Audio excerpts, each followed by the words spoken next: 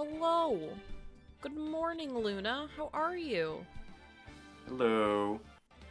Sun crashed? I crashed? What do you mean I Well, crashed? well, we saw the bitrate went to 0. We probably both crashed. Who said I crashed? Luna did.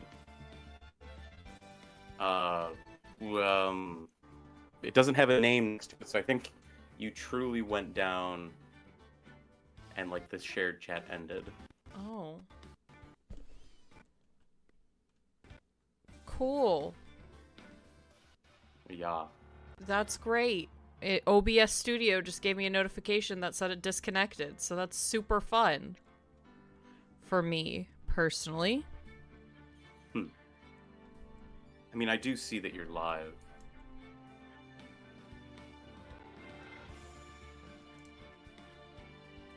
Why? Why? The shared chat's back. The shared chat's back. Yeah, I just clicked it to bring it back. I don't know what happened. Why is my computer being bad? I don't know. Well, I was having a good day. For now. For now, I'm back for now. Hopefully I'm back forever. I hope.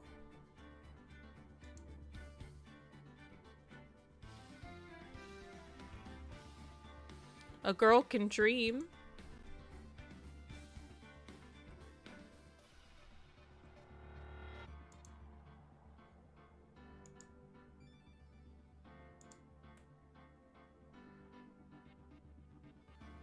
I feel like I'm really laggy, but whatever.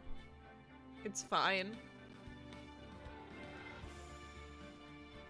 Well, don't worry. I love you. Well, I'm glad, because I love you too. If we have each other, we can make it through. Is this a song? I mean, kind of, but not really.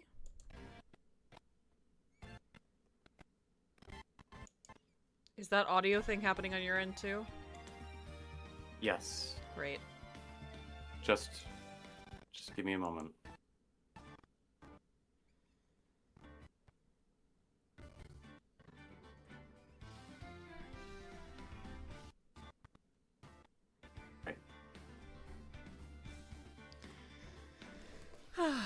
Without I fail. yeah, I don't know what it is. It's I assume it's performance related because it happens if I don't have OBS as the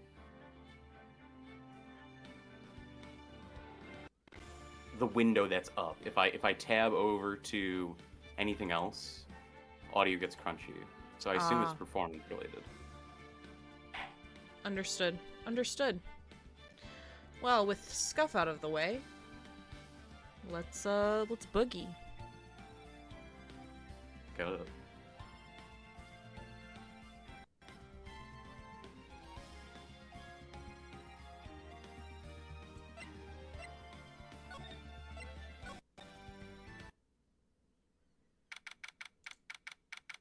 February 9th. Oh my. Mr. Larice feels that way about me? Apparently, he isn't aware of your real secret at all.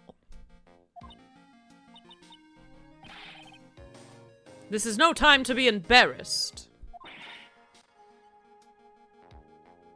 I'm sorry. I'm just hardly accustomed to that sort of thing. Worry not.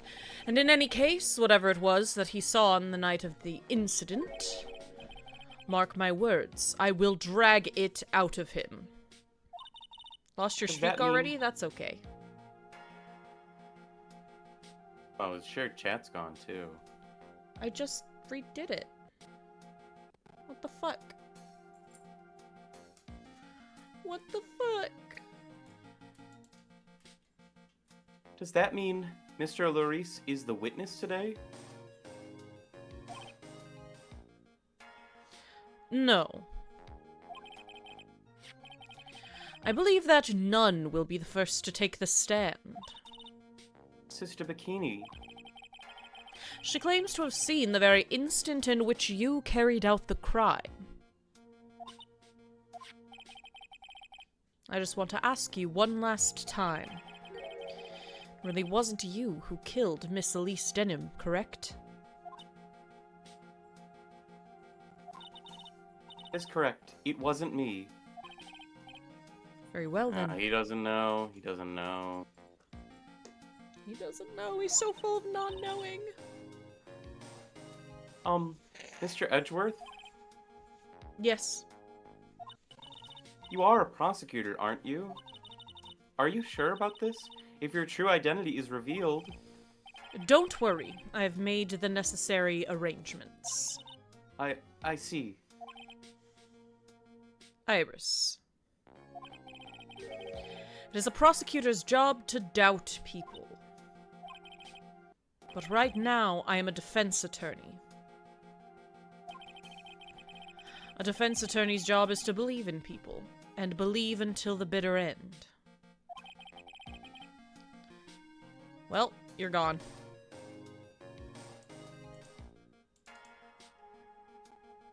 It's not my fault! Nope. Probably. Nope. Well, maybe it is, actually. I'm not gonna worry about it.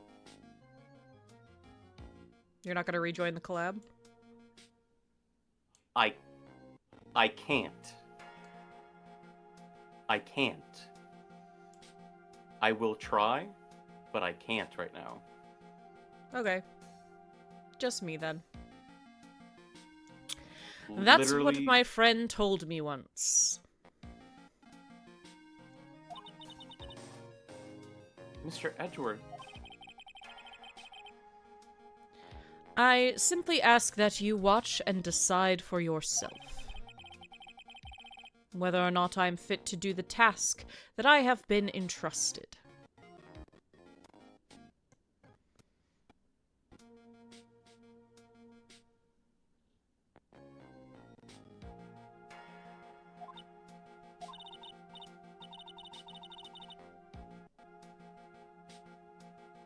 Very well, sir. I leave my defense in your capable hands.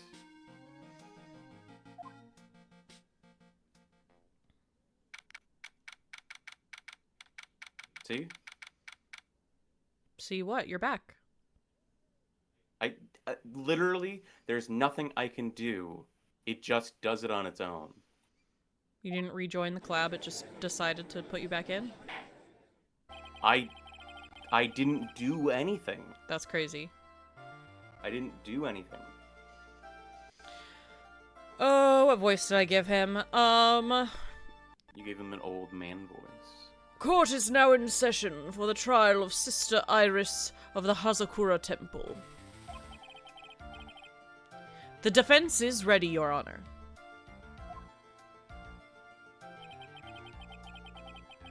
The defense does indeed appear to be ready. However, the same cannot be said for the prosecution in this case. Indeed. I'm not sure I like such a blatant waste of this court's time. Also, we never said hi to Luna and hi to Baker. I did say hi to Luna. I didn't know Baker was here. Baker was in my chat, so... I did say hi and good morning to Luna. An empty prosecutor's chair can only mean that the prosecutor has no confidence in their ability to prove their case. You're running. Well, I hope you get where you're going. It would seem this case is already over before it had a chance to begin.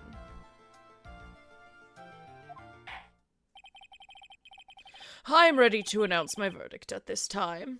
That's crazy. The court finds the defendant... No! No! No! I mean, you were gonna be the prosecution anyway. Ugh. You were gonna be the prosecution anyway. Oh, this bitch. Okay. The prosecution stands ready. And you are? Franziska von Karma, prosecuting Prodigy.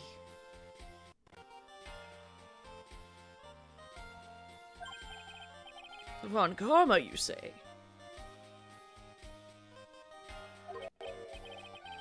Perchance you wouldn't be of any relation to the legendary prosecutor Manfred von Karma.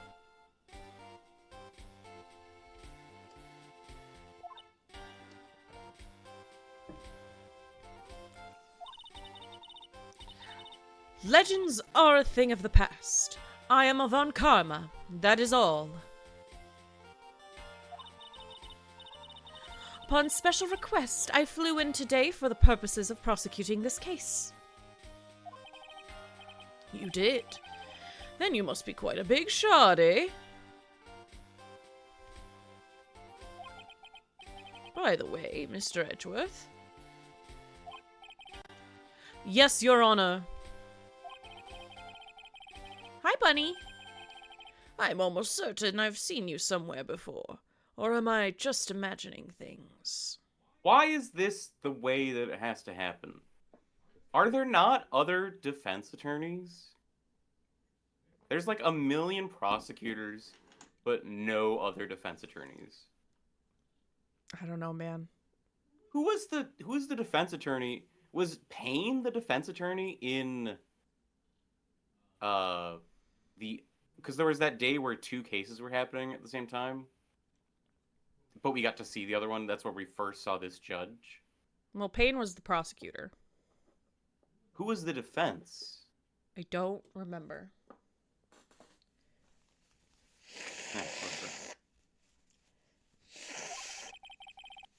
I have to blow my nose.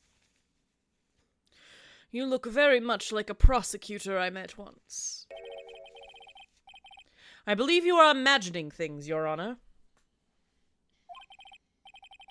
Miss von Karma, do you have anything to say?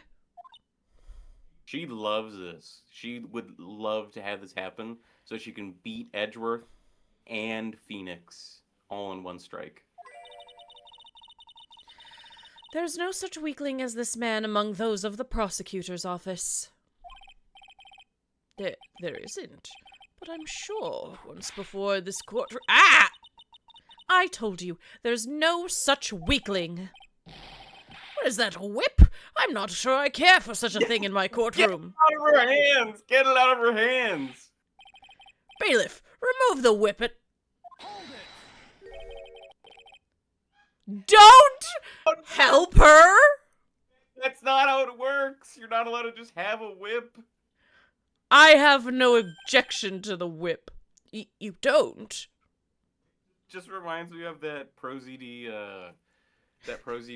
Yu-Gi-Oh sketch where it's like, we'll battle to the death over your cards. You'll be suspended over lasers and sharks. I wouldn't have it any other way. Get rid of the whip! Where there's a whip, there's a way. The prosecution can wield a whip or drink 17 cups of coffee.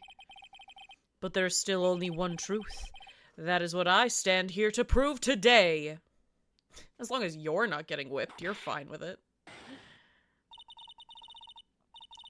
This promises to be interesting, Miles Edgeworth. I'd expected to face Phoenix right here today. But looking at you now... maybe this is what I've been waiting for all this time.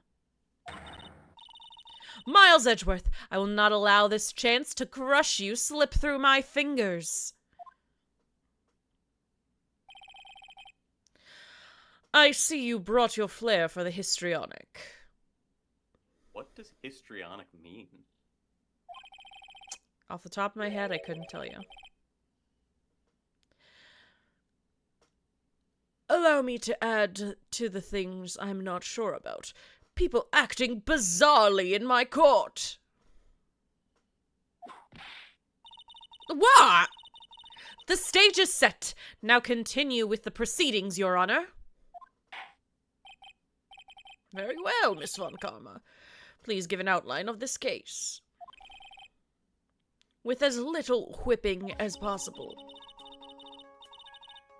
The murder victim is the famed picture book author, Miss Elise Denham. Her body was found in the Hazakura Temple courtyard. Hey, Dran, how are ya? She had been stabbed through the torso by a ceremonial sword from a golden statue. The sword in this picture is the weapon in question, correct? Very well. The court accepts this photo of the crime scene. There is no mistake.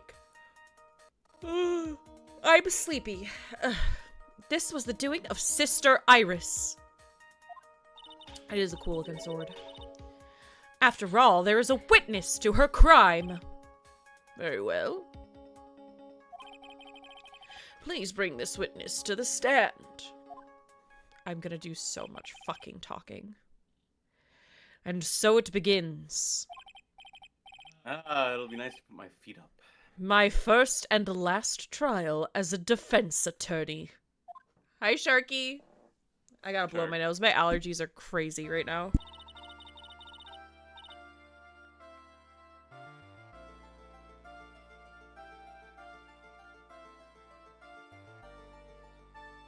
I have to do all this talking, and my allergies are going nuts. This is not fair. And the prom is tomorrow. And the prom's tomorrow. And then the wolves came. Witness, state your name and occupation, please. Hold on there. I'm not sure about not sure if I care for this at all. Witness, please stand up nice and straight. She's just really short. If I recall correctly, there are a few milk crates in the defendant's lobby for our back pain-plagued witness. That's not really why she's, like, that short. Bailiff, fetch a crate for this poor lady, please. Thank you for Roxodran. Wow, they, like... That's crazy. What's crazy? Haven't we had... Well, we've had short people before, right? Didn't Cody Hackins... Didn't he testify? I think he also stood on Milk Crate. But wasn't it like... Whatever. Whatever. I don't think they drew attention to it, but that was so long ago, I can't remember. Once again, your name and occupation, please. Little old me. Well, I'm the head nun of Hazakura Temple on Eagle Mountain. My name is Bikini. You got it? Bikini. Nice to meet everyone. What a deep cut, Baker. I literally was thinking the same thing, though, because the song just goes through my head when people talk about being short. That song just plays through my head. You have to say I was thinking about the same song, not that you were thinking the same thing. But you don't appear to be wearing a bikini right now. What? The courtroom is the garden of holy judgment. Those with lechery in their hearts should leave this sanctuary at once. How short is short? 5 foot 1.5 inch. Just thinking about bikini bottom. Makes sense. You want me to leave? No need to get your bikinis in a twist. Let me tell you, I'm a sight to behold in the summer. Oh, in any case. Witness, I hear that you saw the crime take place on the night in question. I just said that because it's Rin's height. That's right. I can still hardly believe it myself, to be honest. There's no way my dear little Iris could do anything like that. telling people her height? Because she says it all the time. If you ask her, she'll say, I'm 5'1.5". Ah, the half-inch. Or is it 5'1/2"? You know what? I can't remember. It could be 5'1/2". We'll ask her later during Marriage Monday. Let's hear what you have to say then. Not spouse, not sapphic Sunday? That's what I meant to say. What did I say? Marriage Monday. Well, moving on. First, tell us about your movements that night, eh?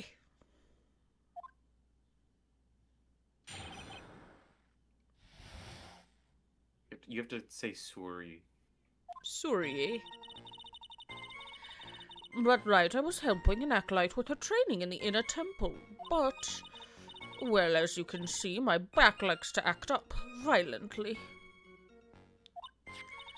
So I left Iris to help the acolyte and returned to Hazakura Temple.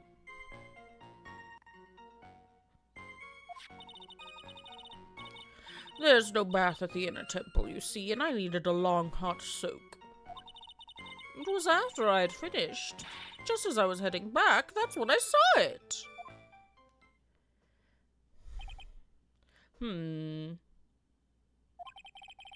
So it was simply coincidence that you found yourself returning to Hazakura Temple. Yes, you could say that. If my back hadn't been in so much pain, I would have stayed at the inner temple. That sounds like a pretty important statement she just made.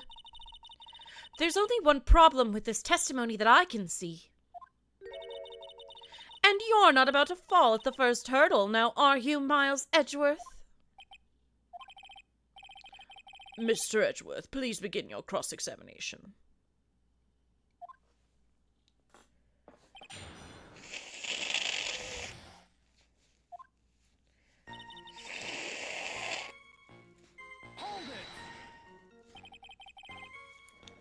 What is this inner temple? Well, see? Conversing with the spirits is what we train people to do, right? You know things about to get intense when they say your full name? She just says everyone's full name. Or she calls you a fool. A foolish fool, filled with foolishness. We'll be the ones asking you the questions, madam. In order to do that, a place in strong spiritual power is required. There's a small temple across Dusky Bridge called the Inner Temple. Acolytes must spend an entire night there to undergo intense training. And how exactly do you help with this process? It's all quite exacting. It can't be performed without a nun supervising.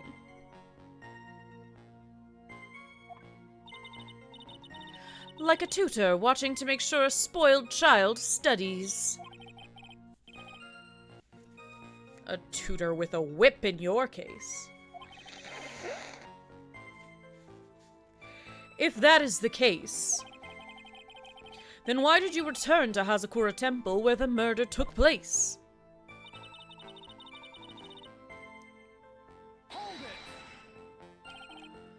Violently? That's right, it's no laughing matter either. Oh, nope. It's just gonna take a minute. Okay. It's gonna take a minute to load what it's trying to say. I can't hold a knife, or I can't hold anything heavier than a knife and fork during the cold months. Just being alive is like strict training.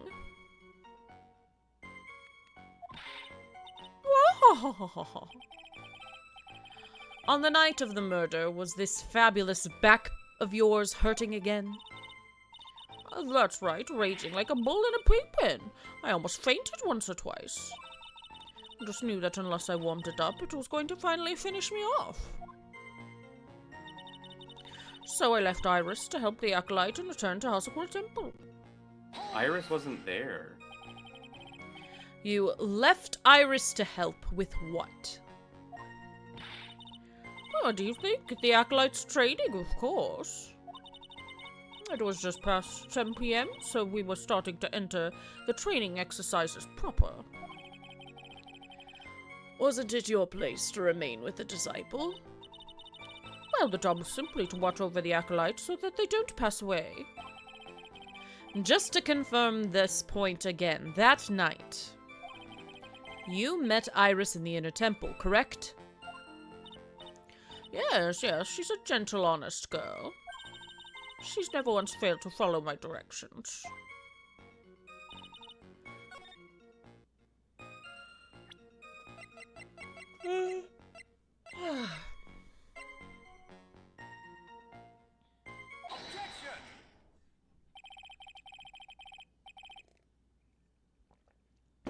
Witnesses have to undergo their own trials, I'm afraid. The defendant's fate rests on their powers of observation and memory, after all. Her face jiggled so much. Well, don't worry, I'm more than up to the task.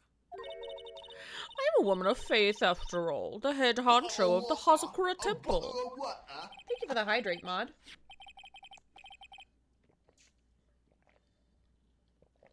Hey, 14. 14? It's your birthday? Happy birthday! Are you finally 15? I know you're older than that. I'm just kidding. Hi, Maud. How are ya? In that case, Ms. Honcho, I'd like you to explain something to me. You're 19? Happy birthday! Last year of being a teenager. Enjoy it. Wait, Baker.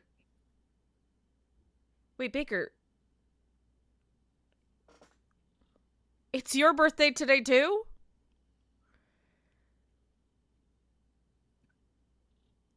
Crazy. Baker would only say it like that. His birthday was also April 12th. I forgot. I can't believe I forgot when Baker's birthday is. I'm a bad friend. I totally forgot. I'm sorry. Happy birthday, Baker. Sorry, there's too much talking.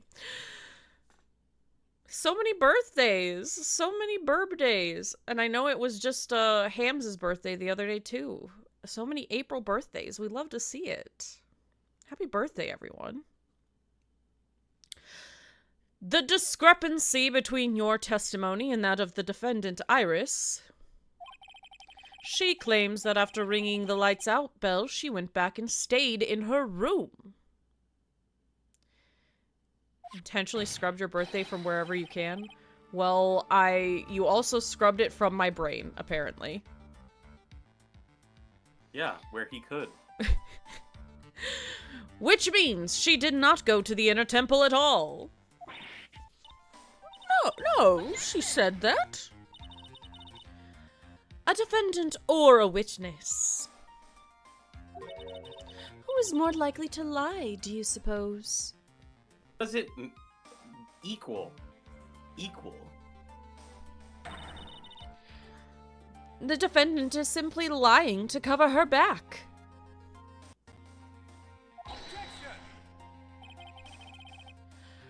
But that is completely illogical. The murder was committed in the courtyard of Hazakura Temple. Claiming that she went to the Inner Temple would make for a much better alibi. I hope you have a great birthday party. Have a wonderful time. Enjoy it. Bye, 14. But that is odd. Whatever the reason, I can't believe she would lie. She does indeed have honest eyes. What? All people lie. That is my belief.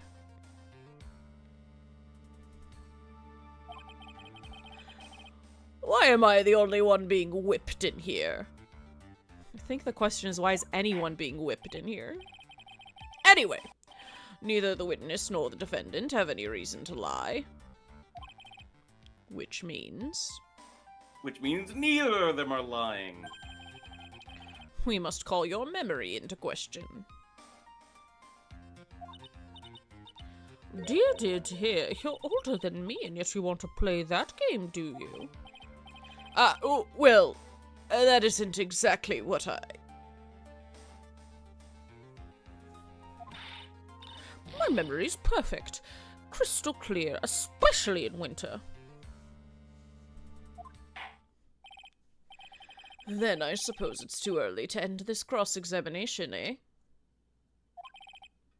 Mr. Edgeworth, if you're going to question the memory of this witness, you will need to show a more decisive piece of evidence. Understood, Your Honor. It was naive to think that alone would do the trick.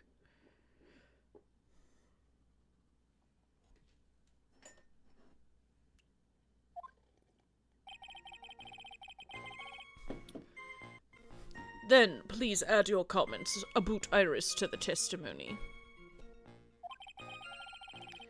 And let us return to the cross-examination.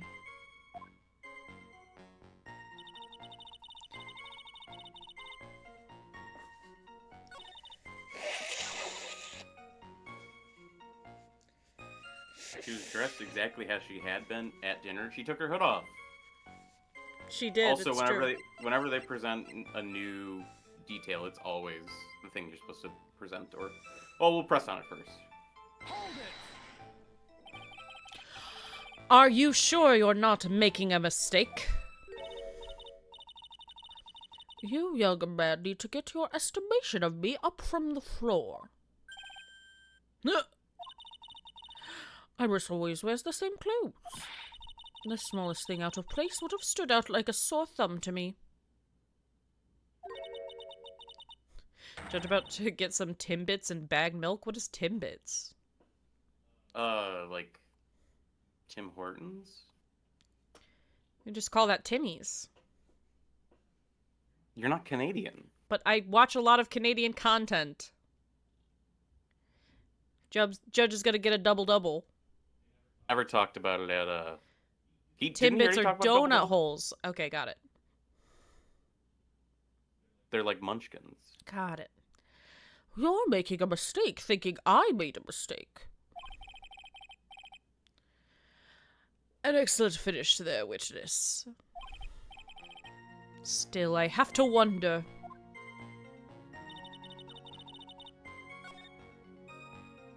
The hood. Objection!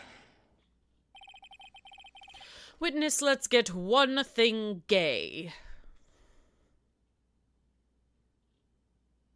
I mean straight. The defendant who you claim to have met... She was wearing this demon-warding hood, correct? Of course.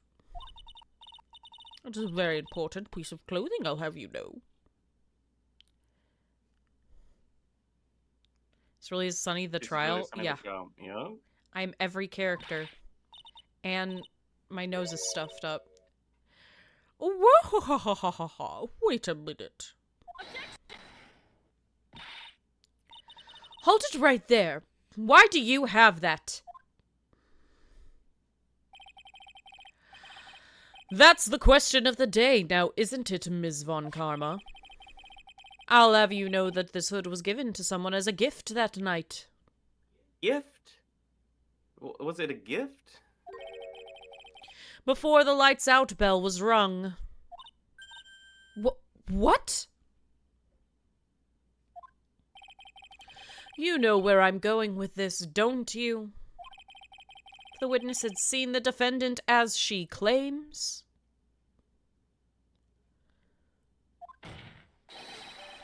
Then the iris she saw should have been missing this very hood. Well. It's not a bad feeling at all, exposing contradictions like this. What do you mean? Why are you saying that, like, you don't also do that as a prosecutor? Now I understand that happy look on Wright's face every time he does it.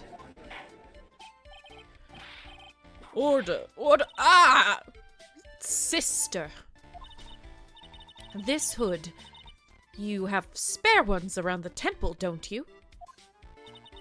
Spares? Well, I do tend to make too many of them. I see a stockpile, a surplus of hoods, eh?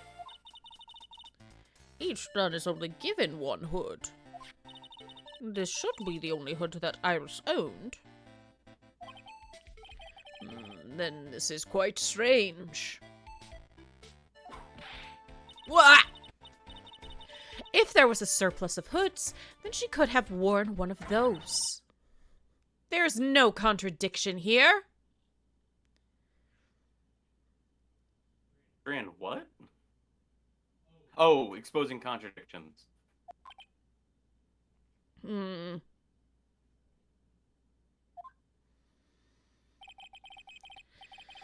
I'm sorry to break this to you, Ms. Von Karma, but you won't get away that easily. Discrepancies such as this will sow seeds in No! any human heart. Why? Why OBS Studio? What happened? Disconnected. What happened? I'm completely gone. No! No! Truly, why? Girl, why? That happened to you earlier too. It did. Is our internet being stupid, or is OBS just needing an update or something? No. If it was the internet, wouldn't both of our things have gone down at the same time? That's true, that's true. Oh, Well, I'm God, going to take this OBS. opportunity to blow my nose.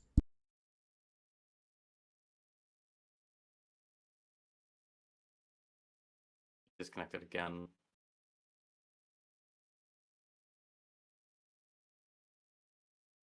That really sucks.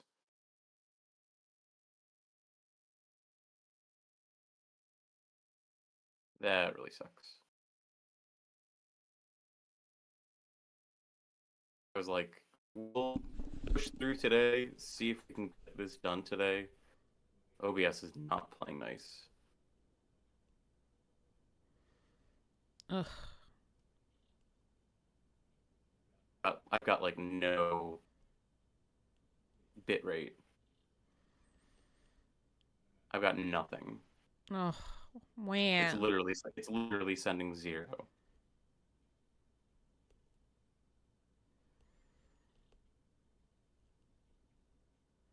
Wow. I don't know what to do. Right.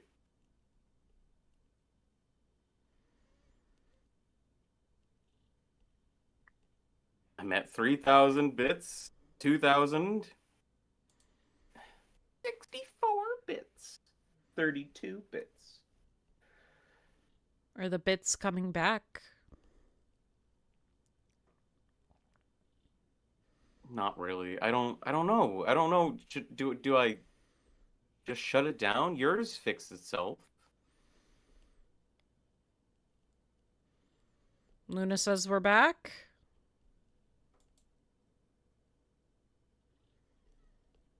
Not really.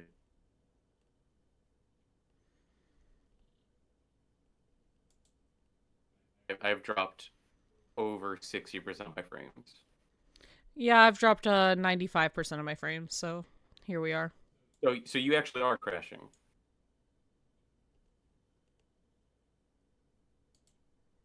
So you're crashing. I suppose I am.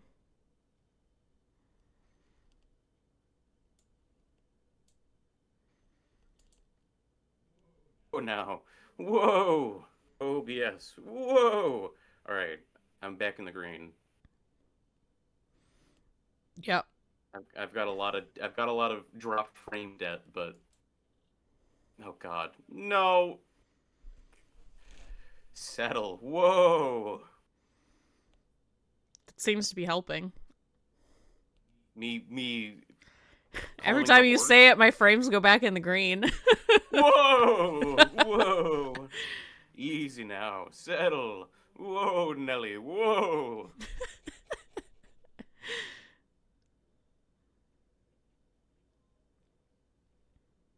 Pick it up, pick it up, pick it up, pick it up. I got 6. I see 6 Discord notifications.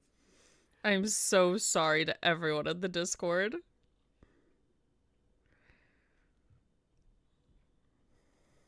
I don't get it. I have no idea what's going on. I mean, if it was truly an internet issue, wouldn't we both drop at the same time? I am back, I am back. We're so Thank you, back. Bonnie. Chat, we're so right. back. You settle down? Alright. The seeds of doubt. Witness. While I don't wish to call your testimony into doubt, you must give every detail with precision. I'm not sure I'm comfortable going along with this. Sister, you shall continue with your testimony. Tell us what you saw after finishing your bath on the way back to the inner temple. Those seeds of... Those seeds of doubt are sprouting in the judge's heart. They just need a little more stimulation to bear fruit. Contradictory stimulation.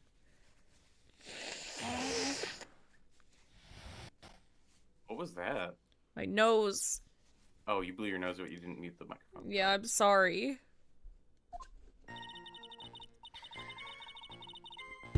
I finished my bath around 11, and I thought I should return to the inner temple. As I was walking back, I heard a noise from the courtyard. I took a look, and... Iris was, Mystic Elise. And with that sword of all things. Mystic Elise was staying in the corner room, which faces out onto the courtyard.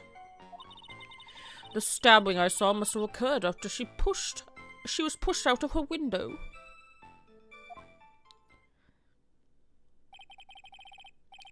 You saw a truly terrible sight, didn't you?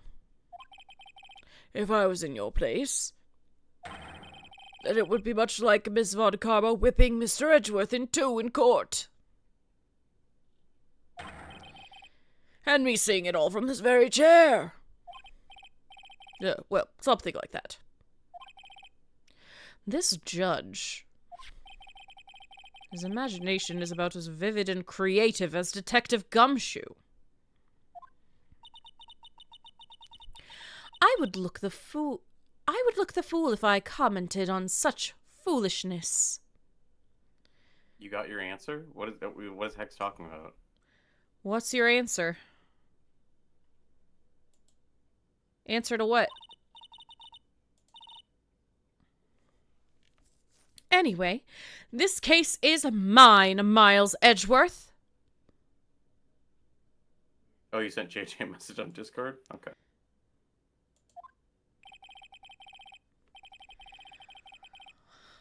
Calling everyone by their full name. Can't you do something about that habit of yours?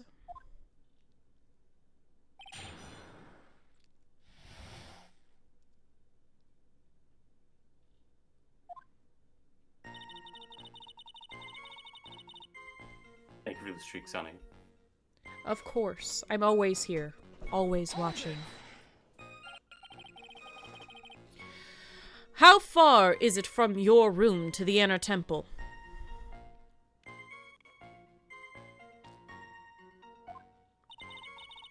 Let me think a moment. About 20 minutes, or 20 minutes on these stumps of mine.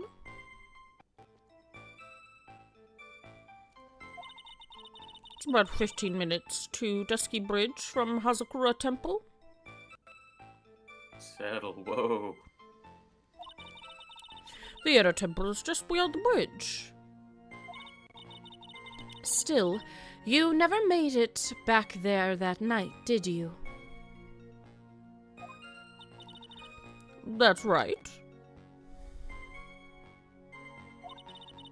I was heading along the walkway toward the main hall.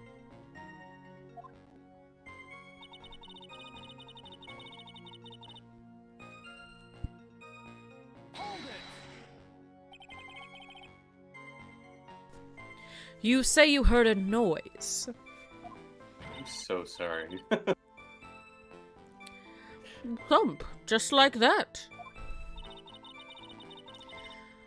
That could only be the sound of the victim falling. It's very quiet at the temple, you know. You could even hear the snow falling from the branches. Thump, just like that. But then, couldn't this noise you heard have been snow falling to the ground? I never thought of that. Wah-ha-ha-ha. Wah-ha-ha-ha. Oh, oh, oh, oh, oh, ah! The next one to laugh gets a whipping. Well, whatever the source of that sound, I looked over at the courtyard and...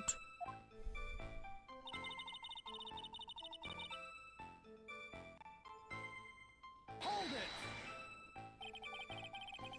This is the second time the witness has testified to seeing the defendant.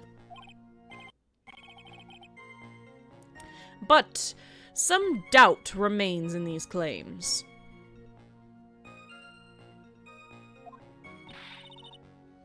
Hey, just what does that mean?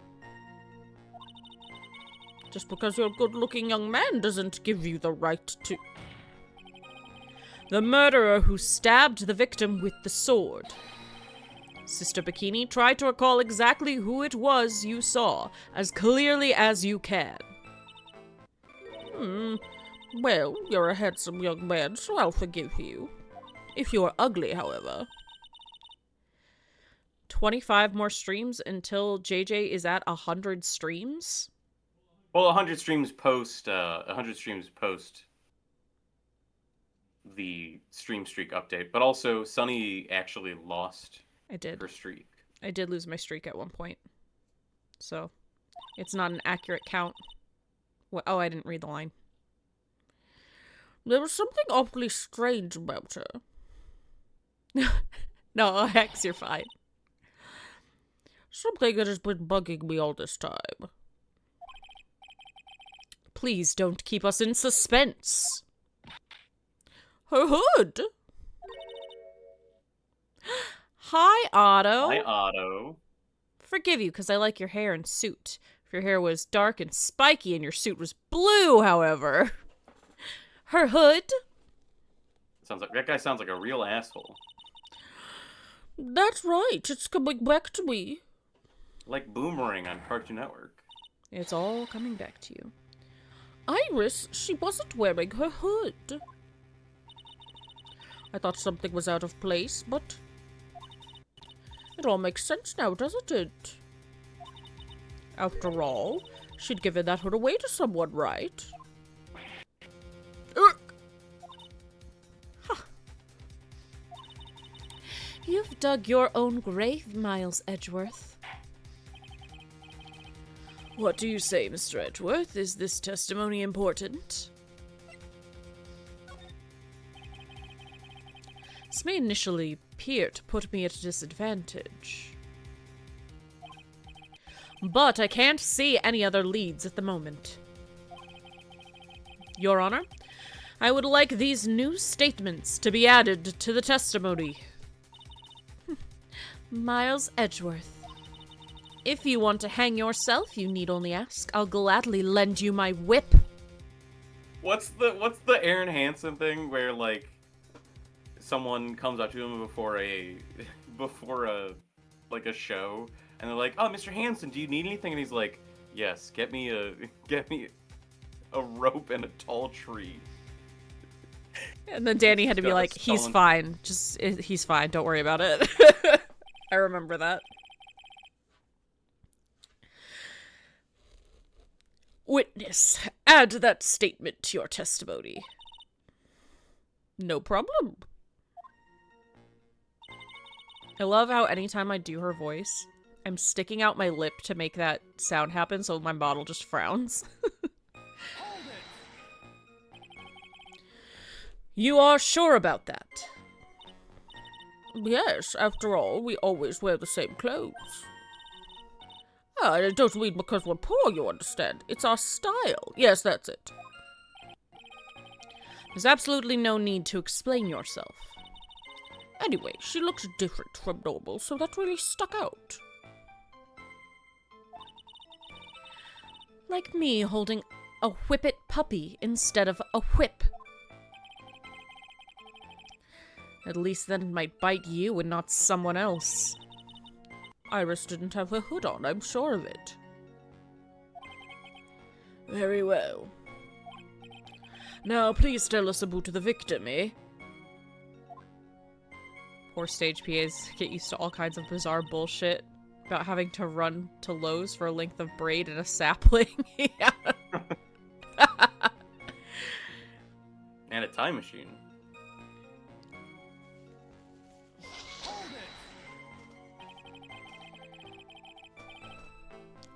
The room the victim was staying in overlooked the courtyard, correct? Yeah, we didn't either, Dran. We didn't either. Which means the victim's room was on the second floor. No, Hazakura Temple is a single-story building. But the mountain itself slopes downward, which elevates the main gate side of the temple and the guest rooms at the back to about the height of a two-story building. I see. And the victim was staying in one of these elevated rooms, correct? Yes, I should know. I'm the one who carried her things to her room, after all. With your bad back?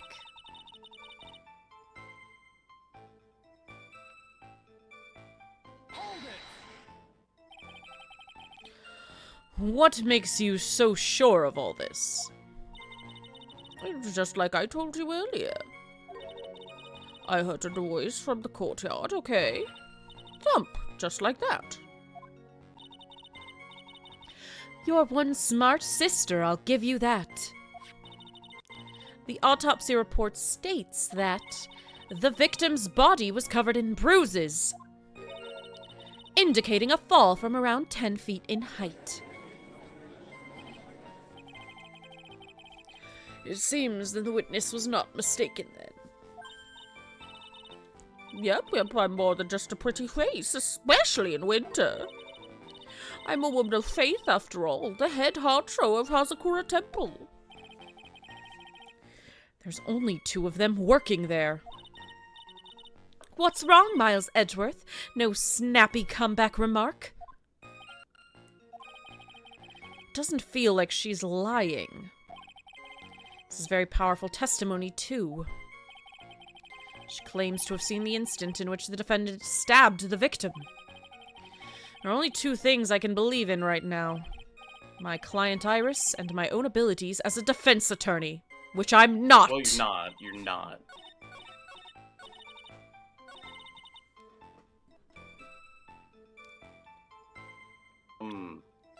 So, someone was pushed out the window and then stabbed? That doesn't, like, really, like, make sense.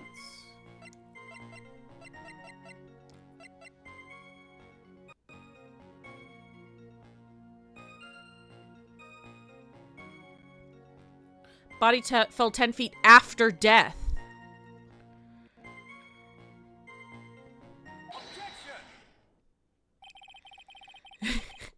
My abilities as a defense attorney, which I didn't know I had when I was in Europe 12 hours ago. Impressive logic. That's what I'd like to say, anyway. Oh, please do. My brain is something else, especially in winter. However, I think you're overlooking one thing. You named your 3D printer. You named it? Oh, Dran, do I have the art thread for you? JJ drew us in a bunch of Ace Attorney character outfits. It's pretty great. Miss Von Karma, would you be so kind as to take another look at the autopsy report? create. I like it. That's very creative. What type of 3D printer do you have? I'm interested. The autopsy report? R2 peep. That's hilarious. The victim did fall from a height of 10 feet. Bamboo. Okay, bamboo. I have, at work, I use a flash forge. Finder. However, this fall was after she was killed. That's right, it says after death right here. The scene the witness claims to have seen is contradictory. Can you imagine if she's like, what autopsy report do you have? That one's outdated. Oh my god, that'd be crazy. If the defendant stabbed and killed the victim there in the courtyard, how did the victim then go on to take a 10-foot fall? 5 people told you to get that. I mean, yeah, it sounds like it's a good one from what I've heard. I just have the one that work provided to me. That's actually cobbled together from 3 different flash forges. Because, parts didn't work. Order! Order! The victim was killed and then fell. If that's the case, then the victim must have been killed in her room, don't you agree? Wow, that's awesome. That's great that it's so efficient for you. That is... This is making minis. I mean, that's really cool. I'm excited about that. I'm excited for him. He's shown some of the minis off on stream. They look really cool. I love it. That is the logical conclusion. Yes, that's right. The victim must have been stabbed by the defendant in her own room. Then how the fuck would she have seen that? And then she was thrown out of her window down into the courtyard below.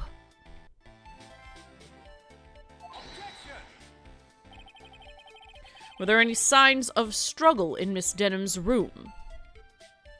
Mini strain and household stuff? Nice. How many Dwayne Johnson heads did you sell on Etsy to do that? I frickin' love those prints. They're so funny. Dwayne the Rocktopus. Dwayne the Sloptopus. Well, someone did like a Dwayne the Rock Johnson head on an octopus body. The print. I know the print. It's aware. Hilarious. I love it. She was stabbed with a sword that would leave a blood stain, wouldn't you agree? Well, Miss Von Karma, was there any blood? Wah! No traces of blood were found in the victim's room. That's so cool. I love that.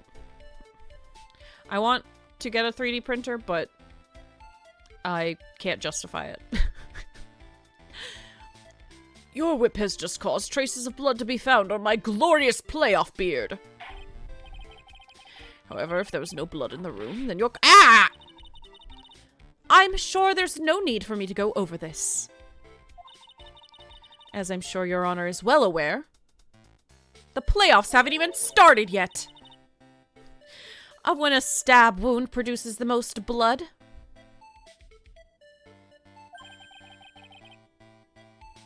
When it produces the most blood. Very little blood is actually lost at the moment of a blade's insertion. That's hilarious, Hex. I love it. If you want to talk about when the most blood would be lost from a body,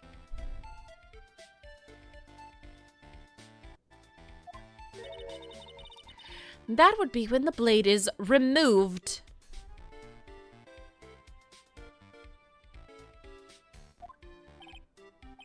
Indeed. The weapon's still in place. It acts like a lid on the wound. That's true. With the weapon still in the body, there wouldn't be much bleeding. Perfectly reasonable line of thinking.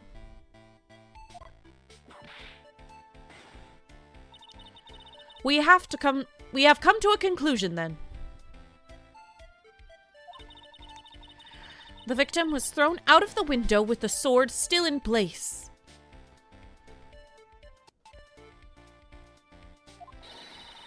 This removes all of the contradictions.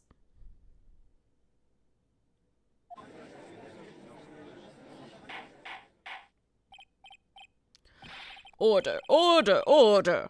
I must admit, this is a probable version of events. I'd expect no less from Franziska von Karma.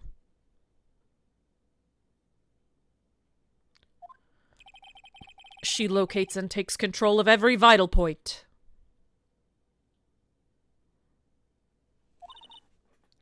Huh.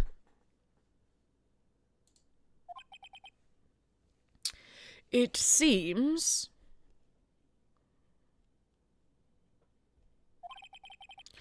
that we need a clear testimony from the witness.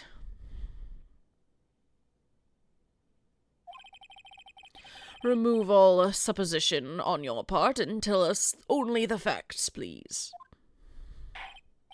Witness, please remain standing on the crate. Don't go selling me short now. The weight of winter snow has bent me out of shape.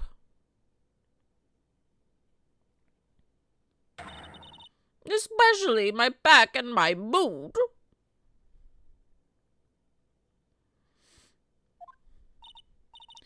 Sister, please give us your testimony. I'll give you a vigorous massage once we're finished here. With the whip? That's exactly what I was thinking. Oh boy, all right, all right.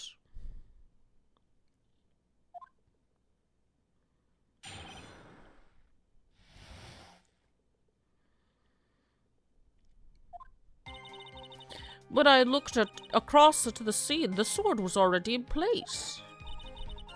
Thinking about it now, I didn't actually see her stab Mystic Elise. Never seen so much blood before. That's when I fainted. You can't blame me, can you? And when I awoke, Mystic Ami was stabbing Mystic Elise through the back.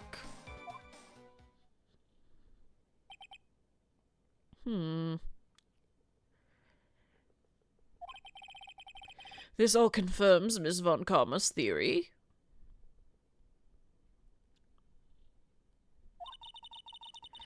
Von Karma strive for nothing but perfection.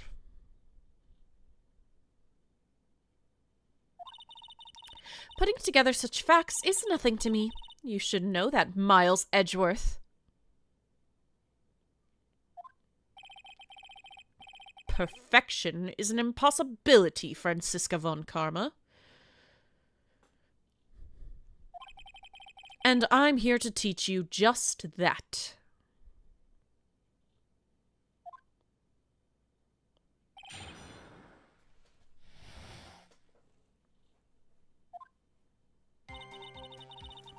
When I looked across... Oh, I already read this.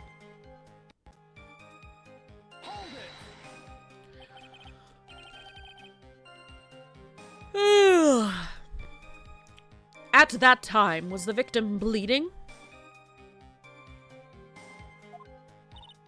Well, I was very shocked to be seeing all of this, of course. So I'm not entirely sure.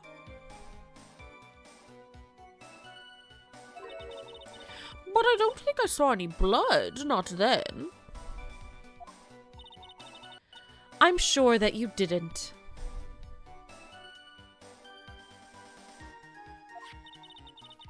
The weapon was acting as a plug in the wound.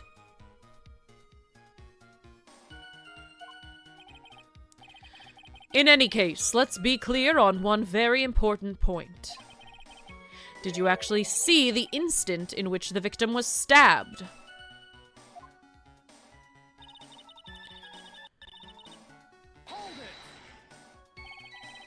Think carefully. This is very important.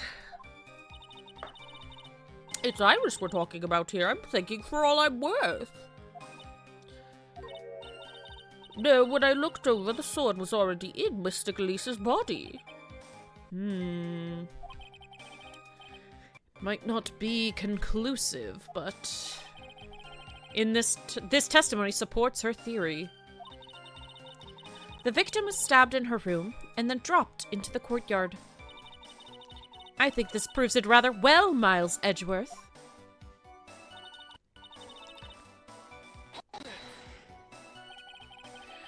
So, you're saying you saw the victim's blood? That's right. Some of it had splattered onto Iris, too. When the defendant was arrested, she was meditating in her room. And her blood-flecked clothing was neatly folded in the corner. What?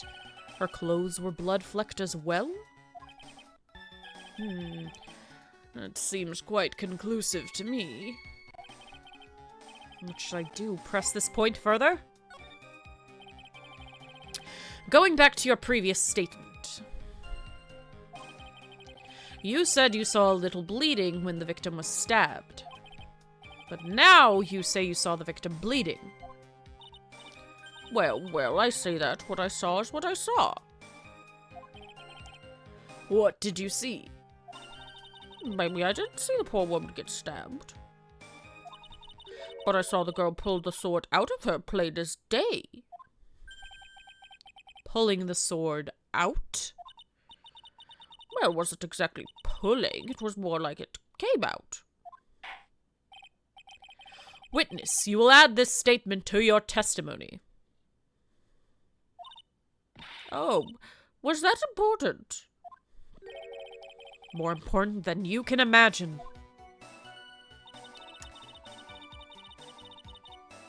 I saw the instant in which the blade plunged into the hilt was smoothly drawn out. Smoothly, you say? You're saying you saw the sword smoothly slide out. It's got, like, crazy geometry.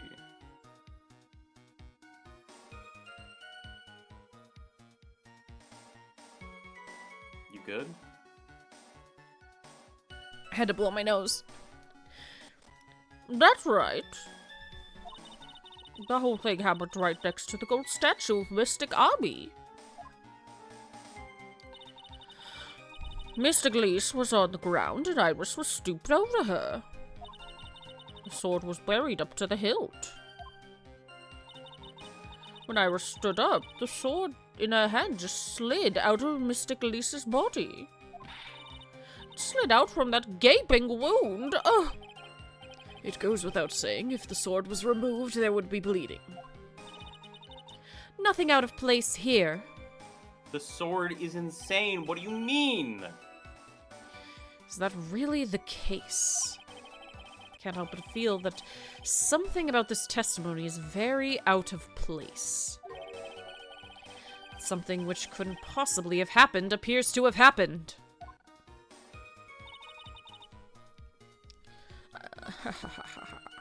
This is the new thing. Look at this. Look at this sword. Smoothly drawn out. It's got like crazy like ridges and stuff to it. There's also not blood up to the hilt as well. Plunged into the hilt. Look at this graph.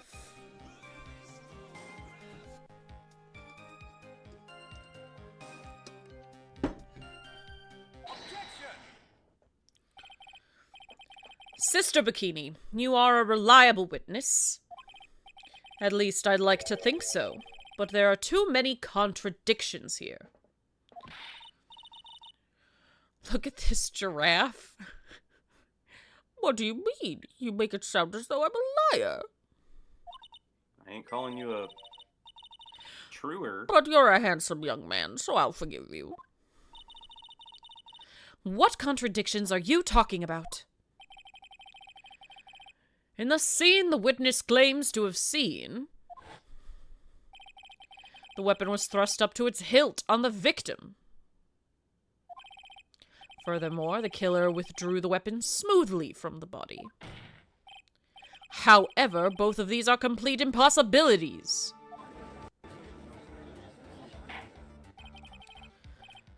What do you mean? Please explain. Explain yourself. To start with, do you think it would be possible to stab someone to the hilt with this? No matter how I look at the defendant, she doesn't appear strong enough for that. Objection! Doesn't appear? What meaningless dribble.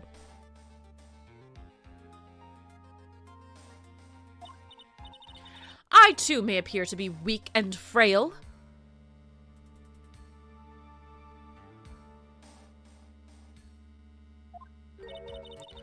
But I can crush men under my heel and make them weep, should I so choose. The objection stands.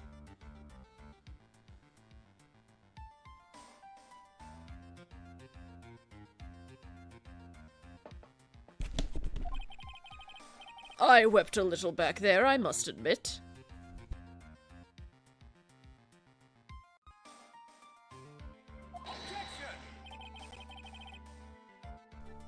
That isn't the only issue here. If this sword was truly stabbed into the body up to the hilt,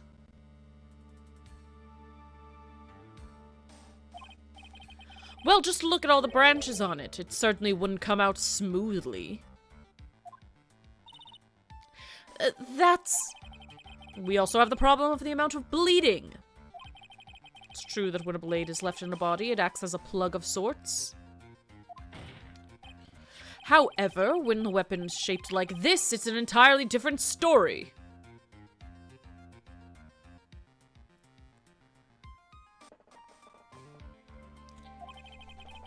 The wound would be too large for the blade to completely stop the bleeding. Objection! That's nothing more than conjecture. In reality, the victim was stabbed with the shito. Even a weapon of this nature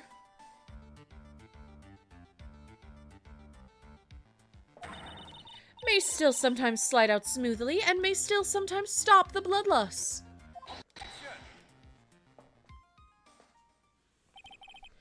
I'm not finished.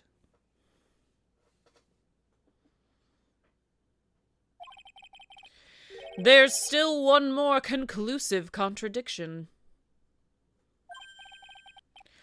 You've still got more? This one is simple. If the sword really was thrust in all the way to the hilt, why is there only blood on the tip of it?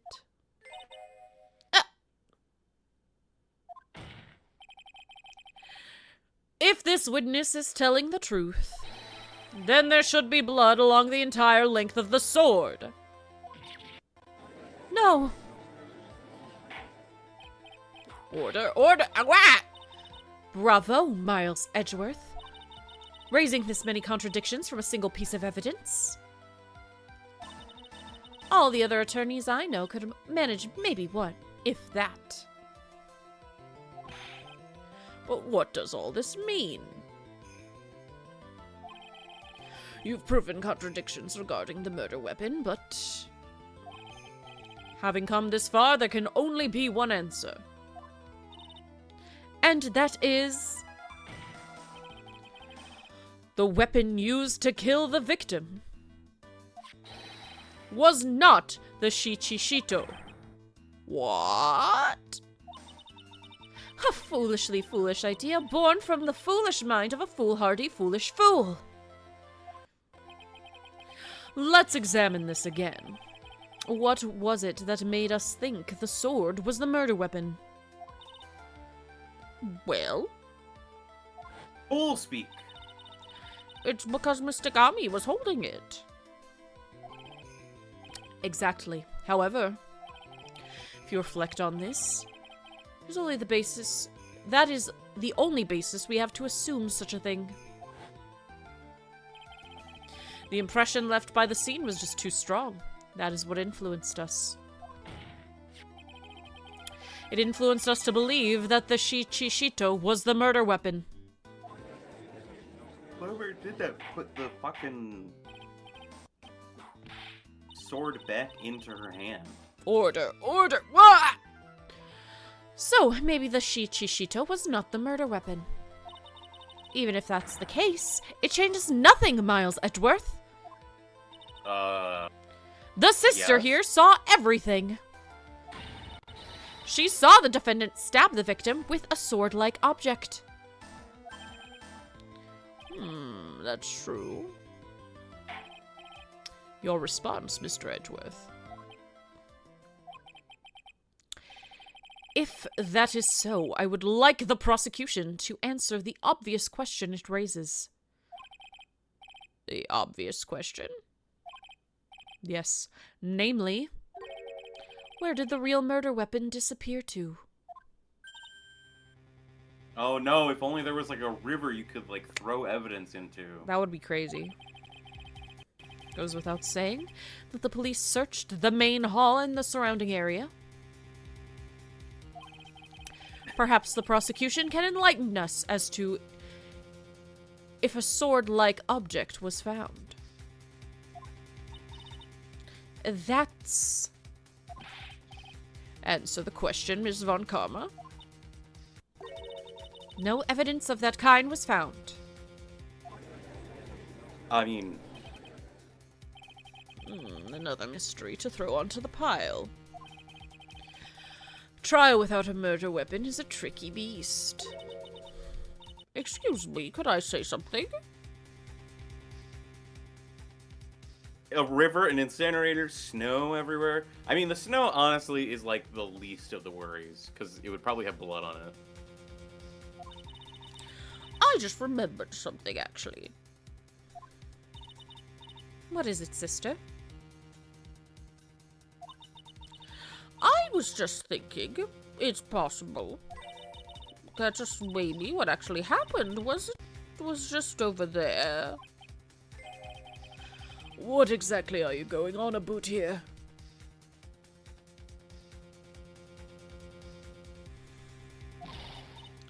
The murder weapon, I mean, maybe. I think I might know where the sword was disposed of. You what? Well then. The river is so far away, you'd have to walk 20 minutes to chuck the bloody sword into it. It's so far. I think we need to hear testimony from you one more time, sister. Impossible. What else? What else could this old woman have seen?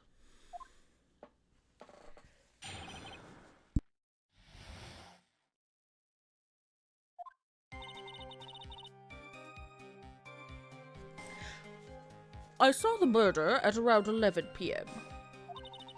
And after asking that it be reported, I went out to the main gate. And there I saw tracks. Tracks that indicated the snowmobile had been used. Yep. I was right. I think the snow was different. It takes a 15-minute walk to Dusky Bridge, but less than 5 using one of those. Maybe they threw the weapon into Eagle River and came back while I was knocked out. Iris could have done that. She can drive a snowmobile after all. I mean, this is real. This is a real, like, possibility. Witness, please tell us everything you know right away next time. Well, I'm not in the best shape with the way my back and my age, you know. Quite. There were indeed snowmobile tracks in front of the main gate. Here's a photograph. Thank you for saying it that way. A snowmobile, eh? I see. Well, it certainly is an interesting theory. Wait. Isn't that where the snowmobile was when we first saw it? I don't remember. That's only tracks. That's only tracks of the snowmobile coming. I remember the snowmobile being there when we got there. It was in that spot. It only looks like it came to the gate. It doesn't look like it left. Hmm. So unless they backed up Which would be through crazy. the same tracks, that would require a lot of precision and would therefore like negate the time saved. I didn't read the line. The tracks go all the way from the gate and run all the way to Jjsquidbeard. Okay.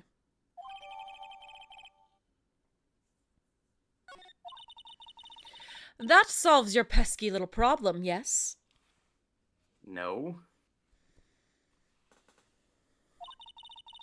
The Eagle River's current is quite swift, meaning that it doesn't freeze over in the winter, making it the perfect place to dispose of the murder weapon. Did she really go to the river to dispose of the murder weapon?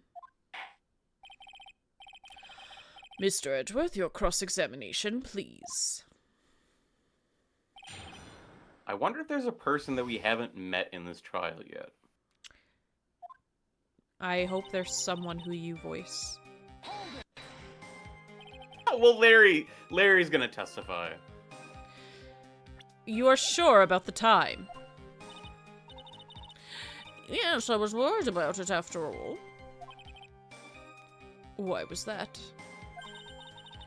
Because I have a strong sense of responsibility, especially at this time of year. The acolyte was being doused in freezing water at the time.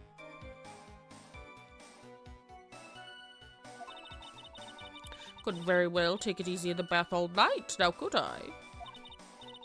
So at 11, I decided to leave Hazakura Temple. Her estimation of the time seems reliable, at least.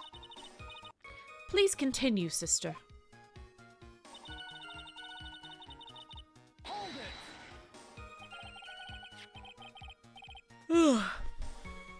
You asked Phoenix Wright to report the crime, correct? Right, the one who trampled me. Seems she's the type to hold a grudge. Unlike me. There was a little phone in the main hall, so I sent him to the bridge. Phoenix Wright? He didn't even have his cell phone on him. He had forgotten it at home, apparently. A likely story. He's the culprit. What a naive boy, as always. Not only do I always carry my phone, but I always have my whip in hand, too. Anyway, So I can whip in Morse code. I was really scared. It was taking him a while to get back. So I thought I'd go out by the main gate for a spell. And there I saw tracks that indicated the snowmobile would be used. As I recall, there was a snowmobile outside the main gate when I visited. That's it. That's the only one we have. It'll run no matter how much snow falls. Now you're certain the snowmobile was there at the main gate when you arrived? Yes, of course. It was parked in front of the gate. So, she had already gone, discarded the murder weapon, and returned by that time. I'm not sure if this is really relevant. What should I do?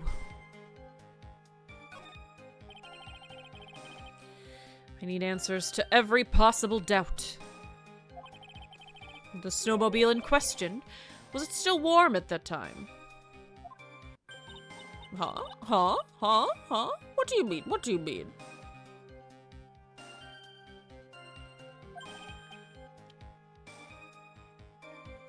What do you mean, eh? What do you mean, Miles Edgeworth? I'm playing to a slow crowd here. Goes without saying that using a snowmobile will heat its engine. If it was still warm, then it means it was recently used. Oh, I see. I never thought of that. That's right. I overlooked that too. Of course you did. Then answer the question, please, witness.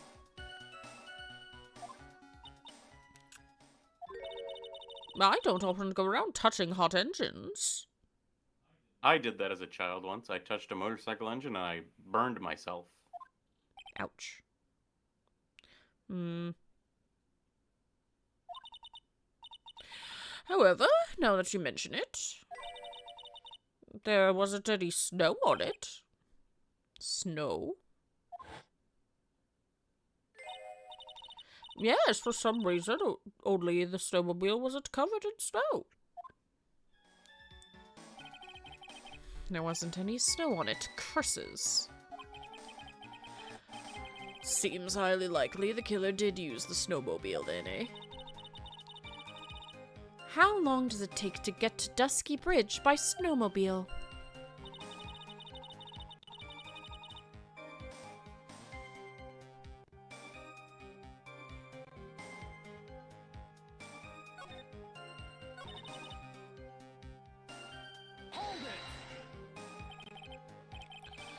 In that case, why didn't you use it yourself? You could have spared yourself some walking. Oh, there's a reason for that. Have we got a moment for me to explain? I think that's why the question was asked in the first place. It was about a month ago. I was driving my beloved little snowmobile, happy as could be. Fetched some water and was heading back when I went and crashed into a tree. Tree and my back both went crunch, just like that. Crunch. Crunch. Hi, Joker. Welcome in. How are Hey. ya? Hi, Joker. I haven't been able to find the courage to write anything since then. Anyway, the killer must have used it.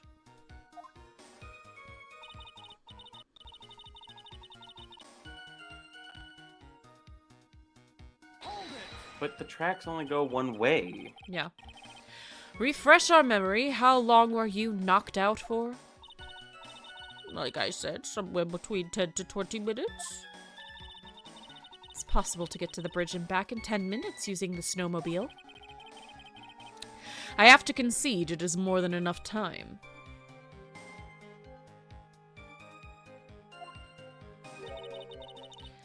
Is that all you wish to concede, Miles Edgeworth?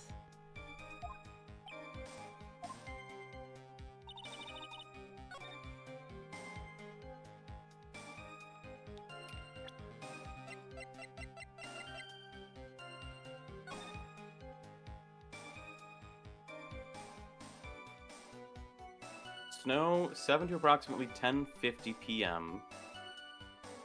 Lightning, 10 to approximately 11. Well, now hold on. Maybe the contradiction isn't the path. Maybe the contradiction is the snow, because this happened after 11, right?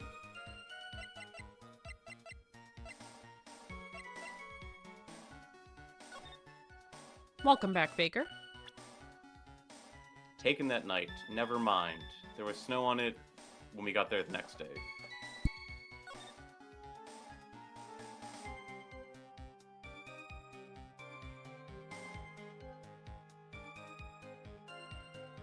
Well, the path still seems wrong. The path still seems wrong.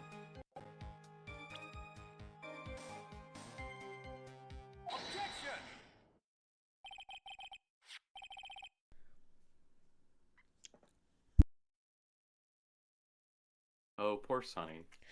My allergies are crazy. I admit this photograph proves something. It proves that the snowmobile was used on the night of the murder. You finally accepted the inevitable, it seems, Miles Edgeworth. However, if what the witness says is true, then why is there only one set of tracks? Because that's when Jesus was carrying the snowmobile. Oh my god.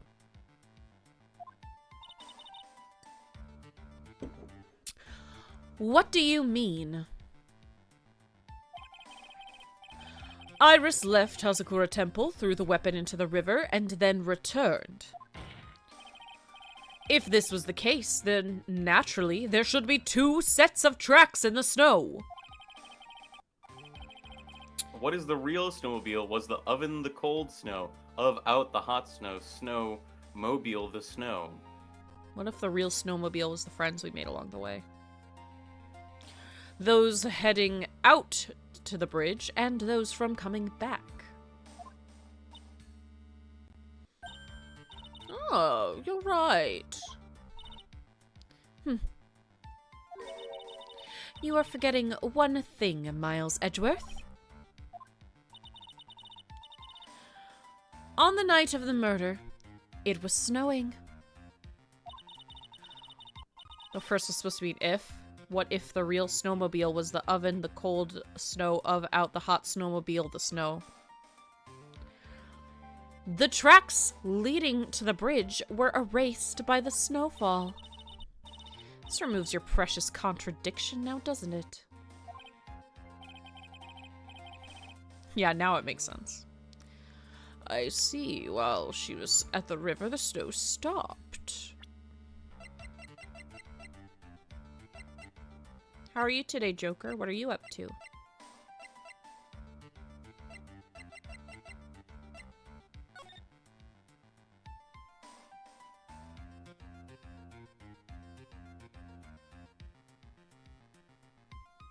Snow 7 to approximately 10:50 p.m. Lightning 10 to approximately 11 p.m. When was this picture taken?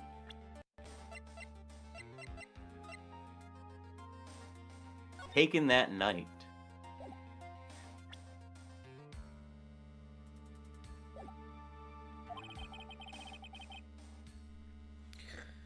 Leaving just the return tracks in the snow.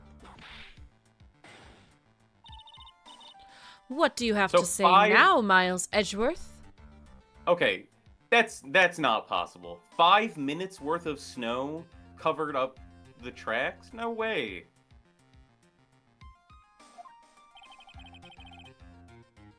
It's okay, Shark. We understand. Is there a flaw in her theory? The idea that the snowfall covered one set of tracks? I've heard of a blizzard. I've been to Dairy Queen. The tracks to the river were covered by snow. What a nice theory. Well, Joker, know that you're cool and that's real. However, Ms. Von Karma, that's impossible. Would you care to explain why there's a rude index finger currently pointed in my general direction? No need. The evidence will do all the talking for me. On the night of the murder, the killer went to and returned from Dusky Bridge. In order to dispose of the murder weapon, the outgoing tracks were erased by snow. Or so claims Ms. Von Karma. Mr. Edgeworth, present your evidence to the contrary, eh? I also think based on the weather report, the timing, the snow stopped. Evidence that the outgoing tracks were not covered by snow.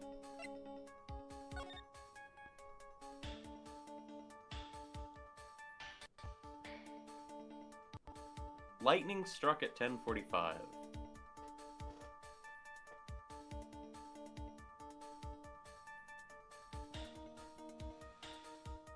$10.50. It didn't snow past those. There's no way.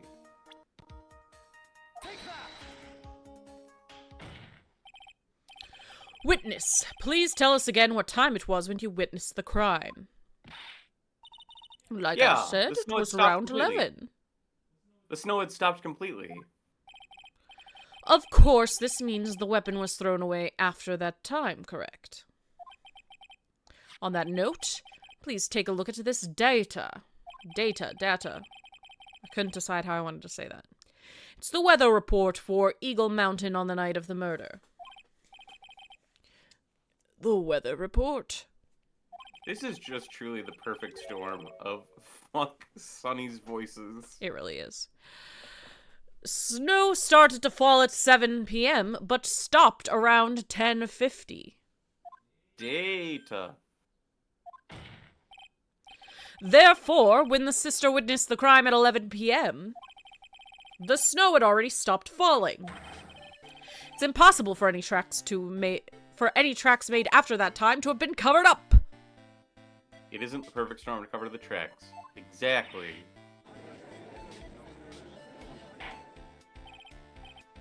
Order, order. Very well, then. Looks like Miss Von Karma's claim has been snowed in. Boo! Wah!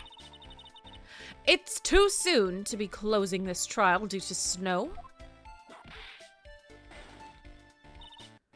Miles Edgeworth, how pathetic of you to rely on the weather of all things. Answer me this, then. When is a weather report ever correct? After the fact? No, you've got it all wrong. This isn't a forecast, this is actual data. Wah! Forecast data, all weather reports have some inaccuracies. It may still have been snowing in the vicinity well past 11 p.m. It's true, we cannot be totally sure, eh? Yes, we can! What? How did she pull that off? It had stopped snowing at Hazakura Temple when the murder took place. You need to provide conclusive evidence of this. This is bullshit.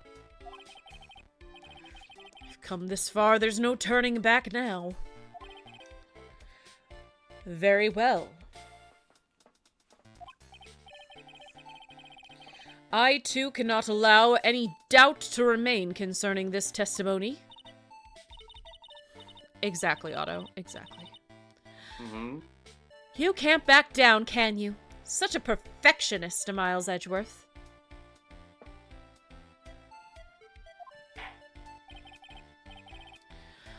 Very well then, Mr. Edgeworth. Where is your evidence that it had already stopped snowing when the victim was killed? We need evidence. We need pictures.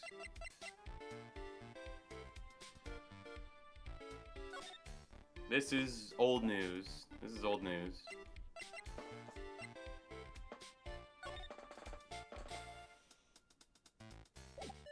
To them, that's evidence that they did. Her body would have been covered in snow. Yeah. This is post 11. So her body would have been covered in snow. Hang on, I'm gonna blow my nose again. At least, like, partially. Her body would at least be partially covered in snow. Like, obviously the body would have had some residual temperature. 2 Europeans and a Canadian in a California courtroom. This is the most jet-lagged court case in history.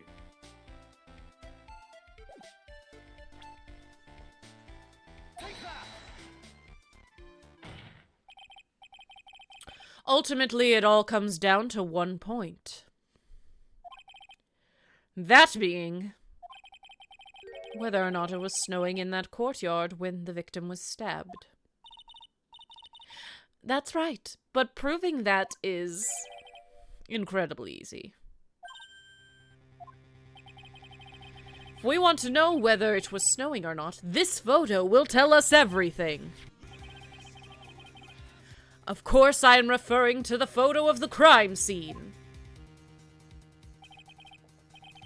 As you can see, everything is covered in snow.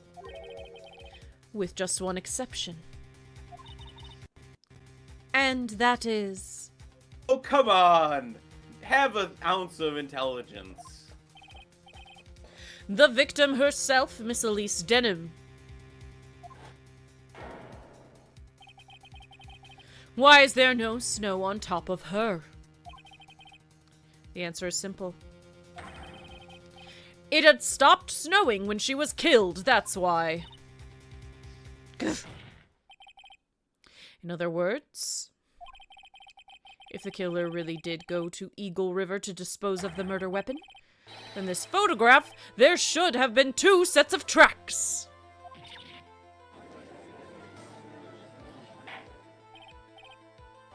Order. Just what are you... Just what are you suggesting, Miles Edgeworth? To be honest, I'm not entirely sure myself, but this is simply what all of the facts point to. That night, someone used the snowmobile to leave Hazakura Temple. From the tracks left, it could be understood they were heading for Dusky Bridge. At that time, it was still snowing. Of course it was, because those tracks were erased by the snow. I bet whoever used the snowmobile was actually dressed up as Iris. Right? And Sure. then they used it to leave the bridge fast. Sure. Then, when this person returned to Hazakura Temple, the snow had stopped. Thus, the return tracks remained.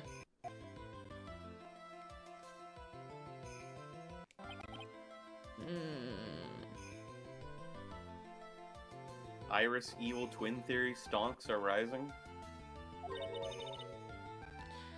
Can I say something? This all sounds a bit fishy to me. What does, sister? There is only one key for the snowmobile.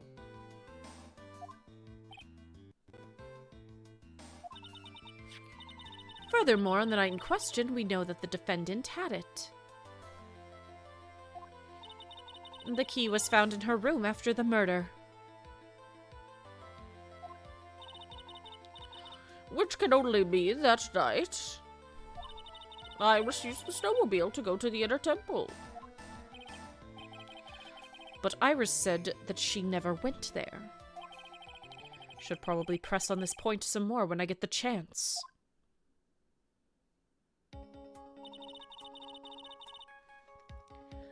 The snowmobile can't cross the suspension bridge. So she must have left it on the side of So she must have left it on the Hazakura side of the bridge and crossed on foot.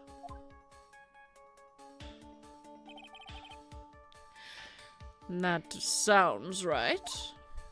But what's odd is, when I left Iris and returned to the Hazakura Temple,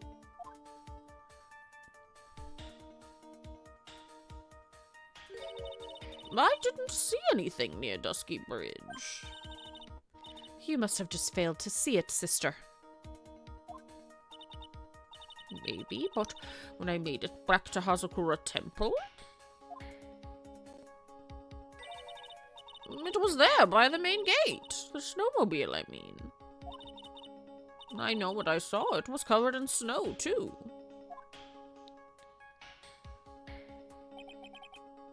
But that isn't possible. Order in the court. What does this all mean?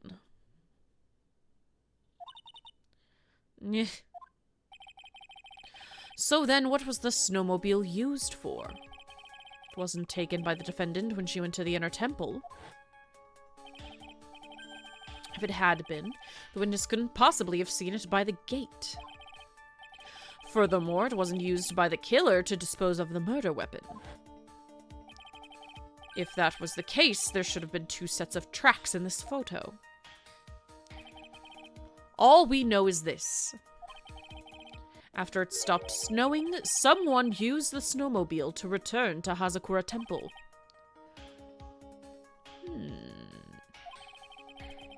I never thought a simple snowmobile could cause so much trouble. No much trouble. I think we've learned all we can from this witness. Yes, I've nothing more to add. I've told you everything that I know. But then, it still leaves us with the same problem. If only there was someone, a witness who could testify to having seen the snowmobile. A witness, huh? Was there no one out walking, perhaps near Dusky Bridge on that night? I don't think that's likely. It was cold enough to freeze your ears off. Only an idiot would go out wandering in that. Good thing we know an idiot. Unless they had something really important to do. That's a shame. Hold on, we have an idiot. Hold on. Something is coming to me. Something stupid. An idiot may well have gone wandering out on that subarctic night. Your Honor! Actually, there just might be one individual who may be of help to us. Really? You know someone who might have seen the snowmobile on the night of the murder? Larry Butts is a compass led by his family jewels as the needle. I don't know for sure if he saw it or not. But there are two things about him that do come to mind. We are +1 idiot on this case. Did someone call for an idiot? Hi, Hex. It says, follow me, I'm dumb. Which are... First, that he saw something incredible on the night of the murder. And the second being... This individual that I'm thinking of went wandering outside on that cold night. In other words, he's our kind of idiot. Mr. Edgeworth, who is this idiot you're talking about? Phoenix Wright. Obviously.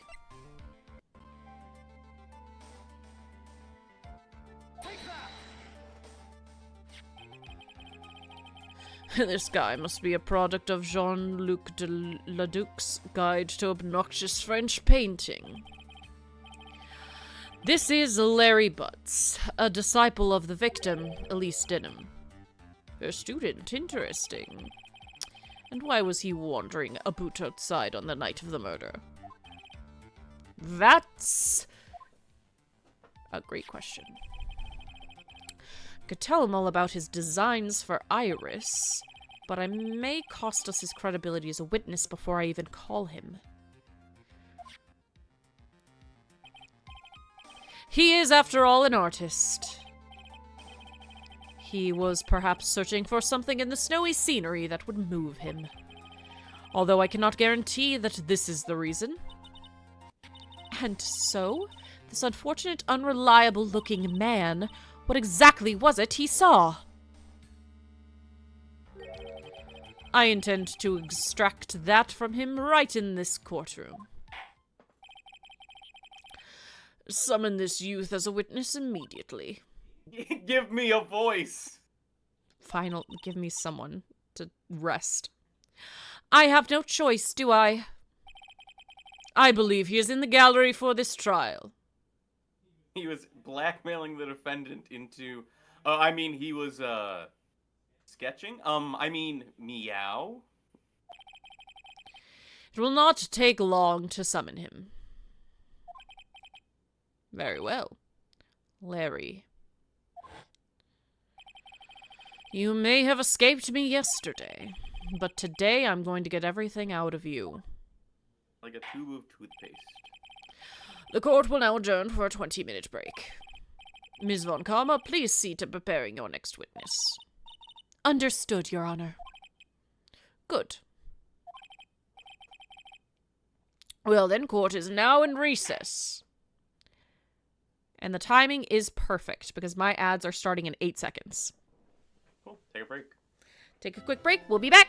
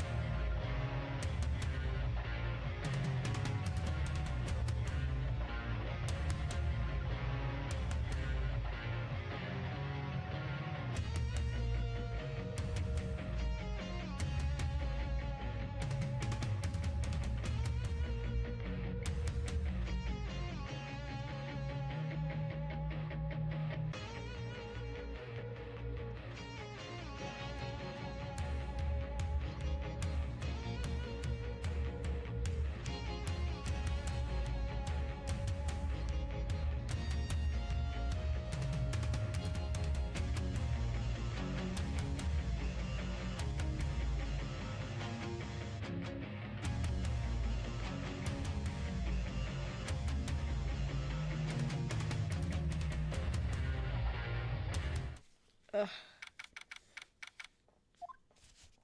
Ugh. Took my allergy Excuse me. medicine. Hopefully the allergies Excuse me. subside. Excuse me, Mr. Edgeworth.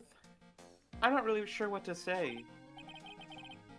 Iris, we only have 20 minutes. There are two things which I need to ask you before we reconvene. All right, I'll help you any way I can. First, about that night. You really didn't go to the inner temple, correct? The last witness claims to have met and talked with you in the training hall. Either you or Sister Bikini is lying. Mr. Edgeworth, it is just as I said yesterday. Until the incident occurred, I was in my own room in Hazakura Temple. Very well. The second thing, then. That night, the temple snowmobile was used in between the time Sister Bikini returned to the main hall and when she bore witness to the murder. Sometime between 10:30 and 11 p.m. that night. Were you the one who used the snowmobile? There's only one key for the snowmobile. The only person who could have used it was me. So it was you. But why? What made you go to Dusky Bridge? Sorry, Mr. Edgeworth. Come on.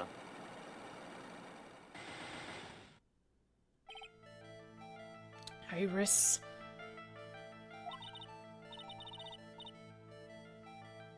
I can't tell you about that yet. Yet? Not until her safety is confirmed. Her? The safety of the Acolyte. The Acolyte, huh? She must be talking about Maya.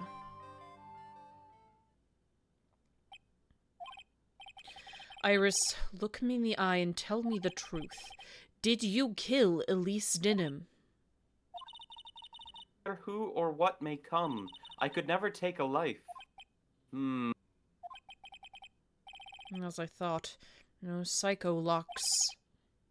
Very well. It's my job to get to the truth. You'll discover this for yourself soon enough. 1 second.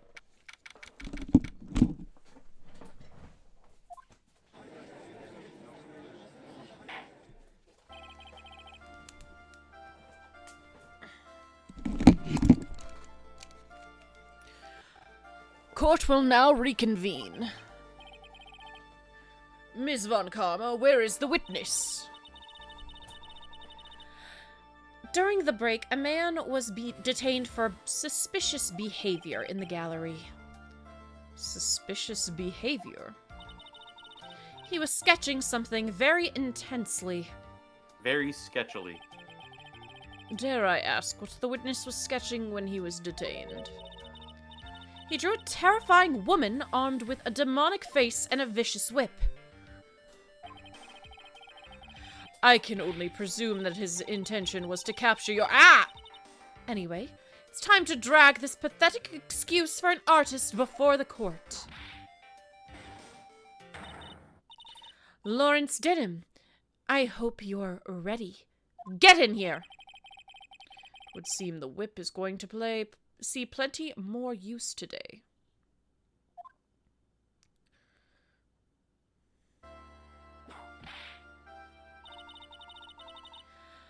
Your sketch is in contempt of this court. Hey, I was just rendering artistically.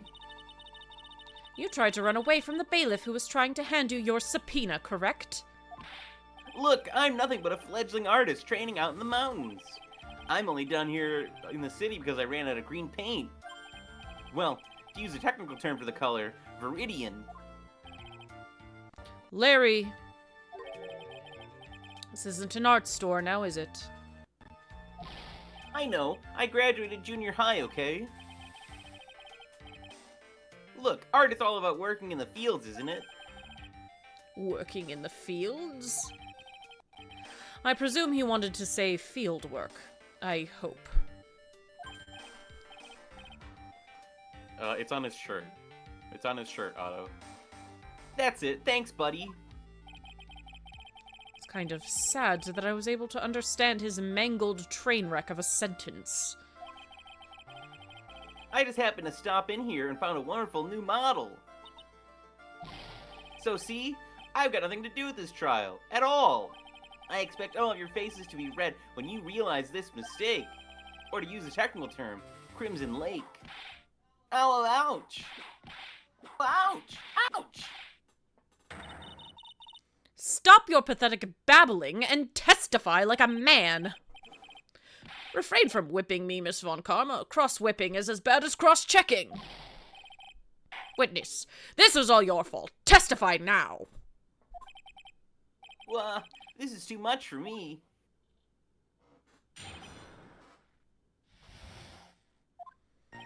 I was at that lodge out in the mountains looking up at the stars that night. I walked to the bridge a number of times, but I didn't see a snowmobile. I didn't see anyone at the bridge that night either. Well, you saw Phoenix. The girl I was waiting up for didn't show up. My teacher died on me. I'm all alone now. Aren't I edgy? Wait. Witness, please refrain from talking directly to the lawyers during your testimony. Franzi, if it makes you feel better, next time I draw you, I'll give you a huge ouch! I'm just a nobody. Nothing but a small, worthless man, aren't I? Well, at least Why he finally wasn't I knows. asked for my name and occupation? Or anything else? Mr. Edgeworth, this man seems to have quite a severe inferiority complex. He's recently been the cause of numerous incidents. I think he's finally realized for himself just how much of a nuisance he's being to other people. Yeah, that's right. I'm behind everything. Every case. I'm mask star to mask. Watch out, okay? Just touching me will make you eternally unhappy. Well then, let us proceed with the cross-examination with no touching, thank you. We can delve into other details at a later time.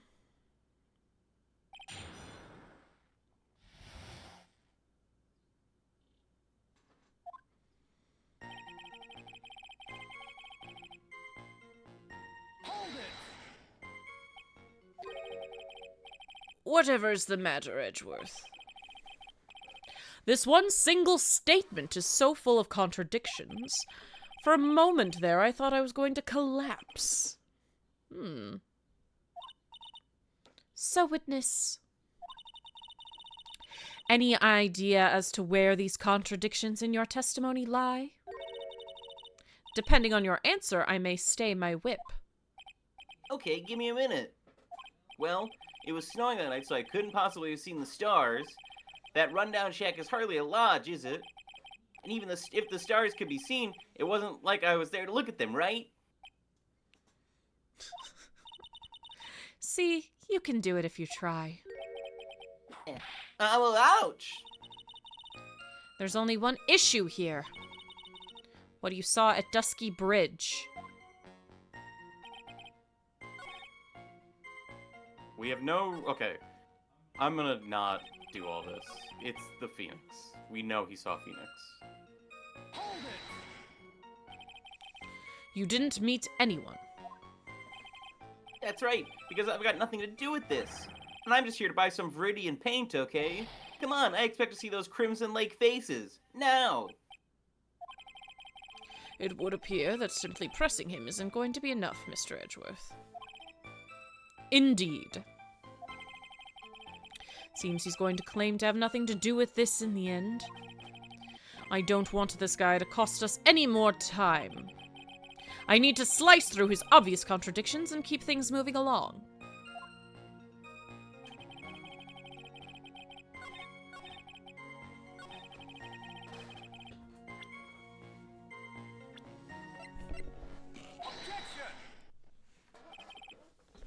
Larry Butts.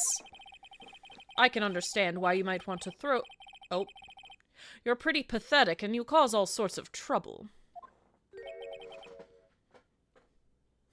Pressing him. Pressing him isn't going to be enough, Mr. Edgeworth. Here, let me lend you my gavel. I'm sorry. But having realized how much of a nuisance you've been, that could be considered a step in the right direction. Edgy, are you trying to console me? It certainly doesn't sound that way to me. However, I cannot forgive you for simply turning away from the incidents you create. What? You're totally pinning this on me. Now then, let us talk about the night of the murder. Sister Bikini, after seeing the murder take place, asked Phoenix Wright to report it. Thus, he headed for the public phone by the bridge. There, he happened across a certain nefarious individual. You, Larry Butts. That's right, me in the flesh. Listen carefully, witness. It doesn't matter if you change your name.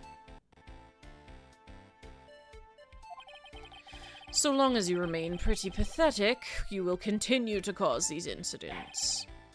That reality will not change. But what do you want me to do then? Larry, what you need to change is your inner self. But for now, what you saw that night, testifying truthfully about this one issue, is all I need from you.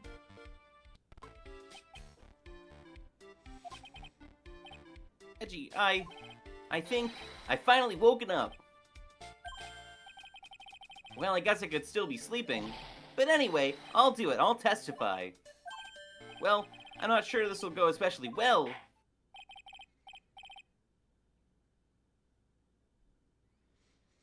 I'll ask again, then, witness. What did you see on the night of the murder? It really shouldn't, given the series' previous witnesses, but the way he perjures casually amazes me. It's funny. I went to the shack around 9, so it would have been about 10:30 p.m. I was lying under my bedding when a sudden white flash almost blinded me. I looked out the window, and Jjsquidbeard was on fire. There was still some thunder, but I went right away to check it out. That's when I ran into Nick.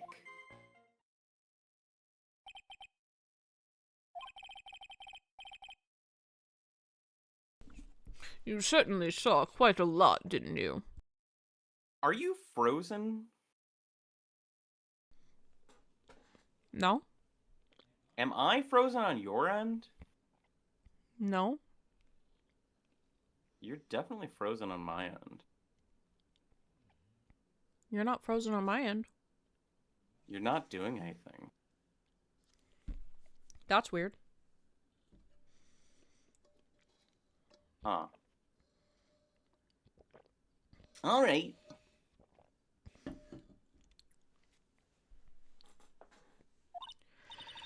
So, what happened to the bridge after it caught on fire?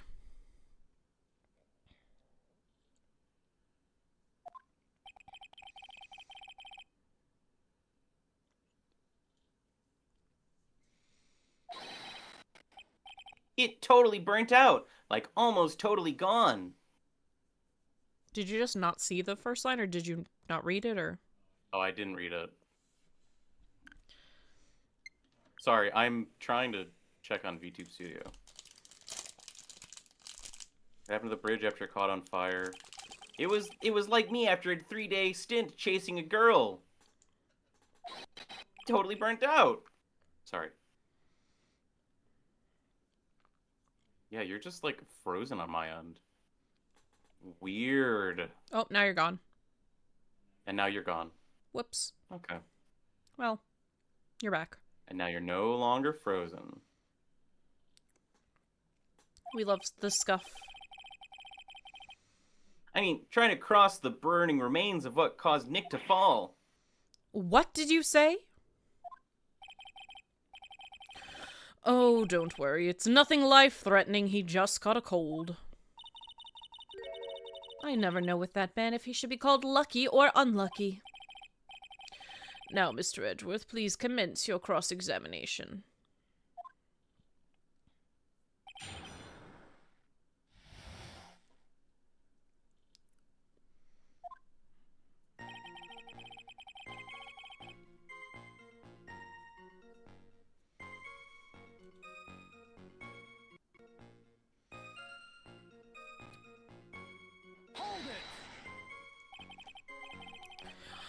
What did you do out there in the cold for an hour and a half?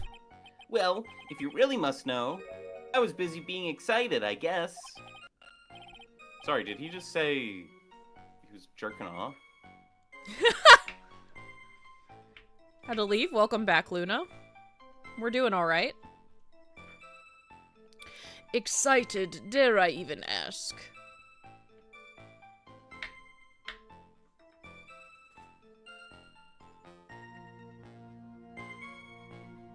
Alright, I bumped it up a little bit.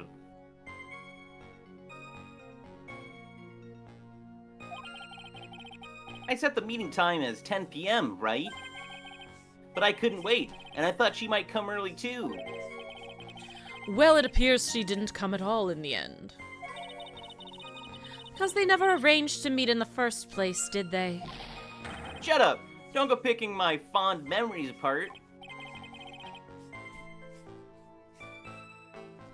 Anyway, I was getting a little worried. I thought maybe Iris had lost her way, so every 20 minutes or so I went out to the bridge. But I didn't see anything particularly suspicious. I didn't have anything else to do, so I went back to the shack to wait for her. Hold it! This light was, of course... Lightning! Like her pal. Like a slap from Naomi, honestly. A big bada boom. Ha! Or a little like that. That's more like a punch from Miranda. Witness, did you actually see the lightning hit the bridge? Well, I was a bit startled by the flash of light, so... I looked out the window. Hold it! Seeing that, what did you do? What do you think? I was burning up as well from the fire in my heart. And that's why you went to take a look at the bridge? Well, to be honest, it was freezing cold, so at first I thought, forget it, I'm not leaving my covers. But it had pretty much stopped snowing, so, I don't know, I changed my mind. I'm not sure I care for the forget it attitude you had at first, Witness.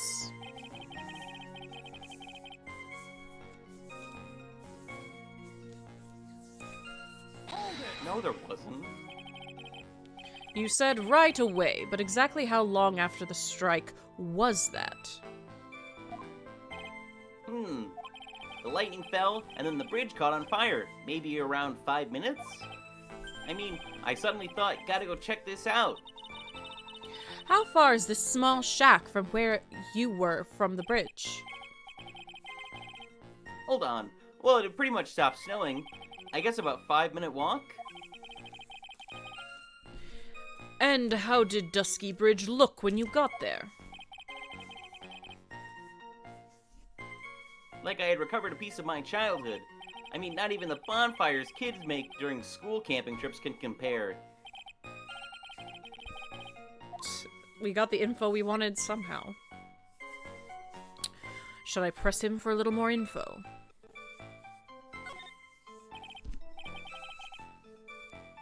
Larry, let me ask you one thing. What is it, Edgy? What's with the serious face? Why didn't you call anyone? Huh? What do you mean? Normally, when faced with a towering inferno, one would try and tell someone. Thank you, Luna. There's a public phone right at Jjsquidbeard, correct?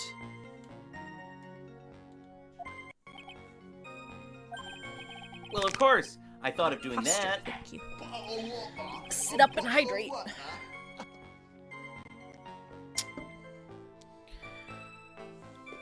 Oh, my head pad didn't work. What the heck? I'll look into that in a minute. So then, let's hear why you didn't. Huh? Yeah, okay, a reason. My reason. It isn't that I didn't try to tell anyone. I just didn't have time to, okay?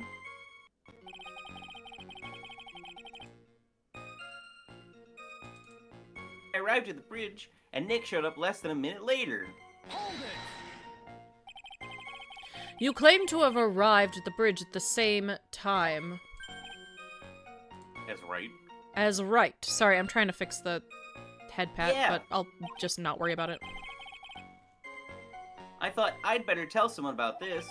Then Nick came up yelling about murder. It totally made me forget about the bridge. The fire was pretty much out by then anyway. What is this feeling? I suddenly have a terrible case of unease.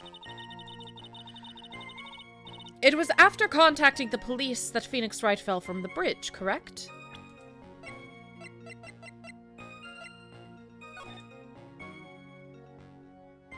"30 minutes passed between the fire starting and going out.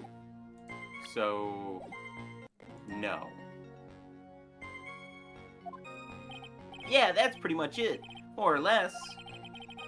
He told me about the burning bridge yesterday. But there's still something that doesn't quite fit. It looks like... Despite his change of heart, Larry still isn't telling us the whole truth.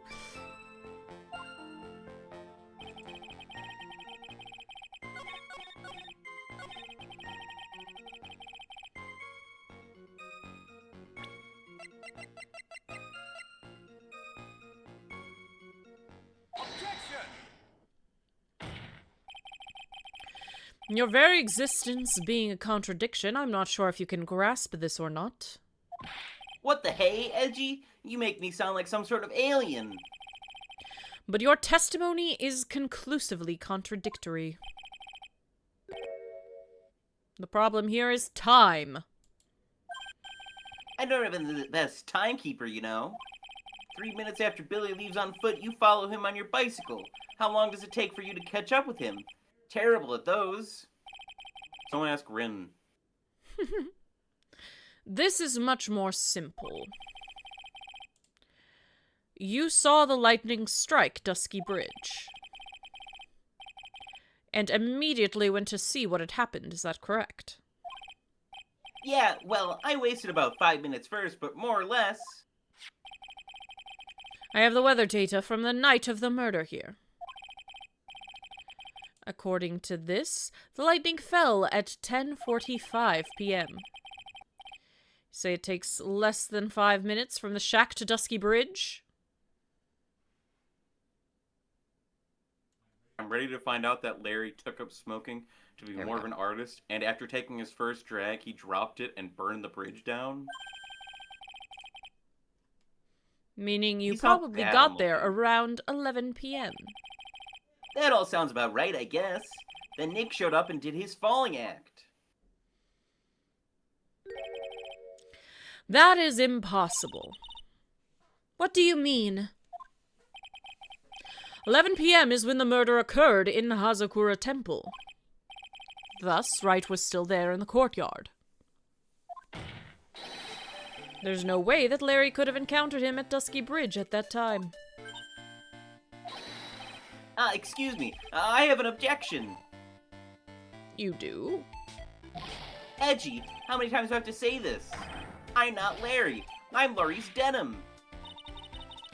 It has not been proven that the murder occurred at 11 p.m. The sister only said around 11. Everybody smokes in Paris, right? That's awful. Oh, whoops. In which case, it could have been earlier than that. Watch your footing there, Miss Franziska von Karma. The slope ahead is slippery. There's still no way that Wright could have been at Dusky Bridge at 11 p.m. And why not? Because it takes 20 minutes to get there. It is clearly written here in the weather data report. Took around 30 minutes for the bridge to burn out. Therefore, the bridge must have been burning until at least 11:15 p.m. Which means what exactly? Wright did not see the bridge while it was being consumed by flames that night. In fact, he did not arrive on the scene until the flames had died down. Larry, you arrived at the bridge at 11 p.m., but Wright did not make it there until at least 11:15. I suggest you stop hiding things and just tell us the whole truth. Now then, what happened during those missing 15 minutes? I feel like I just got brutally woken up by toilet splashback. Gross. I guess I was sleeping until then. What he said? Guess I was still sleeping after all. Haha, pinch me. Yeah. So there was a missing 15 minutes prior to meeting Phoenix Wright. I hardly see that as much of a problem. Yeah, not much of a problem at all. Really. The bridge is burning before your eyes, and there's a phone right next to it. Why then did you not report the accident? Yes, witness, why didn't you? Were you there simply to watch the bridge burn? And therein lies the problem. For even after the bridge had burnt out, he was still there. Thank you, Cursed.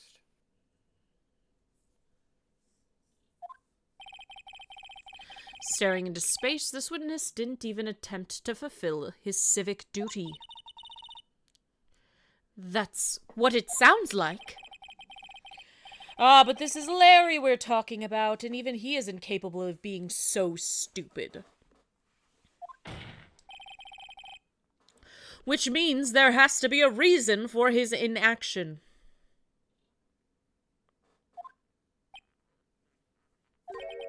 Edgy. I think it's about time I got serious with you, dude. Just as I thought, you've been playing with us all this time. I'm the mastermind. Listen, I'm gonna tell you everything. Are you sure you want to hear it all? Yes. I may really say it this time. Everything. Then say it. Very well, I have a terribly bad feeling about this, however. Let us have the witness finally give us the whole truth. Now, this 15-minute gap, what were you doing, witness?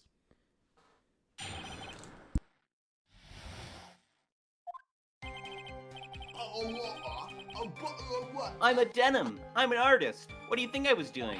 Sketching in front of the bridge. I was whipped up into a frenzy of art. The shock and awe of what I was feeling, I transferred it all directly onto the page. Before I realized that the flames Thank had you for gone the out hydrate. and he came... What? I was thanking Kirsch for the hydrate. Okay. Before I realized that the flames had gone out, and then he came running up.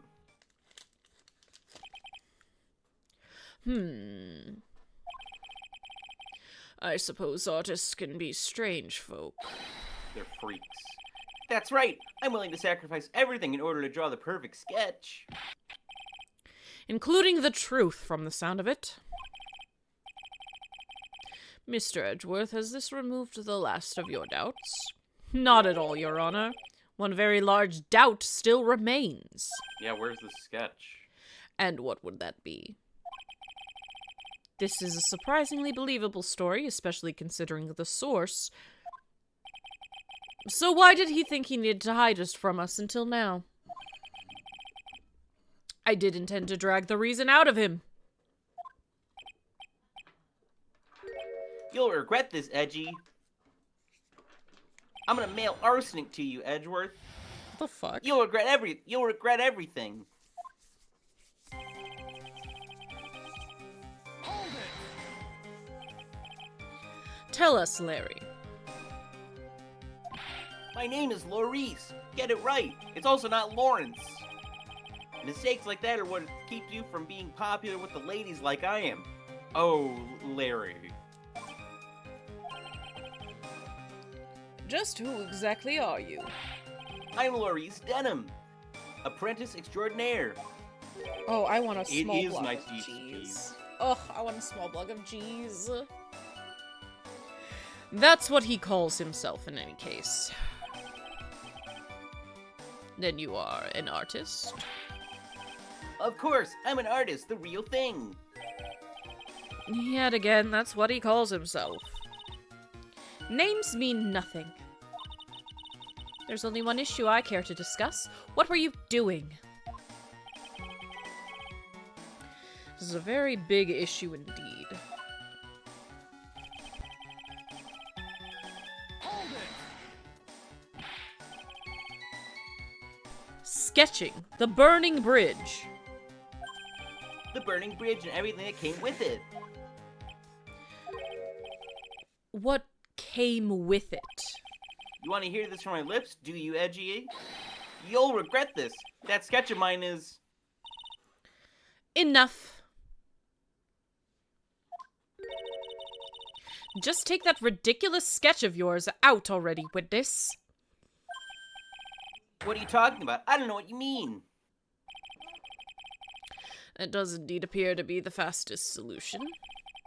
I'll leave it to you, Mr. Edgeworth.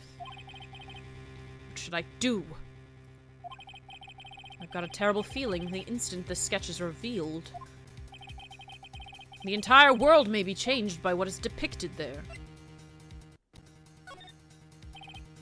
Larry, I wonder if you could show us your sketch, please. Well, well. Even I couldn't have imagined it turn out like this. Imagined what? It's not a sketch of a burning bridge. It just depicts Miles Edgeworth dying in court right now. That'd be hilarious. You really want me to whip it out right here, Francie? Right here in court?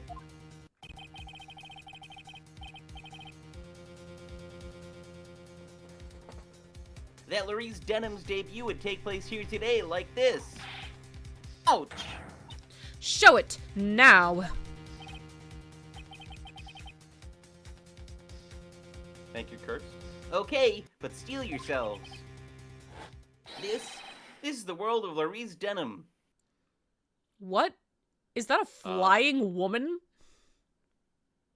Is that a woman on fire? A fiery flying woman? Also, why did he draw it from this perspective?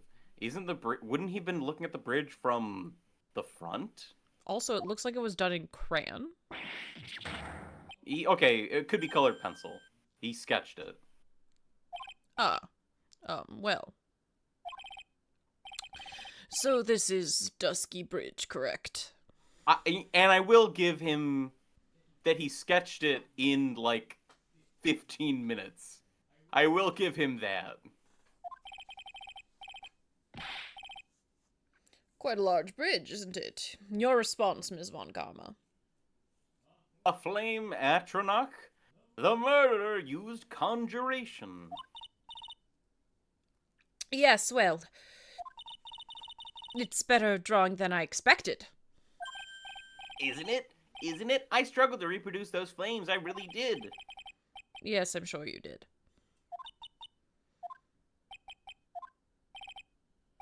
This is going to get ugly. No one has the courage to bring it up, it seems. This mysterious flying object. Larry. What? The burning bridge is fine. But what is that unfortunate-looking figure? A UFO, if you will. An unidentified flying object. They're called UAPs. An UFO? Ah, you spotted that? I thought you might. However much I might want to ignore it, I can't. It's Iris, of course. Iris. I wish she'd take better care of herself. We have to plan for our future, you know. What would have happened to her if she had injured herself flying like that? She can't... What? An UFI? An unidentified flying enterprise? UAP. An Unidentified aerial flaming object? aerial phenomenon. Bye, Baker! Unidentified flaming object. Larry, please answer this next question honestly. Okay. Are you really claiming to have seen this? Are you claiming to have seen the silhouette of the defendant? What is that emoji? Xeno, what is that emoji? It's too... Is that a hand? Is that 2 feet? Oh! Oh no! Is that a hand grasping a foot? Or either way, if it's a foot grasping a foot or a hand grasping a foot, I do not enjoy it.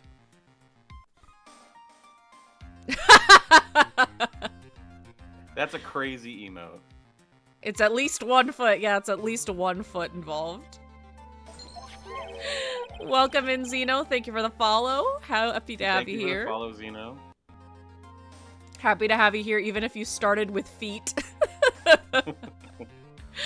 Flying over a bridge that was engulfed in flames. Yep, that's what I saw. That's why I drew it. I'm an artist, a real artist. Why are you holding up a paintbrush? Because he's a real artist. Wow, Right, you got a Luna. lot of feet too, Luna. She has at least. Never mind. I was about to say she has at least 2 of them. Okay, it is I 2 don't want to feet. know. It is 2 feet. Got it. Hi, the girl in this the girl, she's really high up in this picture.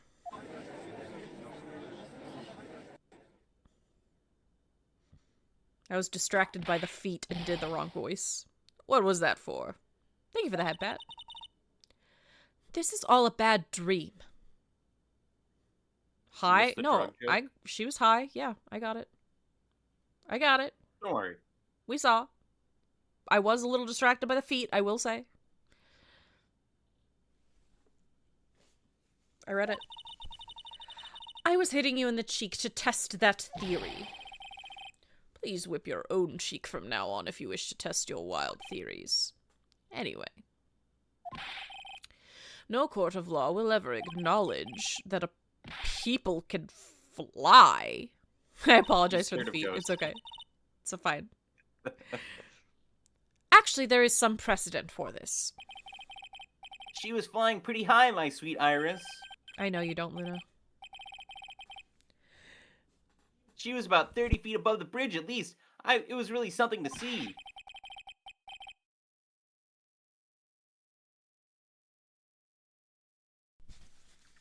This has to be some kind of mistake. Mr. Edgeworth, please bring the witness back down to earth. What? Me? The witness is your friend, is he not? Well, we're using that word very generously. Accessory to foolishness, Miles Edgeworth.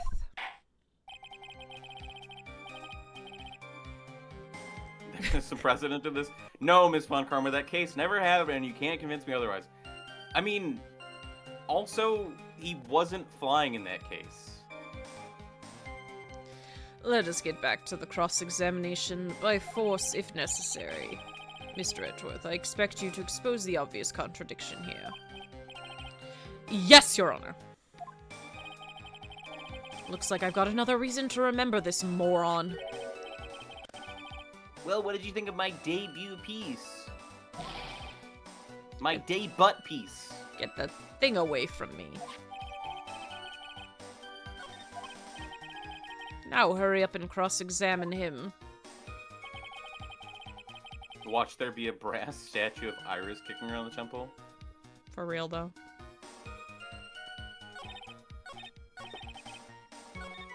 Her hood, white hood fluttering. Hold it! It was probably just the hood. It's literally just it's just the circus case all over again. Just where did you see this sight from? Hey, no need to shout. When I was lying in bed in that rundown shack, the crack of the lightning bolt made me realize the bridge was burning. I just watched it for a while from there, thinking how nicely it was burning. And after about 5 minutes, I saw it. The defendant flying? That's right. That's when I decided to go to the bridge. I see, that all makes sense. Aside from the sketch itself. Yes, the sketch doesn't make any sense. I just need to convince the artist that his work is ludicrous.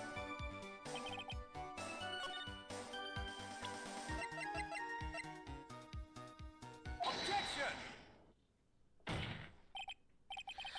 Larry, what did you really see that night? Not that I particularly care. In your position, that's just being irresponsible. I drew exactly what I saw. I'll give you a whole $1 that it's the truth. If that is truly the case, then there's one thing that we can say for certain. What might that Sorry, be? you said what might that be? The person who flew over the bridge could not have been the defendant Iris. What? What do you mean? I don't understand. I'm sorry. We're still saying it was a person? A foolhardily folly of a foolish statement by an equally foolish, foolhardy fool. How exactly can you make this claim? Tell us, Larry. According to this picture, the individual whom you say you saw was wearing a hood, correct? Of course she was. What exactly do you think could have happened to make Larry draw that piece? AKA, what do you think it's about? I think it's the clothing, just like floating over the fire from the heat. I don't think there's actually a person flying. Yet again, people don't fly. Of course she was. That rundown shack is quite a way from the bridge. That hood is what told me this floating angel was my Iris. The hood is my darling Iris, and Iris is my darling hood. It seems there are bigger fools in this world than the one at the defense's bench. Larry, there's something you need to be made aware of. On the night of the murder, Iris wasn't wearing her hood. She had given it to Wright as a gift. Are you going to change your story now? Perhaps suggesting it was Wright who took flight? What are you talking about? He can't fly, otherwise he wouldn't have fallen. I think you understand what I mean just fine.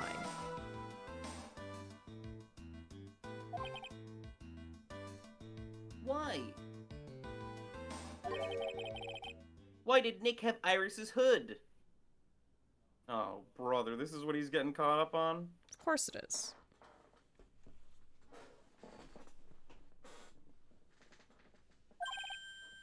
What?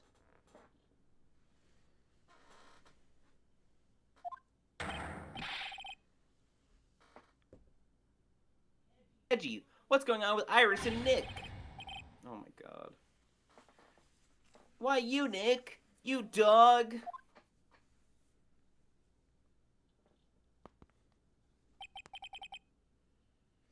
I do believe this unbelievably mysterious sketch is destined to disappear, discredited and discarded straight into the garbage.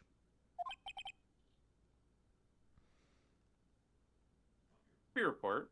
What the dog doing? He's a little donut on the couch. He's a little couch donut. Ow! What is it now, witness? It feels like I've been waiting 25 years for this day to come. Edgy, today is the day I get to completely stupefy you. Oh, you're stupid, alright. What? What is the meaning of your outburst, witness? I hate to have to do this, but I have some definitive evidence. Definitive. I hate the characters in this game, the way they present the evidence. They present it in a way that first makes them look like mildly bad, and then they're like, aha, I presented in this way to trick you. Like, what the fuck are you doing? Evidence? Iris did indeed come flying over the burning bridge, and I, Laurice Denham, shall prove it. Okay. I didn't expect to ask this again, but we shall be needing your testimony once again. Tell us anything you know concerning the defendant as depicted in this sketch. And show us your evidence that this nightmare was actually a reality. Okay, I hope you're ready, Edgy, because I'm gonna feed you a whopping serving of pain. You've been serving us a whopping serving of pain this whole time, trust me.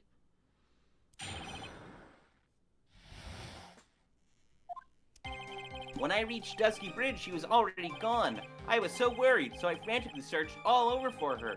That led me to finding a beautiful crystal sphere, half buried in the snow. I'm sure that Iris was simply wearing a spare hood. After all, no one else could have lost a crystal sphere that night. What do you mean? A crystal sphere?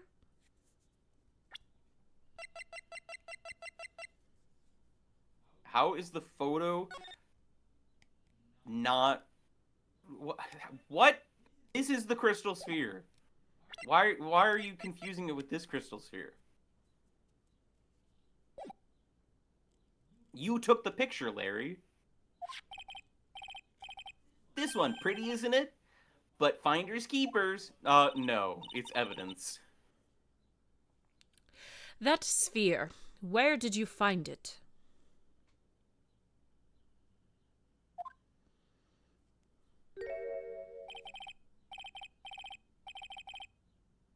Let me see. Around here somewhere. Looks about right. And it was half buried in the snow?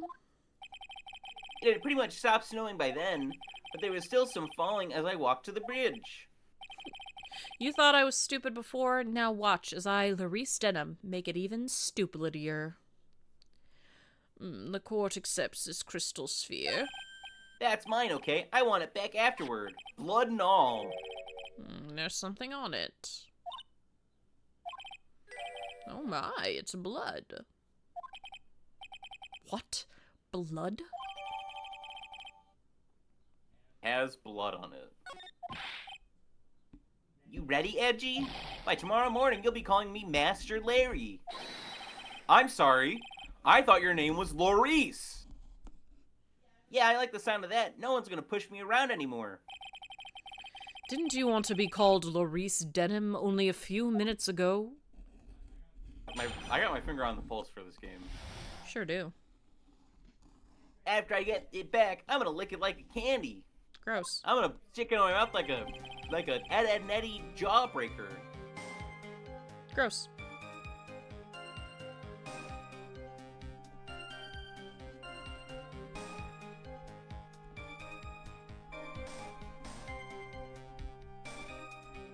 Hold it! So you went to the burning bridge. That's right, to meet Iris. She actually flew to get me. That's the least I could do is meet her halfway. But the defendant was not at the bridge when you got there, you say. I guess she went back to Hazakura Temple. She's a girl after all, she must have wanted to look her best. Must be lovely to live in the fantasy land of Larry's mind. Actually, it's so depressing I can't even work up the energy to point. So what did you do next? Hold it! So you searched all over for her. She was flying pretty high, you know. I thought maybe she slipped on her landing and got hurt. Hey, it was more than possible. She didn't fly. It wasn't possible. Also, when I headed out to the shack for the first time, I was snacking on a banana. I was pretty sure I threw the peel away somewhere around there, so you know. Can one guy really be this stupid? Leave some for the rest of us. So did you find any signs of her so-called landing? I don't really remember. I kept on falling over myself. And kind of lost it for a while there. You fell over yourself. Yeah, the snow was deep, and there was even a banana peel out there. Who the fuck left that? Yep, there's stupid, and then there's Larry Butts.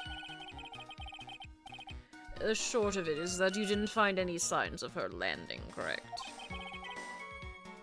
Then what happened next? That led to me finding a beautiful crystal sphere. Hold it! Half buried. It was sitting in the snow, with a little gathered on top of it. It was very hard to spot, actually. I mean, it was dark out, too. I'm impressed. You did well to find it. No matter what you may think when you look at me, I'm a pro, a genius security guard. You? I used a pen light I borrowed from my company to help in my search, and it sparkled really brightly as if it was saying, "Here I am" to me. It does indeed look very much like the crystal sphere on Iris's hood. But I need to remind you that she was not wearing her hood that night.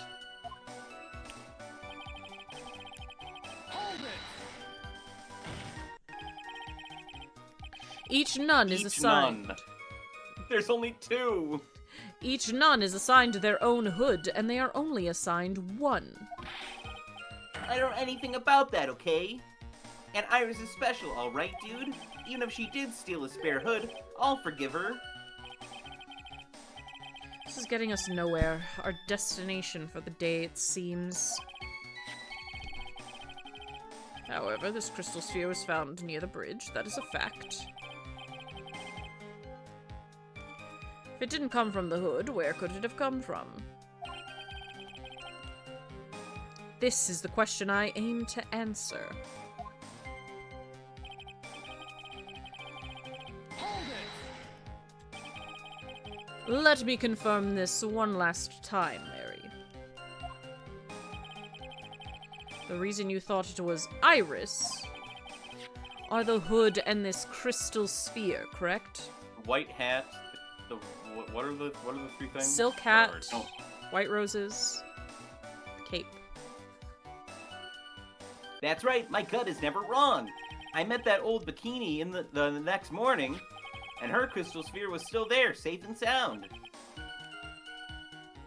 Indeed. She was wearing it in this very room earlier today. This case isn't going to end without a fight. Exposing the obvious contradictions in this testimony will be easy, but I fear that all that awaits us are further mysteries.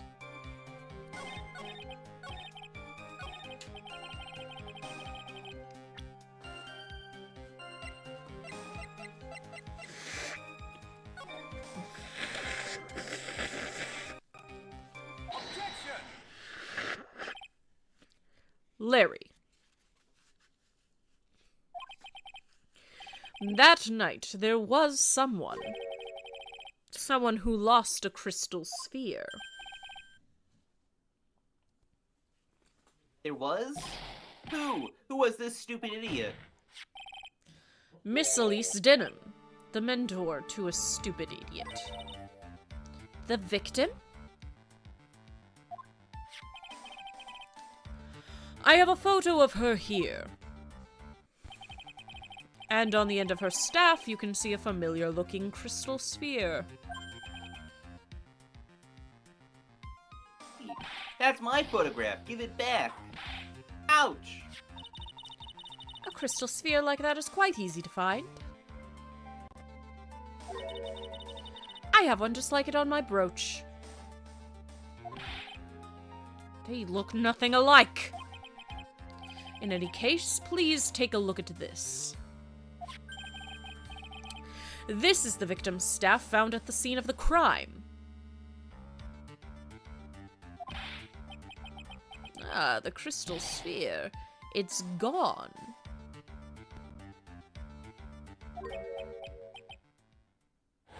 What? What? What? What? What? Just what does this mean? If anyone jumped or flew across the bridge that night, it certainly was not Iris, after all. She was not wearing her hood, more importantly. The crystal sphere found at the landing site was not hers either. Larry just realized his mentor died. In this moment. Hey, where is she anyway? That means the one who flew and dropped the sphere was the victim, Miss Elise Denham. Objection! A fool alongside another fool on a fool's errand to reach a foolish conclusion. First of all, this sketch, which I prefer to call a scribble, is ridiculous. People cannot fly, thus it is rejected. You can't do that. I drew with my own two. Ow! I was joking about being the most jet-lagged courtroom, but with some of these points Francisca is making, I'm starting to think it's true. Both Edgeworth and Francisca came back from overseas. Yes, exactly. And this crystal sphere, this is nothing more than a red herring. You honestly believe that? Give it some thought, and I'm sure you'll realize this as well, Miles Edgeworth. Elise Denham was in her room on the night of the murder. There was no reason for her to go to Dusky Bridge. Therefore, this sphere cannot be related to the case. That is all. Miss Francisca von Karma. The only people who'll accept that explanation are scatterbrains and clowns. Why are you pointing at me? The victim's crystal sphere was found near the bridge on the night of the murder. Yet you expect us to believe this has nothing to do with the case? That crystal sphere... It was probably thrown away at the bridge after the murder. After the murder? There's blood on the crystal sphere, isn't there? This naturally suggests it was thrown away after the murder took place. The killer placed it there to throw the investigation off the scent. Which is the exact same reason he drew that ridiculous sketch.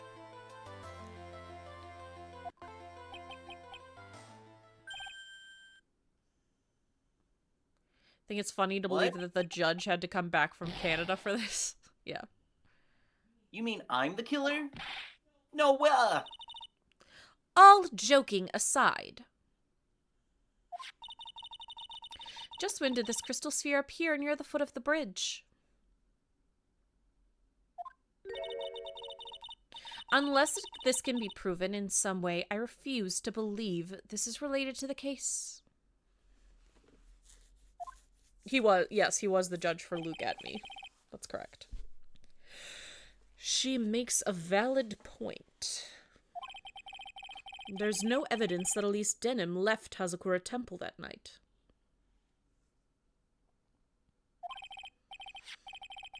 However, if somehow this crystal sphere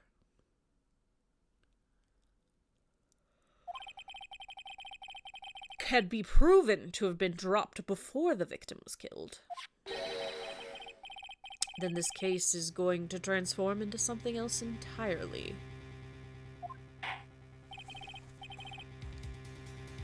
Your response, Mr. Edgeworth. I want your final opinion on the disposition of the crystal sphere. If it is not related to the case, then this witness who you called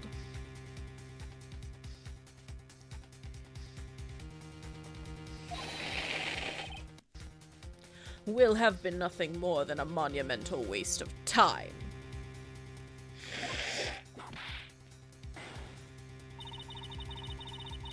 I always pronounce the name like Dishnim? I don't know how it's supposed to be pronounced. We're just going with Denham. Prepare yourself for some very appropriate punishment, Miles Edgeworth. Yeah, we actually have no idea. We're just guessing. Can I prove it? Can I prove the crystal sphere was dropped before the murder took place?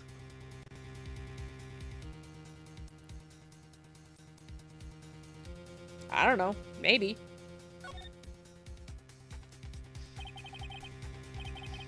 Can I prove it? That isn't the issue. To simply prove it, that's the only option. That's what he'd do. Supposed to be Donim? I have no idea. We're guessing. That's the way Phoenix Wright would do this. Your Honor, allow me to prove something to you. I will prove that this crystal sphere is a vital link for solving this case. You will do what? That look in your eyes. You remind me of Phoenix Wright when he is cornered. I think it's meant to be French like Bordeaux or something. Yeah, I don't know. I don't know what I was supposed to read there either. Because right now I am Phoenix Wright and I am indeed cornered.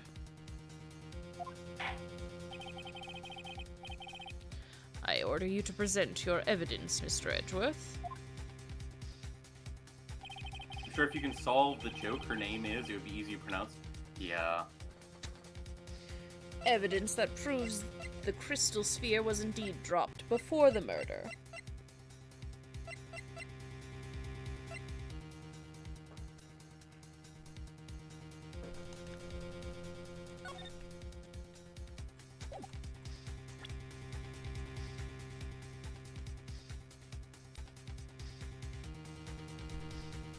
Take that!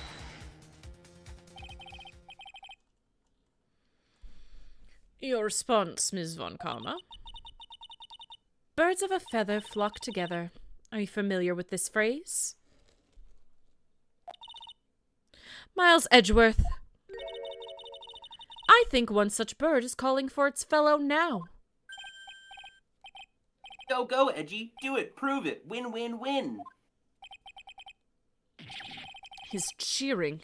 It's as though I'm listening to the ominous cause of ravens.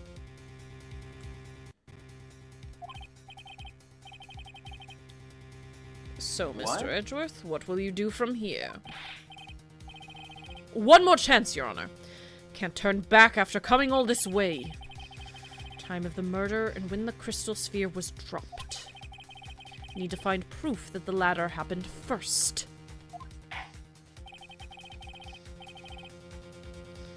I order you to present your evidence, Mr. Edgeworth.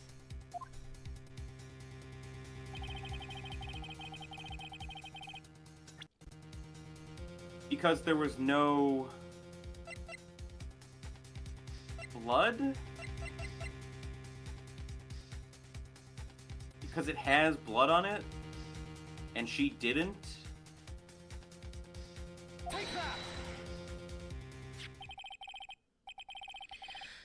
This crystal sphere, it was half buried in the snow, correct? That's right. If it hadn't stopped snowing then, it would have been game over. The snow would have totally covered it. Because they're made of wood? Huh?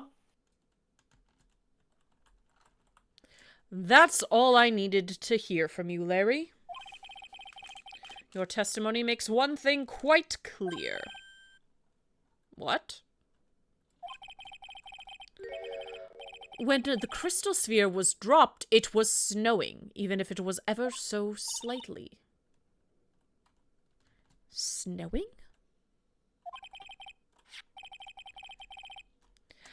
On the other hand, let us look at the scene of the murder.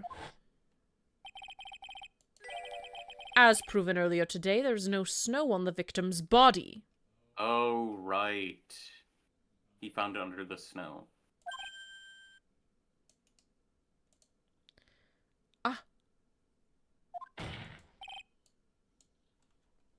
Therefore, the crystal sphere must have been dropped before the murder. What?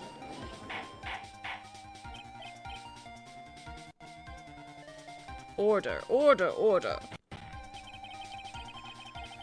On the night of the murder, the victim did indeed go to Jjsquidbeard. And there something occurred that caused the staff's crystal sphere to come loose. What could it have been? This sphere, there's some blood on it, isn't there?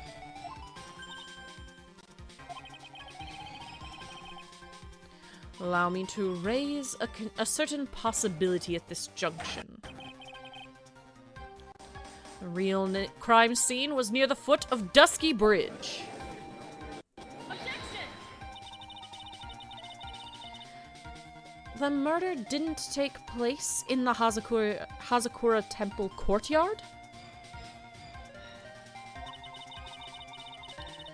Only a fool would suggest such a foolish piece of absolute foolishness.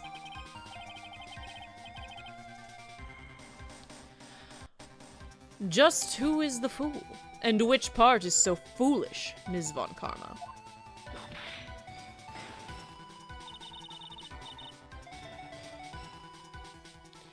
Have you been paying any attention this whole time, Miles Edgeworth? The sister saw everything. She saw the victim being killed by the defendant in the Hazakura Temple courtyard.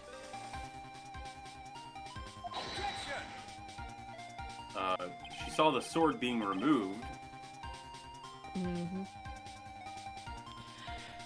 That's not exactly true, now is it? To put it more precisely, what she saw was the murder weapon being removed from the victim's body. That's Oh, the it's same not! thing. That's not the same thing.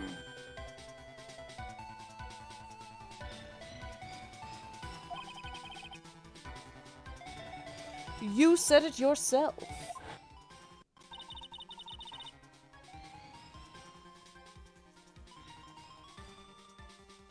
Oh, am I reading this?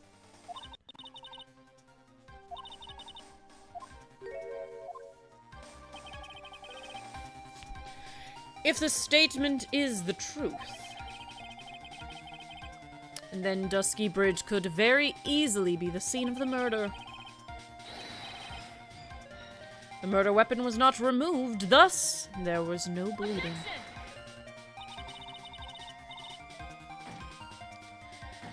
You are forgetting one vital thing, Miles Edgeworth. Elise Denham's body was found in Hazakura Temple. On foot, it takes 15 minutes to travel from Jjsquidbeard to Hazakura Temple. You mean to suggest someone carried the body all that way?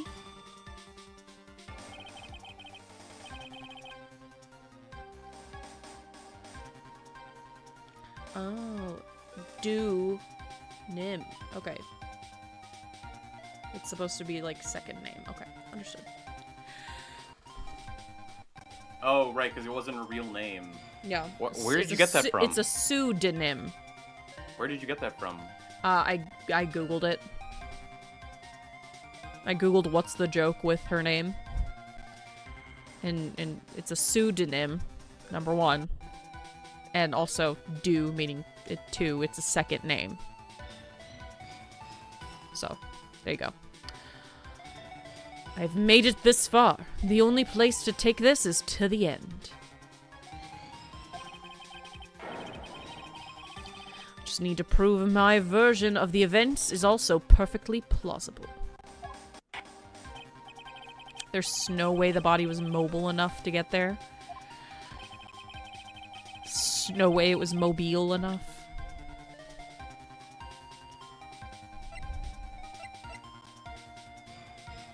Are you gonna read it? Please show us the method by which the victim's body was carried to Hazakura Temple. On that snowy night, there's one way a body could have been moved. The snowmobile.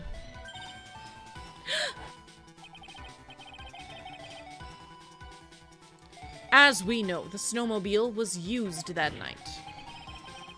It was explained as having been used to dispose of the murder weapon. But it also could have been used to carry a body!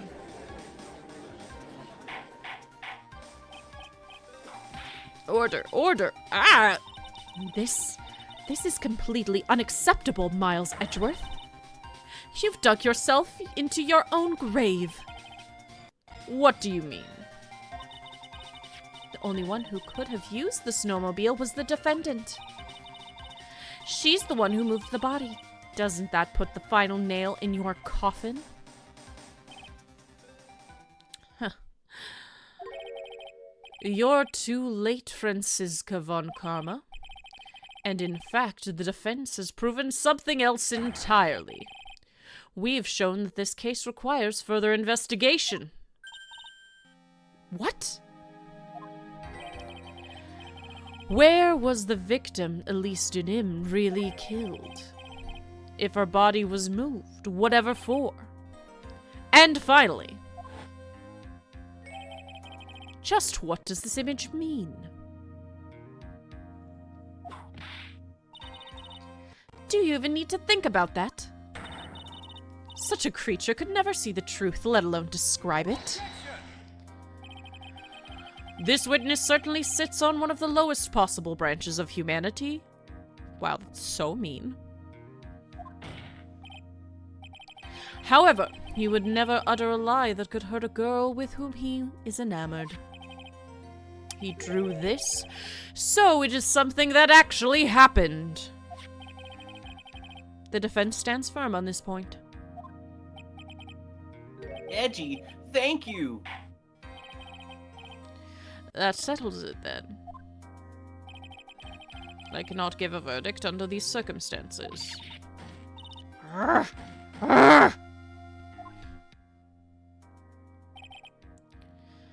Right. Seem to have fulfilled my part in this. It's just as I thought. Franziska von Karma, you make a wonderful partner. Excuse me? There was one reason and one alone for me being here. To expose the darkness lurking in this case and then pass it on to Right. Really? That's what this was all about? You could have just told me that from the very beginning. Then I wouldn't have had Franzi whipping me all. Ouch! Miles Edgeworth. I don't care about what you were here to do. This was my chance to finally grind you under my heel. A shame that your chance seems to have slipped you by. What a shame. Franzi! This is all your fault. Such a terrible witness. You're an affront to all the legal system stands for. Yeah, well.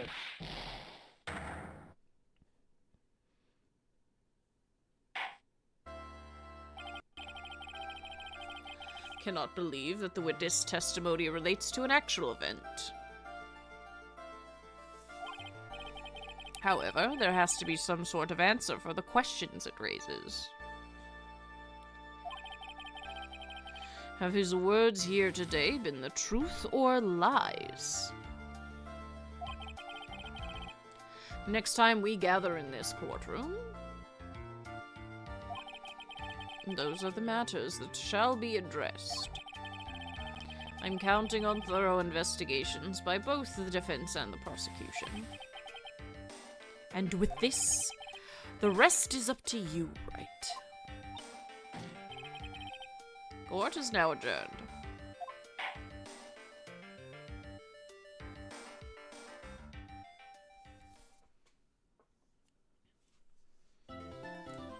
Okay. My ads are going in a minute. Do you wanna? What are you thinking? Well, since we can't play next week, I want to kind of go a little bit extra longer today, if that's cool. Yeah, I'd like to do that too. Let's go ahead and take a break here. Yeah. All right, and we'll be right back.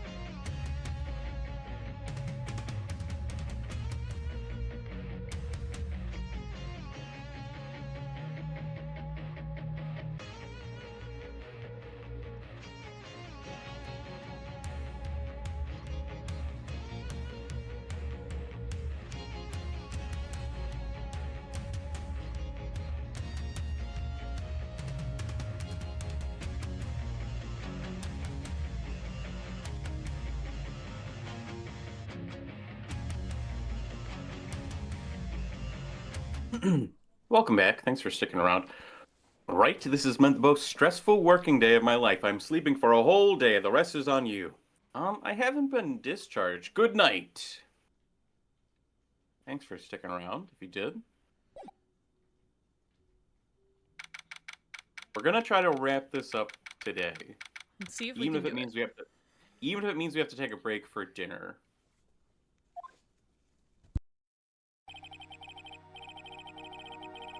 I'm still up at this hour reading through the trial recording of a certain case. Okay, so he didn't know about the case before he went. He didn't know about the significance of the bridge and stuff. But now he does. It's the first case my mentor, Mia Fey, had ever handled in a court of law. The horrifying truth that I refuse to accept is holding me hostage here within its pages. Dahlia Hawthorne. What I have read, I don't want to believe. What is written here, this isn't the Dahlia I knew. After falling into Eagle River, I was somehow miraculously saved. But I ended up catching a cold that seemed to knock me around the world and back.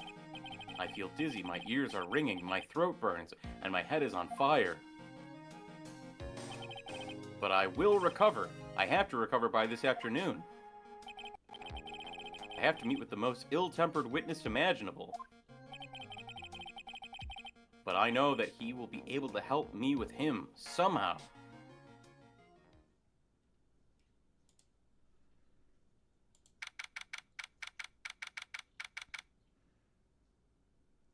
Oh, it's terrible. This falling into this murder river gave me a cold. Right. Are you sure you're well enough to be doing this? You still look a little green in the face. Maybe Viridian in artist speak. Actually, my fever has gone down quite a bit. How's your temperature now? Only 102.2 degrees. Nothing to worry about. Anyway, I read today's trial record. You weren't bad, Edgeworth. Pretty impressive despite the circumstances.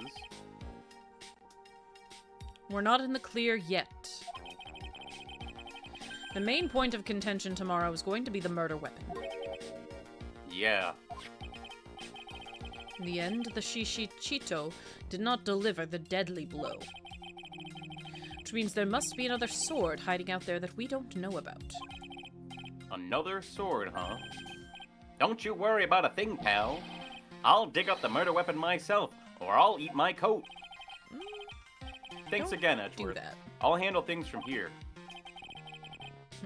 That's probably for the best. Actually, I was thinking about paying the old precinct a little visit.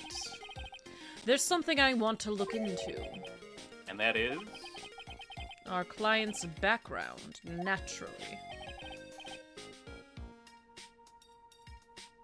He should know who she is. One Because would he think. was the prosecutor in that case. One would think. You mean Iris, sir? I have the feeling that we've seen her before. My fever's gone down a lot. Now it's debilitating rather than potentially fatal. It's gone down since you're in the mountains on snow. All I want is confirmation, one way or the other. And since I probably won't be getting that from you. I'm sorry, Edgeworth. I bid you adieu, right? Take care. I guess I should get moving too.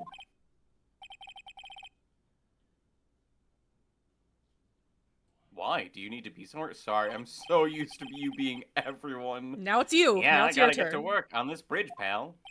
Oh, don't worry. Oh, I've been a lot of people before. I'm just saying it's your I'm turn. rigging something up so we can get across the other side. Ah, that's right. Maya's still stuck over at the inner temple. But don't you worry, pal. As soon as it's all set, you'll be the first to know. Thank you, Gumshoe.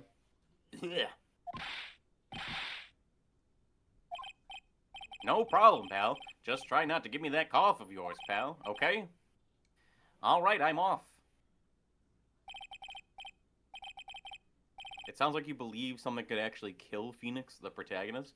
Imagine if the protagonist in a game died. Wouldn't that be crazy? It'd be insane. Hang in there, Maya. We'll get you out, I promise. But in the meantime, I've got to continue collecting evidence.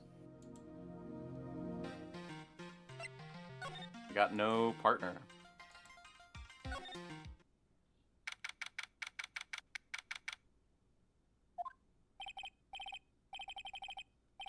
Come on, please. It's for art's sake, I say.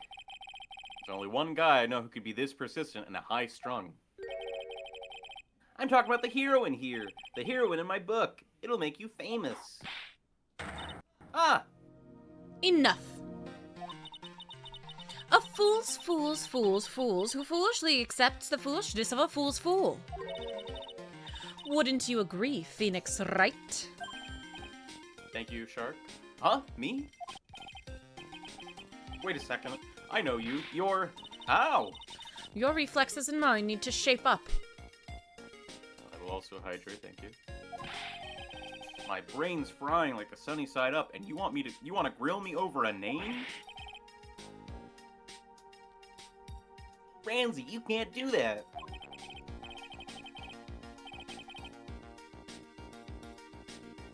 Even as we speak, Nick's on the brink of death.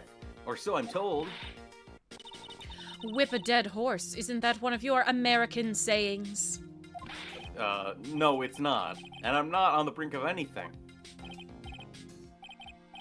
Come on, Nick. Tell her, would you? Tell her she needs to model for my new picture book, Franzie's Whippity Whip Trip. She's gonna go on whippets? What? Thank you for the hydrate, Shark. Before you ask me to model, learn to at least give semi-coherent testimony. Hey, your headpaths work. Yes, I fixed it. Thank you for And the before posture. that, you'll have to learn how to live a semi-coherent life, Larry. I don't care what anyone says. I'm telling the truth. I saw what I saw. She flew, I'm telling you. Whoosh! Just like that dude with the red underwear. Don't think I'm gonna forgive you guys when you come back crawling back to apologize. Off he goes. Francisco with a whippet would be cute. It's amazing how little has changed with you in the past year, Phoenix, right?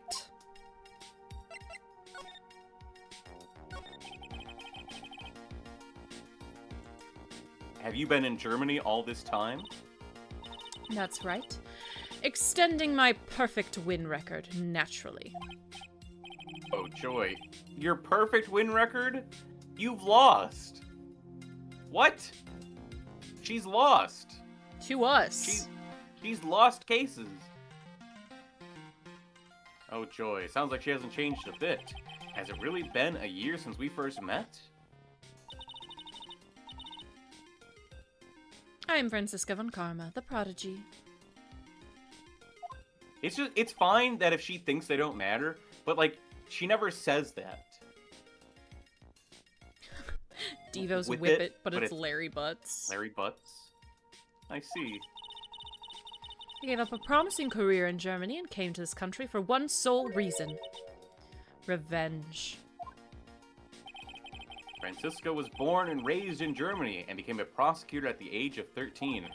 You've gotta whip him. Whip him good.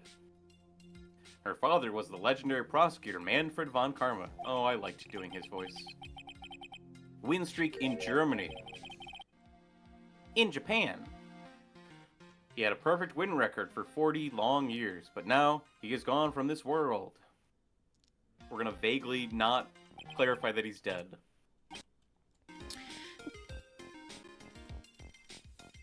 Don't tell me you still hold a grudge against me because of what happened to your father. Phoenix right. You will fall before me. This I promise. But it will be for my sake, not my father's. Are we clear? Yes, Crystal.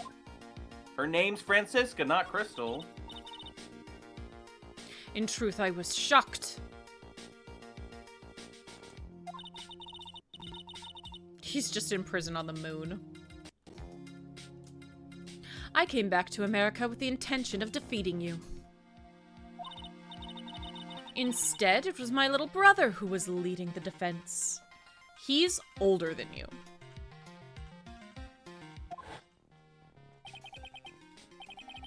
Isn't that right? Isn't he older? Yes. 26, 19.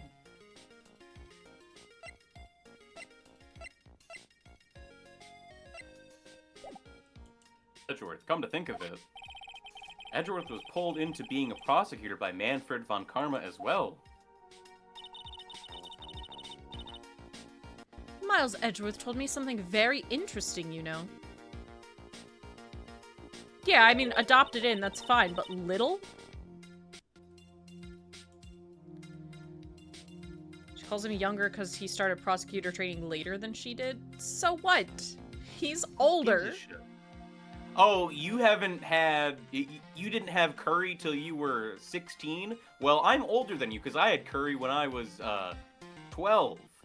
Like, that's Forget the fact that we're having curry at the same time. Yeah, it doesn't make any sense. He said this case has a special significance to you. Because it does. That's precisely why I'm here. Your personal involvement will make crushing you into teensy-weensy pieces all the better. It's probably the fever, but she's so openly hostile that it's almost kind of cute. Ow! No smirking! No whipping the sick! That foolish fool doing such a foolish favor for such a foolishly foolish fool.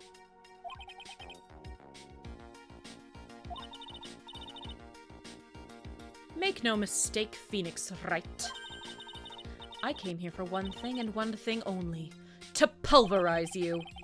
It's not like I thought you were here to bring me some cold killer X, you know. Deep cut.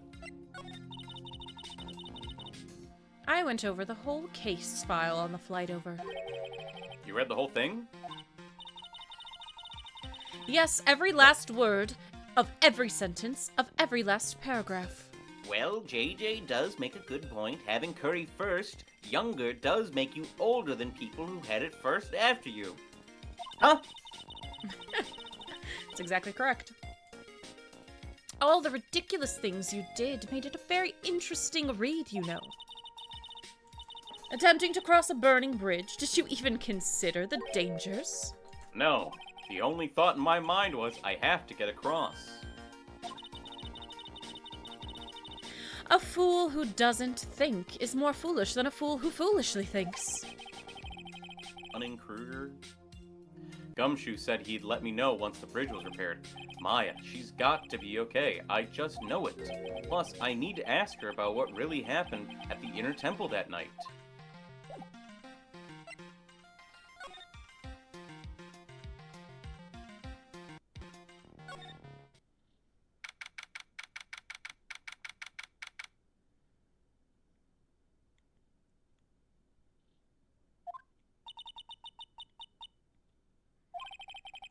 That was one long sigh.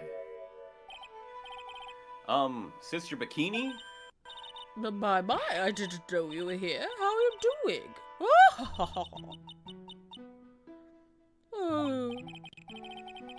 You don't have to pretend to be in a good mood for my sake. I suppose I've made a terrible mess of things, haven't I? I let Mystic Elise die, and then there's Iris as well. Mystic Elise? Now that I think about it. There's an acolyte stuck at the Inner Temple. And that poor little girl has gone missing too. That little girl? You don't mean Pearls, do you? Yes, I'm afraid I do. She hasn't been seen since the morning after the incident.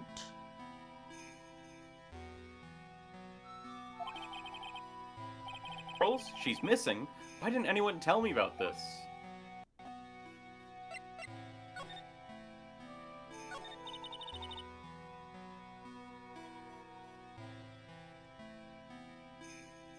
I must be getting old. I think I've seriously lost faith in myself. Are you talking about your performance at the trial today? You believe me, don't you? I'm not a liar. I would never lie. I know what I saw. I saw Iris pull that sword from Mystic Elise's body that night. I'm certain of it. At least I was until this morning. Pearl's is even tougher than Phoenix. She's fine. She's got that child character armor. That child character plot armor. I don't see any psych locks, so she must be telling the truth. So why are you so unsure of yourself all of a sudden? You know that artist who testified after me?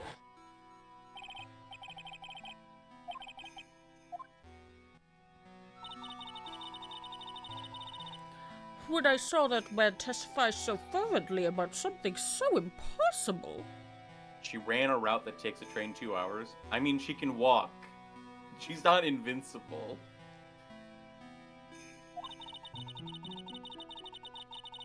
I started to wonder if I had acted just like him when I was on the witness stand.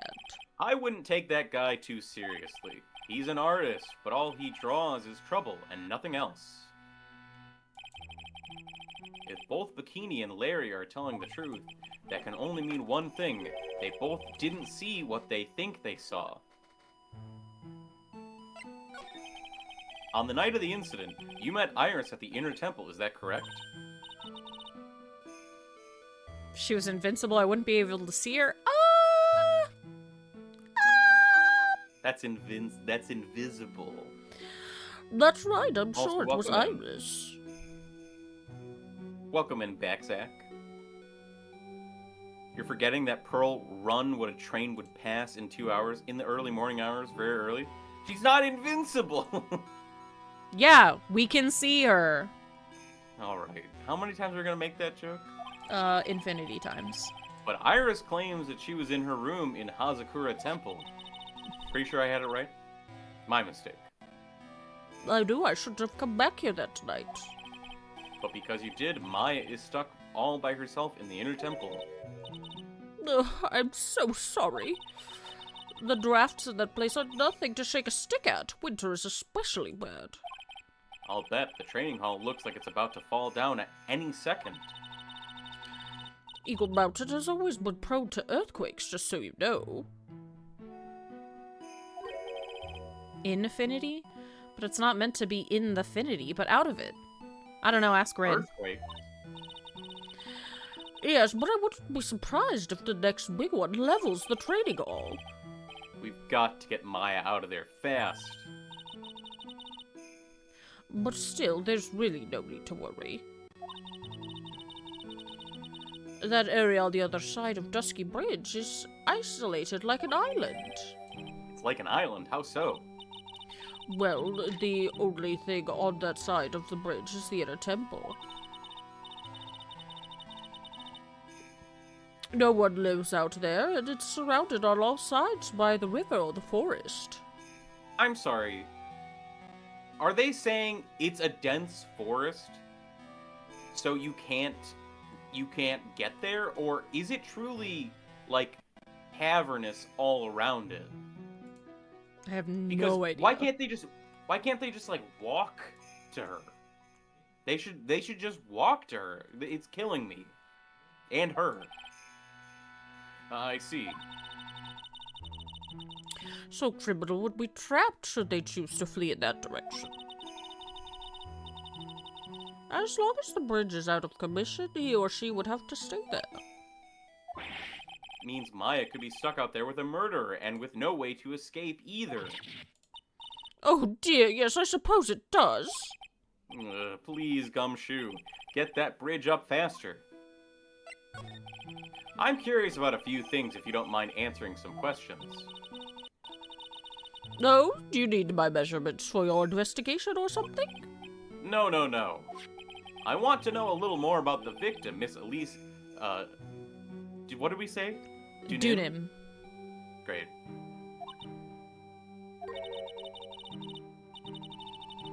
I'm afraid I don't know her waist size, or her bust size for that matter. No. I'm wondering why she came to stay in a place like this to begin with. I mean, she told us herself that she wasn't here for spiritual training. My, you make it sound like this place is some sort of dump, Mr. Wright. Mr. Gleese was here to soak up the natural beauty of Eagle Mountain, if you must know. There, you did it again, Sister Bikini. I noticed you always refer to Miss Dunim as Mystic Elise. Oh? Yes. Now why is that? After all, she's not here as an acolyte. We addressed all our visitors as mystic. It makes their experience feel authentic. And anyway, she's older than me. You must respect your elders, you know. 48? Wow. We have no idea how old she is. Okay, great. How do you know that? How can you say for sure she's older than you?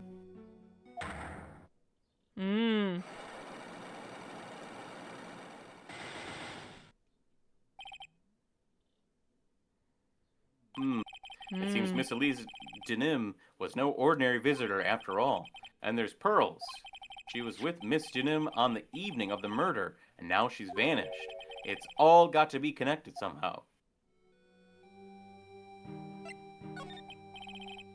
Why did Pearls have to get mixed up in this mess? Mr. Wright, please, I know you're worried, but try to keep it together. Oh man. My head's throbbing so bad it's killing me. Pearls? She was with Miss Denim on the night of the murder, remember? How do you know she's older than you, Bikini? Pocket sand.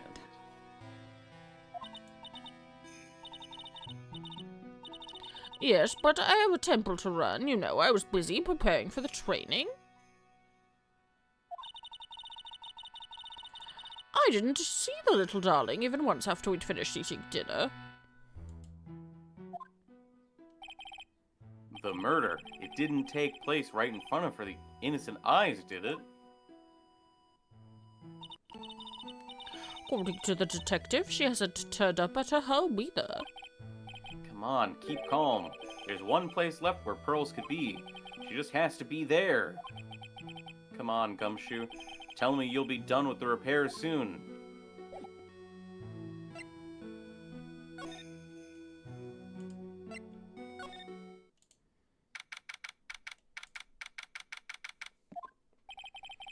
This is where Sister Bikini witnessed the incident.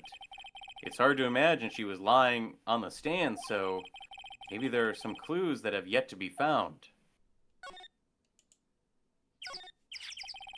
The Shichishito, it's right there in Mystic Ami's hand, but it was proven in court today that it wasn't the murder weapon. Given in the design, it must have been used for some pretty gruesome things in the past. It's a statue. I don't know that the sword is like a real weapon. Miss Junim's staff. Sorry, pal. Ran out of wood, now I gotta run to Home Depot, and the closest one of those is 2 hours away. I definitely remember there being a crystal sphere attached to the staff. She even said that it was made out of amethyst. I guess Larry eventually found the sphere near the foot of Dusky Bridge, but what was it doing all the way out there? No, the sword is clearly based on a real blade. My mistake. The main gate's on the other side of that stone wall. The difference in elevation is almost 10 feet. That's how steep this hillside is. That's also the height the body fell from, according to the autopsy.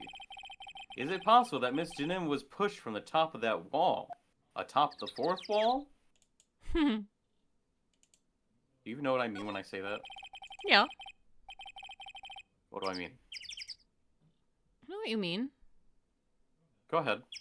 Why do you do this every time? I'm like, yeah, I know what you mean. You're like, explain it then. Explain it. Go ahead. Let me put you on the spot so you could explain something. My uncle used this sword before. Go ahead. No.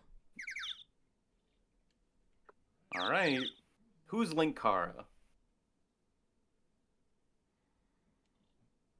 The building up there is the main hall. It's where we were staying. It sits kind of funny because it was built on a very steep slope. If you enter from the main gate side, these rooms above me are on the ground floor. Thanks, Luna. Apparently, Miss Jinem was staying in the corner room. I guess that's where she was pushed from that night. Maybe where she was pushed from. There are a few of these stone lanterns scattered around in this courtyard. Without the city glare to compete with, I imagine they would seem a lot brighter. I guess Sister Bikini must light them now since Iris can't be here. Thank you for the hydrate drink. She never explained.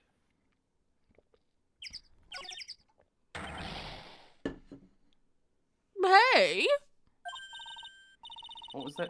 What was that jarring, inconsiderably loud yell? So this is where you've been, keeping nice and warm, I see. Detective, have you finished yet? The bridge? Yeah, I did. I told you I'd let you know. Well, then I'll come along with you and... Sorry, ma'am. No unauthorized entry. Access is restricted to people involved in the case. What was that?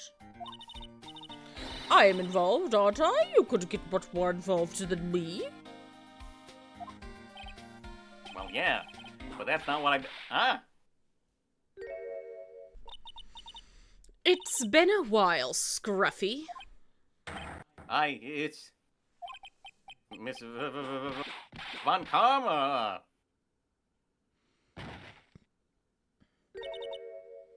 Sister, please leave the investigation to me. Bye-bye. We'll certainly seem to have anything under control. I'm on your side. I won't do anything you don't want me to. As you work to pin the guilt on Iris. What are you daydreaming about, Phoenix Wright? Oh, that hurts, you know. Silence. I, Francisca Von Karma, will personally guide you through your investigation. So you will follow me. For a second, I thought she sliced him with a sword. It's just the whip. She's not seriously gonna follow me around, is she?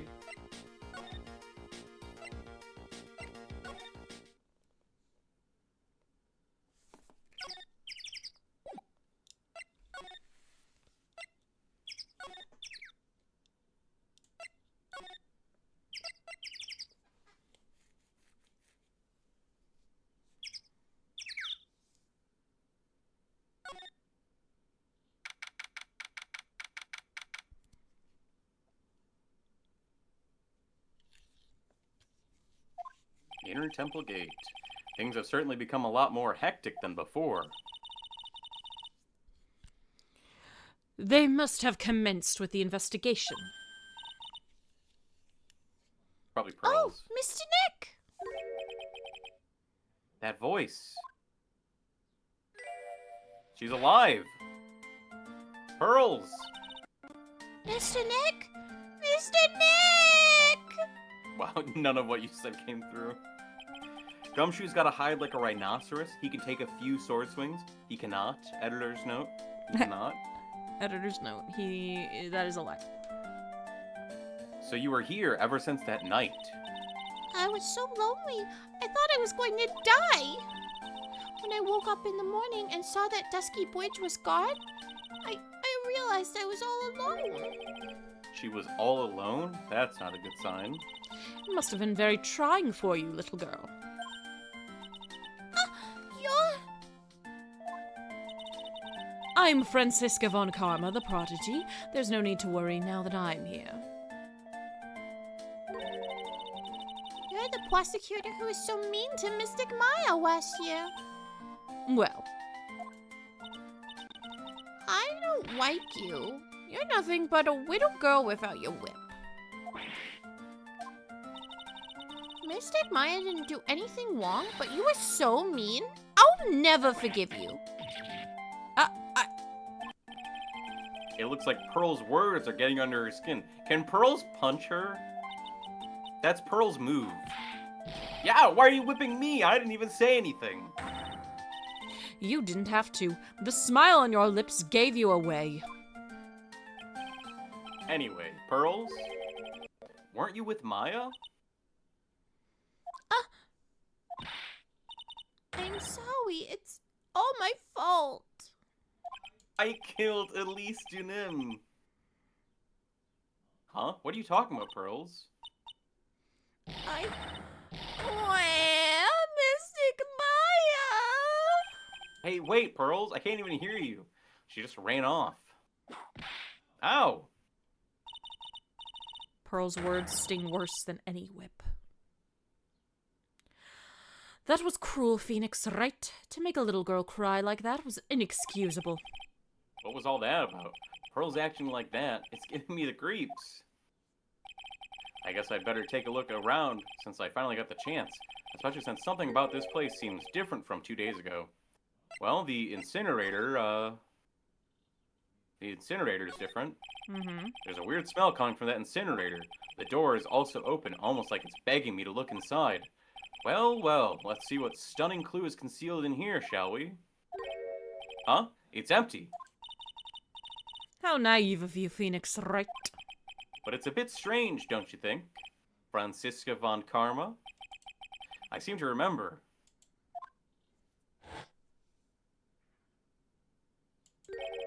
There was snow on this incinerator the first time I saw it. In other words, someone's been using it to burn something recently. I would assume maybe even pearls. Listen, Phoenix, right? It's important to call people by their full name. It's impertinent. I was only copying you. Impertinent. Okay. Oh, Whoa. Whoa. I can't read. All the Buddha statues lined up along this path. Phoenix, right. Do you think this is how many siblings the head nun has? Why don't you ask her the next time you see her? Like right now. You know what? I think I will. And she'll probably slap you for prying into her private affairs. Phoenix, right? What? And would you stop calling me by my full name like that? Was this once a prosperous port? Port. Yes, that metal hook is a mooring post for boats, you know. Oh, that? That's an anchor for one of the wires that is used to hold up the bridge. I think the wire that was tied to this one probably snapped when the bridge burned down. I mean, there's no way there was ever a port all the way up here. Don't get smart with me, Phoenix, right? I didn't say anything.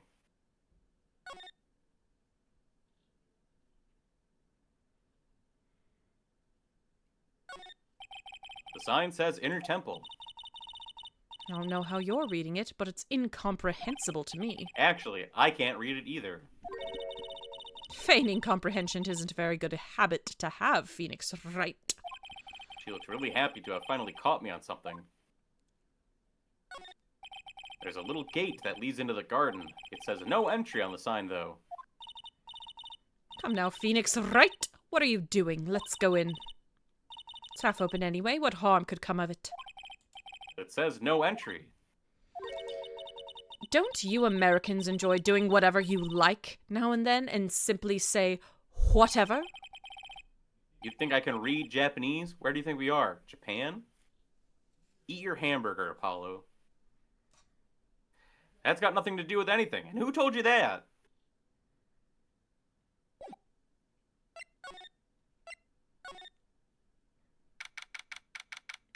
Whoa. Was that there before? No, that lock was not there before. I mean, it looks like a cyclock. What's wrong? Why are you so quiet? Maya. She was supposed to be in here training. Yet it appears she's nowhere to be seen. What's that? That strange lock. The poster also, like, has vomit on it? Something. It wasn't there 2 days ago. This whole room is really giving off some strange vibes. Groovy vibe. It's an antique dresser. Don't you dare open it, Phoenix, right? Now I know how Maya feels when I tell her not to touch things. What a pity. Still have nothing but old clothes for the acolytes. I thought we weren't opening it. Note it, it's full of old clothes. Meaning someone could have taken clothes from there. I'm from the prosecutor's office. I can do anything. Yeah, you can do anything. Bye, Luna. Yeah, you can do anything except stand up to a 9-year-old girl.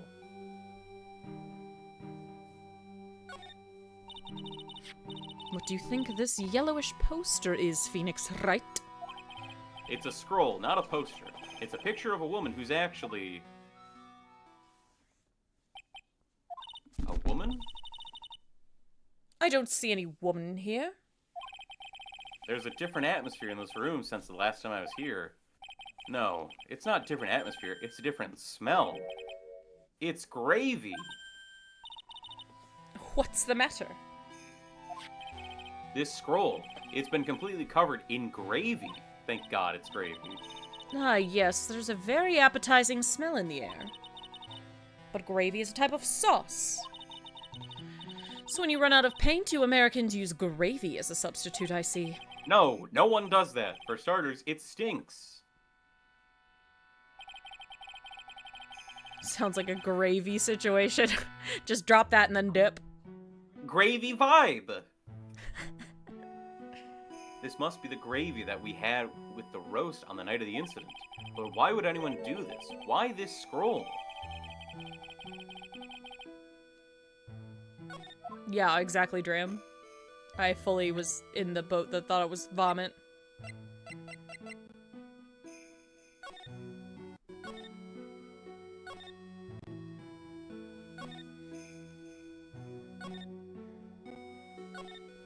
Why would you cover it in gravy? This also isn't normal. I like the before and after. Hi, Corgi. What's up? How are ya?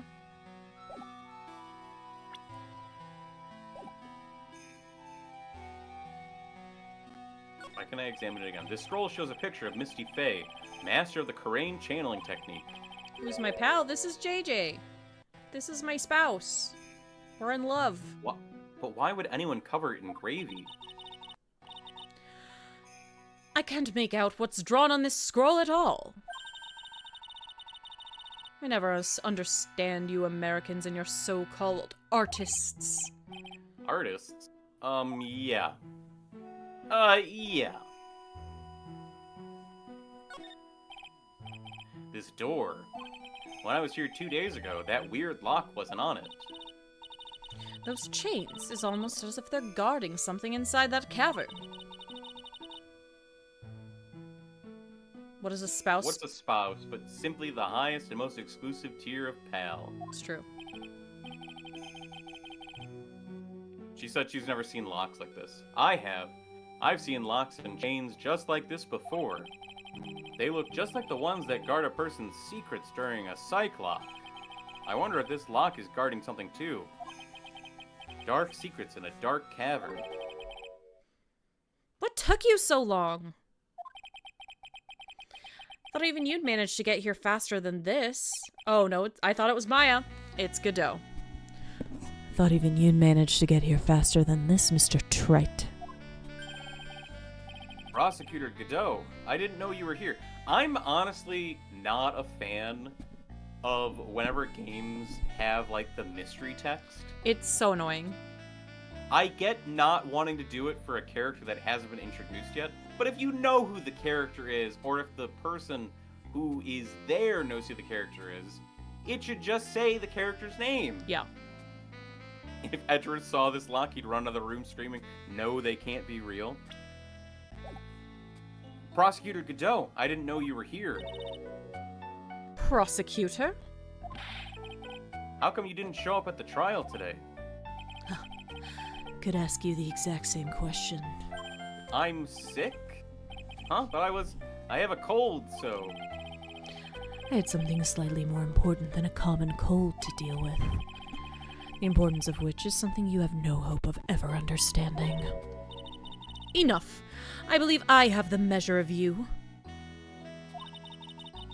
You're the very worst kind of prosecutor. What could be more important than a trial?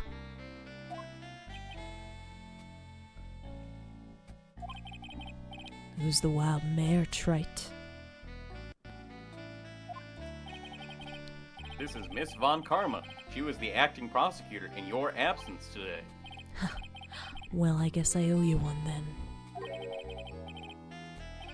But you can go now, princess. It's time for the big boys to take the reins. Princess. I hate him for that. Just who do you think you are?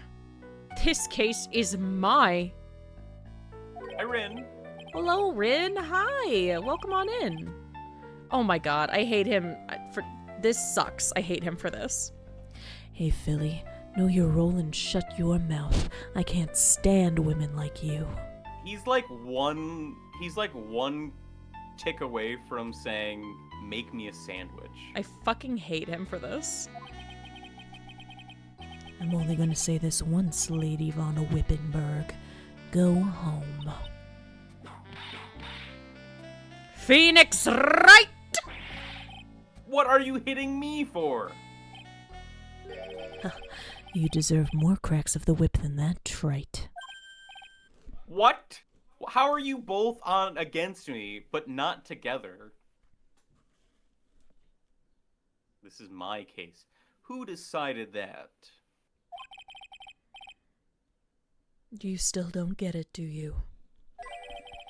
You don't realize you've set something in motion that you'll never be able to undo. There's something different about Godot today. I'm getting such a strong sense of something from behind that mask of his. Godot just standing there like, ha! Of course you won't whip me. I don't have an animation for being whipped. Is that regret? Is it sorrow?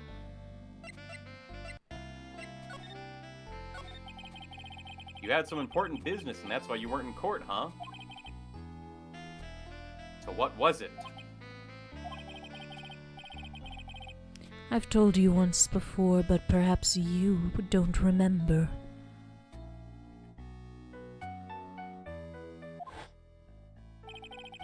I've returned from the depths of hell to do battle with you. You see, trite, I've experienced something most have not. Death. You died? Of course, being extradited from hell is a tedious affair. The meticulous regeneration and adjustment of all your internal organs is, well, let's just say modern medicine allows us all to live to a ripe old age, even someone like me. So you mean that mask you wear is? This ugly device? Promise it's not a fashion statement, my unenlightened friend. About this, I can't see your frequently dumbfounded face. I didn't know. My eyesight is pretty messed up. Even with these huge goggles on my head, I still can't see everything. Still, I keep this worn-out piece of junk of a body going with regular servicing. I'm sorry, but... You say you experienced death. How is that possible? I had to catch a plane to hell to renew my work visa. It was a spirit flight. Good one. Good one. +2. Why don't you ask him? Huh? Me? Yeah, trite, you. You should know all about it. You know when my life ended? And who ended it for me? Well, Phoenix right? Do you? I don't know what he's talking about. Although, to be honest, I do feel a little tug at the corner of my memory. I think I do know about how Godot was killed. It will all become clear in due time. Isn't that right, trite? Earlier you said I've done something I can never undo. What did you mean by that exactly? The inner temple here on this side of Jjsquidbeard is an isolated island. That's what Sister Bikini said too. And I wonder, trite, do you know what the police are doing here today? What do you mean? They're searching. Searching for any trace of an acolyte who went missing. Missing? As leader of the search party, I can tell you this with absolute certainty. Maya Fey is not on this side of Dusky Bridge. Huh? But that's impossible. She came here that night and... I won't say it again. The chances of her being here are nil. Excluding, of course, one very unique place. One? Where is that? The Sacred Cavern, the entrance of which we are standing at right now. This is the only place the search party has yet to explore. So they haven't searched that cavern yet, huh? Be aware, though, that the temperature inside frequently falls below freezing, even if she were in there. The chances of her being found alive are slim at best. No! Which means, Trite, that you sent Maya Fey to her death. What is this accusation? I didn't do shit. You fool!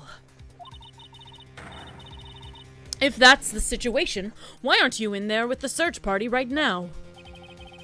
You must have blinders on, my equestrian angel. Don't you see the big lock and chains? It's a trick lock. I'm making preparations to open it as we speak. Well, Trite. Once again, a woman dies because of you. Okay, so was Godot actually the guy that we saw, the partner of Maya? Yes. Mia? Yes. What Obviously. do you mean, yes? His name was different. Yes, but it was the same art. And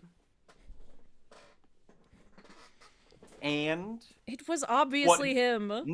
next you're gonna say that because their art looks so similar, Iris and Dahlia are the same.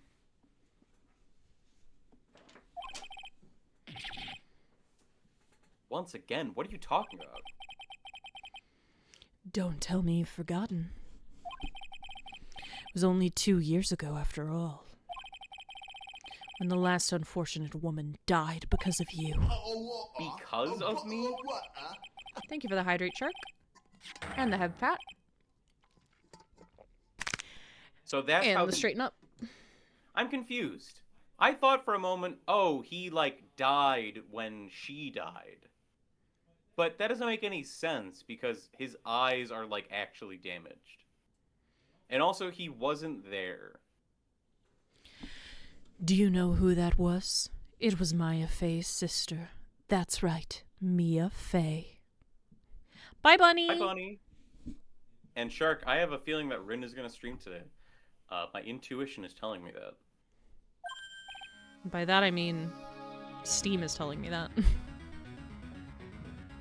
Thank you, Shark. Mia. Hi, Harpo. Hey, Harpo. You killed her. No, that's not how it was. It was 2 years ago. Either he's capping or he's twisting the narrative for his convenience. Yeah, I think that's the one. I mean, he's saying that Maya was sent here by Phoenix. She, like, begged him to take us here. You're 7! Thanks for the 7 stream streak, Harpo. Mia Fey was pursuing someone, a man. But she bit off more than she could chew. She made a very dangerous enemy. Yeah, that's one case I'll never forget. Wait. I'm confused. I can't remember the red, white, and blue case. Was she actually pursuing that, or did she just happen to see it out her fucking window? No, she was trying to get him indicted. Okay. So then how is that Phoenix's fault? Exactly. But I got that guy, personally. Sure, Miss Fey's murderer was caught. But that won't bring her back. Well, no. Oh, thank you, Harpo. But You were with her at the time, you and no one else. It was your responsibility. You should have protected her. no, I wasn't with her. Wasn't Maya with her? Maya was supposed to meet her. Yeah. And she showed up, and then she was, like, framed for the murder. Yeah. You said Mia Fey was your teacher. Well, then I'd say you've learned nothing, trite. This is stupid. Yeah, exactly. White beat her there. She was supposed to meet her, but White beat her there. This is stupid. You robbed her of her life, and now you've let her sister suffer the same fate. You remember in Spider-Man 3 when they retconned that Peter Parker basically let the Sandman kill his uncle? Yeah. So, like, that was, like, technically his fault because he let him get away. But, like, this is not the same thing. Phoenix had nothing to do with that. He wasn't being irresponsible. I haven't sentenced Maya to death. No. What is The more this? he says trite, the more I can't help but think, why not just call him Triton? Because that would be an upgrade. What is this peculiar looking lock? Why don't we just break it open? It would be a simple matter of... I'm afraid we can't do that. This area has always been prone to earthquakes. Repeated tremors have weakened the foundations of the training hall. Any excessive force used to break the lock open would... Well, let's just say the inner temple and the sacred cavern would be a thing of the past. Very well, then I dare suggest the obvious solution of opening it with a key. Huh. Sure, just show me where the keyhole is on this trick lock. There's no keyhole? That's right. An interesting puzzle, huh? The person who set this lock is the only one who can open it. Then who was it? I gotta see what kind of bolt cutters can cause a cave-in. Yeah. You know, I gotta think they could have done a better way to explain why they can't just, like, cut it off. Then who was it? Simple. The accused. What? Iris? When an acolyte undergoes training inside the sacred cavern.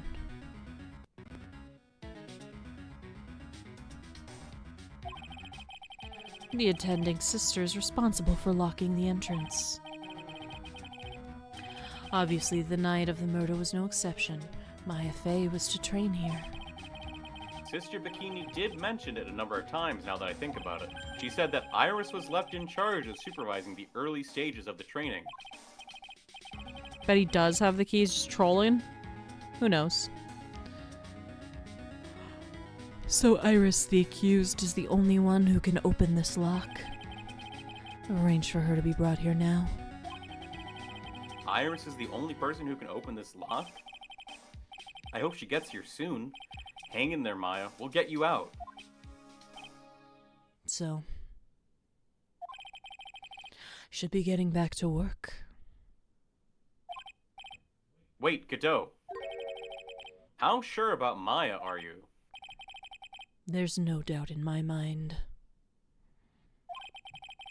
She's in the sacred cavern somewhere. It's the only place she could be.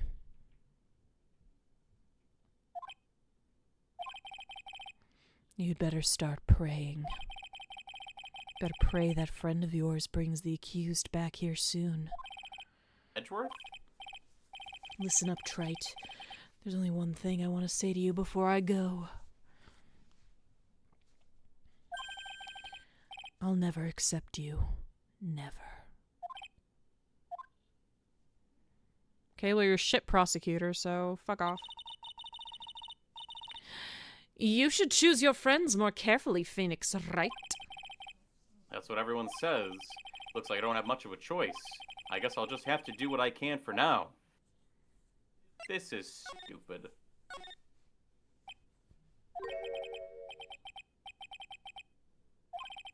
Sounds like someone talking to himself, but where's that coming from?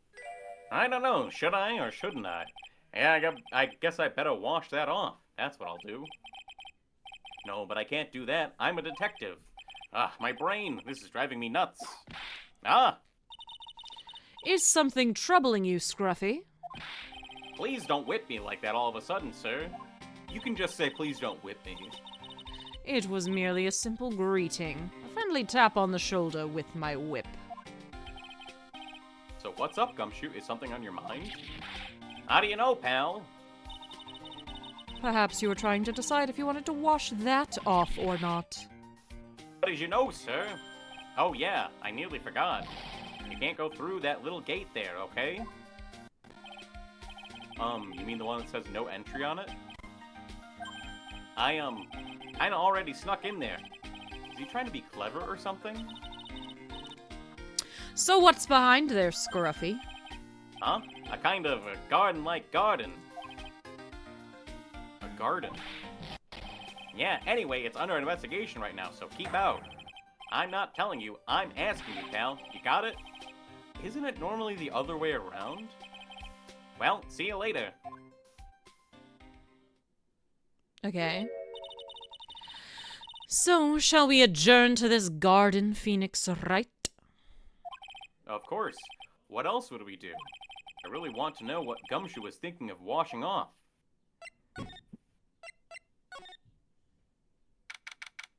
Hello? Maya. I mean, it's upside down, but sure. No, it doesn't say Maya. It says, Ahow! Blah. Bubba. That's a B. That's a B with a really short stem. B-H-B-W. Bubba. That's what we call Maya. Bubba. Bubba. Where's Bubba? There's a strange feeling in the air. I wonder what it is. Strange feeling. Forget about that. What's that strange writing on the stone lantern? Ah, what are you doing here, sir? I thought I said you can't come in here. Don't you know, Big Scruffy? Avon Karma will always show up wherever there's a clue. Hey, Gumshoe, how's it going? No, nothing. Don't follow me and don't go in that gate right there. They're really big fans of the song Take On Me. They're also really bad at spelling. Oh, aha, Take On Me. Gotcha. And there are plenty of clues to be found here. What? So how's the Inner Temple investigation going? We have the best forensic team in the world working the place. Forensic team. What was the outcome of this scientific study? Nothing. Scientifically speaking, the place is as clean as a whistle. You're also really bad at spelling? It's okay, Otto. I knew what you meant. That's simply not good enough, Scruffy. Do you think I'll let you get away with that? Uh-oh. Well, there were a couple of things that bothered me when I first got here, sir. That stone lantern and the surrounding area that's not covered in snow. Oh, sorry, that was Von Karma. We'll just pretend that you said it. I gotta make up for your voice death. I appreciate it. They look kind of fishy to me, you know, scientifically speaking. So I got the lab boys to look them over. The results were... It's kind of hard to say, actually. I guess I better look into them myself. About Maya. Oh, did Mr. Godot tell you yet? Yes, we heard. He's got a search party out looking for her. But there's nowhere else she could have disappeared to on this side of Dusky Bridge. All we can do is wait for Mr. Edgeworth to get here, pal. Edgeworth? He's escorting Iris, the defendant, over here. We'll have to wait, since she's the only one who can open the door to the sacred cavern. Oh, I think Mr. Edgeworth wants to talk to you about something too, pal. Huh? I wonder what it is. Just don't be expecting any good news when you talk to him. When I spoke to him, Mr. Edgeworth sounded so down, I felt like I was drowning. Sounds pleasant.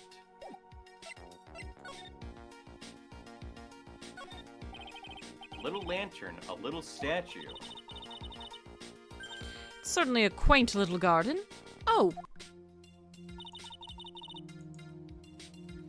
What is this huge bowl here for? Oh, I know this one. It's a water bowl, isn't it? Everything else is completely frozen over. But the ice in this bowl has been broken. That's true. I wonder if this has any impact on the case? Well, I doused my face earlier with the water in this. I was getting kind of sleepy. Ah! Next time you're sleepy, you need only come to me, got it?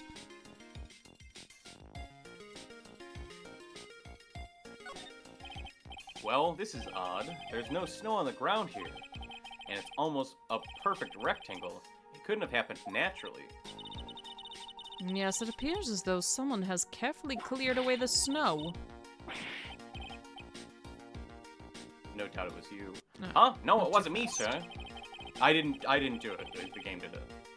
It was already like that when my men and I got here to start the investigation. If it wasn't the police, then who did it? Oh yeah, there's something I need to tell you. Just between the three of us, okay? What is it? It's top secret. You can't tell anyone, got it? Understood. When I was a kid, I got knocked out of the local wrestling contest, you see? I was so disappointed, I just picked up my mouth guard and cried all the way home. Man, I got in so much trouble when I left it on the side of the couch. Is that it? That's it. Whoever cleared the snow away must have had a reason. Although I can't even begin to imagine what the reason could be. Probably to hide footprints? Like, that's the thing that comes to mind, is hiding footprints. But I don't see any other footprints. Mm-hmm. There are a couple of torches here. I guess you need all the light you can get up here in the mountains. Yeah, I was looking for those things, pal. It looks like they've been lit pretty recently. Recently? How recent are we talking about? As recent as the night of the murder. Maya was training here on the night of the murder. It's not unreasonable to think that these things were lit up at the time, I guess.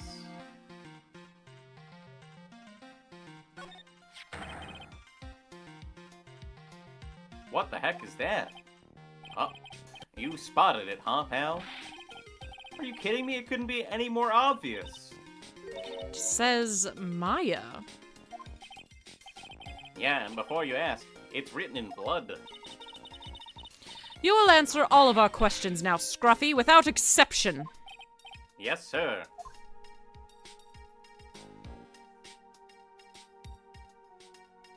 I thought I clicked on this. Why is it not... Alright. There's a charm or something poking out from the snow. It looks pretty old. There's a leather cord tied to it, too. Apparently, it belonged to the victim. To Miss Elise Dunim. Yeah, there was a broken leather cord around the lady's neck. The ends of the cord found on both the victim and this charm matched exactly. Sounds to me like this little trinket is going to be my ticket to getting some very big answers. Grain Master's Talisman. Rain Master's Talisman. Like Rain channeling technique. Uh-huh. My question is, was it owned by her? She was wearing it. Did she own it? Or did she take it from someone? Because if she owned it, that means, prescriptively, she's the master. So she's Misty. She's Misty Faye? ...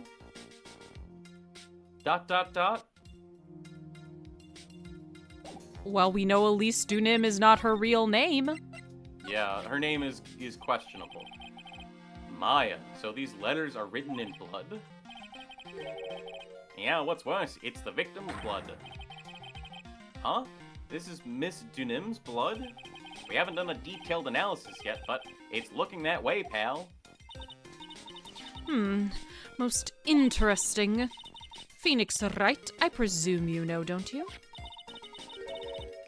Why Maya's name is written upside down? You know what? That was really bothering me too. But I just came up with the answer, the result of my own special gumshoe investigation. Really? Do tell. Well, on the night of the murder, that stone lantern was upside down. What? Brother. Ahem. Anyway, there's really only one logical explanation to this mystery. Miss Elise Dunim wrote these letters herself in her own blood. You must be joking. That's impossible. From the writing in the victim's blood and the other clues left behind, it seems pretty likely that this garden was the scene of Miss Elise Dunham's murder. At least that's our current theory on how the events took place, pal. What? So Miss Dunim was killed here? However you want to look at it, that's what people are saying now. Then, what Sister Bikini saw in the courtyard at the main temple was... Well, what was it? If that wasn't the scene of the crime, what did she see? What do you think, Miss Von Carver? Surely a special gumshoe investigation would reveal the answer, no? But wait a second. The bloody writing and all the other clues here, somebody could have easily set all that up after the murder, right? Sorry, but that's not an option, pal. Why not? How quickly you forget, Phoenix, right? Ever since the incident occurred, this place has been completely inaccessible. Because Dusky Bridge was completely burned out. I was overseeing repairs to the bridge the whole time. No one came over here before me and my men, which means no one could have planted all this stuff here, pal. Ugh. I can't think of a counter-argument to that. I knew it. Well, okay, maybe she's not Misty Fae. Maybe she's the branch. Because this is the branch... This is a branch of the Fae family started this, right? I don't recall that. They called her Mystic. Mystic Elise. Yeah. And then she, like, covered it up. By, like, saying, oh, we just call everyone that. But they don't call Maya Mystic Maya. They call her Acolyte. They call her an Acolyte. So I don't think I don't think Bikini was involved in the murder, but I do think she is hiding that she knows she's technically that she knows Elise is technically a Fae, a branch family at least. I knew it. Know. I should have washed the blood off the lantern as soon as I got here. If this really was the scene of the crime, then I need to figure out exactly what it was that Bikini actually saw. I should have disrupted the crime scene immediately. What a great detective.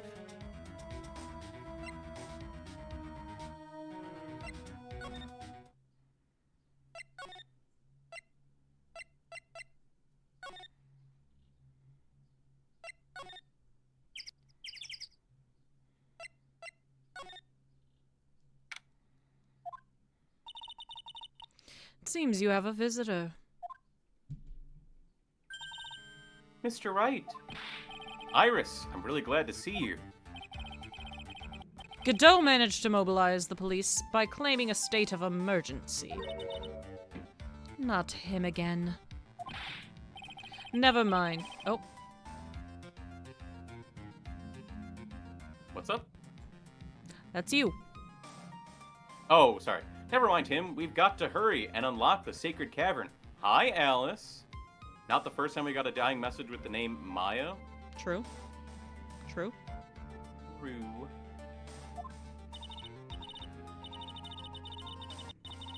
I'm sorry, Mr. Wright. It's my fault someone so important to you is locked in there. Mr. Edgeworth, can we finish our conversation later? All right. But welcome in, Alice. I don't know if I said that. Welcome in. Let's hurry to the inner temple then. I'll see you later, right? Wait, Edgeworth. I'm coming with you guys.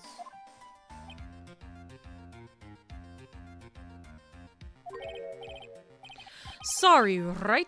I cannot allow you to come with us. What? I hate to be the one to break it to you, but Maya Fey is in a rather delicate position. What do you mean by a delicate position? This isn't simply a rescue operation, right? It's also an investigation. That being the case, we can't allow members of the public to interfere. Come on, Edgeworth. If anything happens, you'll be the first to know.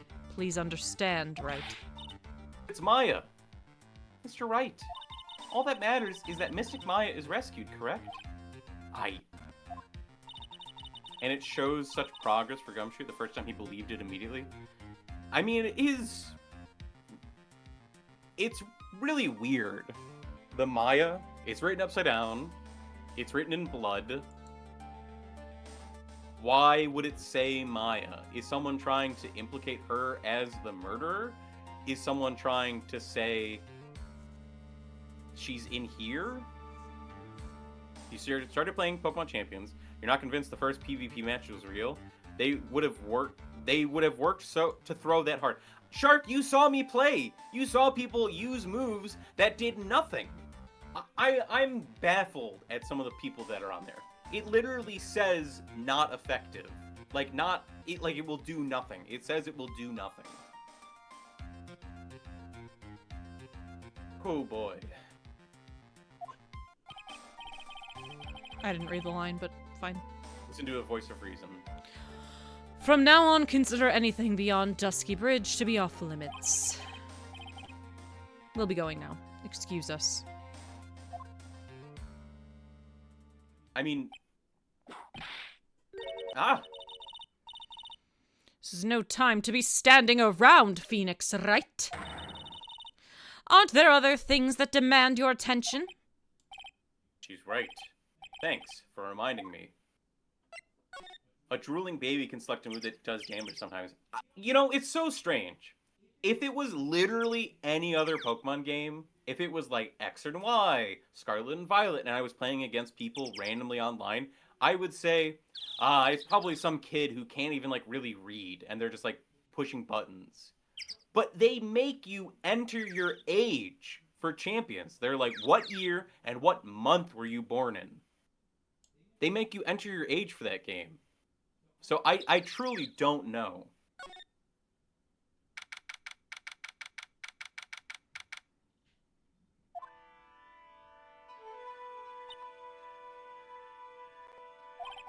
Sister Bikini looks like she's shrunk since I last saw her. Don't be so rude, Phoenix, right? How's the investigation been? Pretty good. What's wrong, Sister Bikini? Bye. Hello, you two. How are you doing?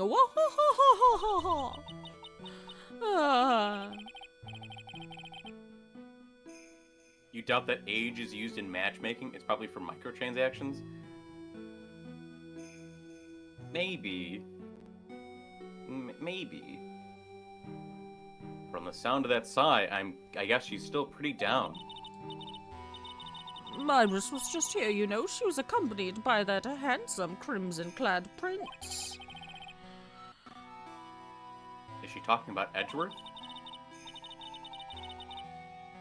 It was just a courtesy call. I wasn't allowed to talk with her at all. Oh dear, it's all my fault that this has happened. Poor Iris, she was worried about my back, would you believe? What have I done to her? Only what you had to do, sister. You bravely and truthfully testified about what you saw. There's no shame in that. And we'll see... Francisca von Karma. And we'll see to it that your testimony wasn't made in vain. Francisca von Karma is something else. Just consider how much time she spent without sleeping, considering the time zone differences. Well, she probably could have slept on the plane. She read the entire case file on the plane. True. Well, Well, that also wasn't her best case. I don't hear anyone else saying that. Mr. Bluesuits doesn't seem to share your opinion, I see. Huh? Me? Oh, yes, you did great, Sister Bikini. I wasn't there, though. Absolutely spectacular. Yeah, but Luna, it says that she read the case file on the plane.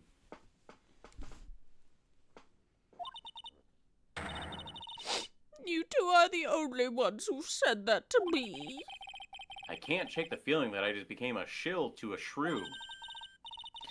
Do you have a problem, Phoenix Wright? Yeah.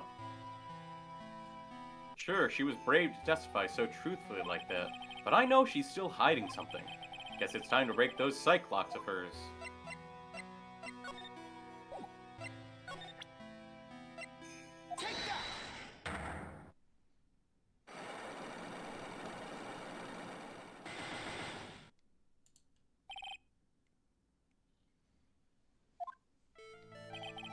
Sister Bikini, the truth is becoming increasingly clear to me.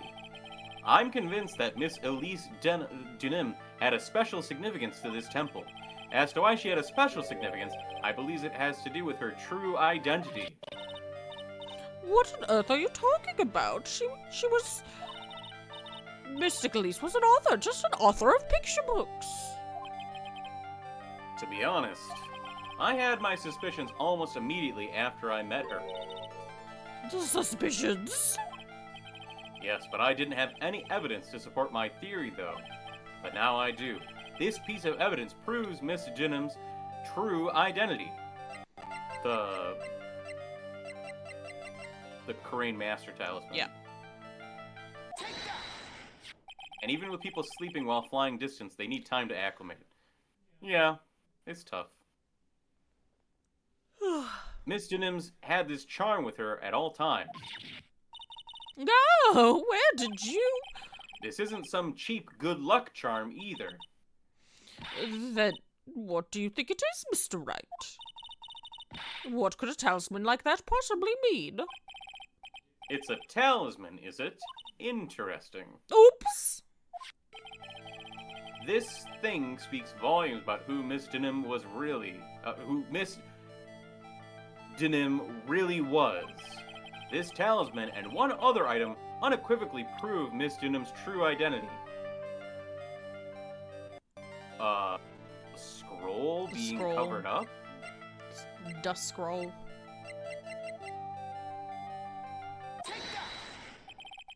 The painting is obscured by this gravy stain at the moment. But this scroll shows the master of the Karain channeling technique. The crest at the top is a sign of that honorable title. The very same crest that adorns the talisman the victim carried with her. Oh, right. Ah! Right. This crest is reserved for the master of the Karain. Who on earth told you that nonsense? I've got no idea what you're talking about. The new master, Maya Fey, told me. What? What? You mean that acolyte is Misty Face? How do you not know who you, like, have at your... How did you book this appointment? Pay did Daughter? it. Yes. Pearl did it. Oh, Pearl did it. Well, what is Pearl's last name? Pearl's is it last not name is Faye.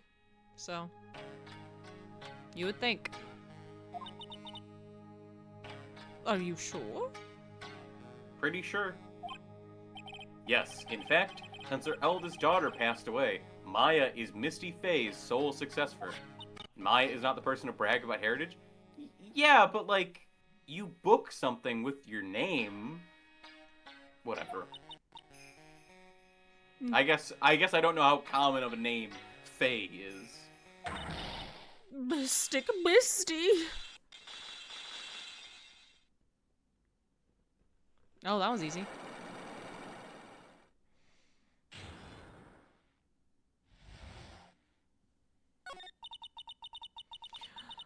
Mystic Elise graced us with her presence about a week ago. When she showed me the talisman with that mark on it, well, I nearly fainted. Branch families carry the Fae name too. Yeah, that's true. Thought she was some branch family yahoo. No one had seen her since she disappeared 17 years ago, after all. What is the significance of this talisman, sister? The Grade Talisman is the symbol of the Master of Grade. The bearer must carry it with them always until their death. Until their death.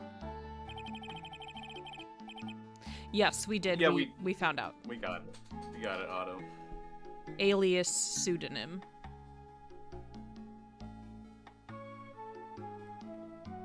So, Elise Pseudonym was really Maya's mother, huh? She was Misty Faye, the master of the Kool-Aid channeling technique. The truth comes out at last. It looks like we're making some headway here. The truth come out. Does Bruno Mars is gay? Tell me, sister. After 17 years, why did she choose to show herself now?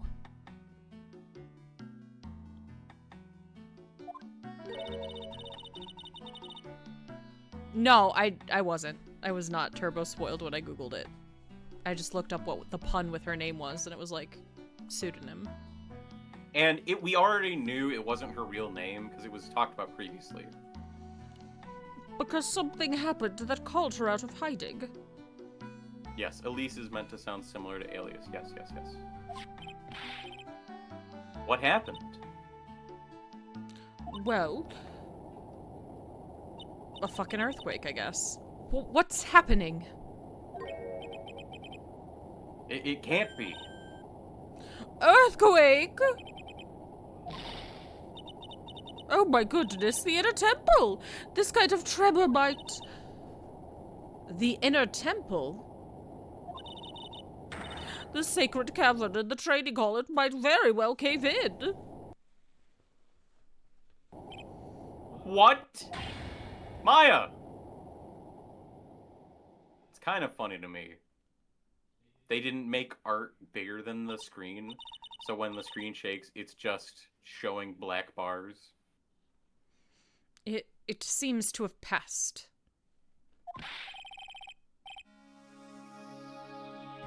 Well, we can't just stand here and do nothing. Let's go. What? Where? To the inner temple, of course. Where else? Sister Bikini, we'll finish this later, alright?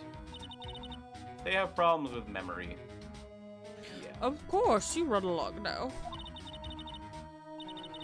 People may have been hurt. I must get some first aid kits ready. Come on then, Phoenix, right? They won't bar you from entering as long as I'm with you. Thank you. Right at that moment, I had the worst feeling in my gut. We just had an earthquake.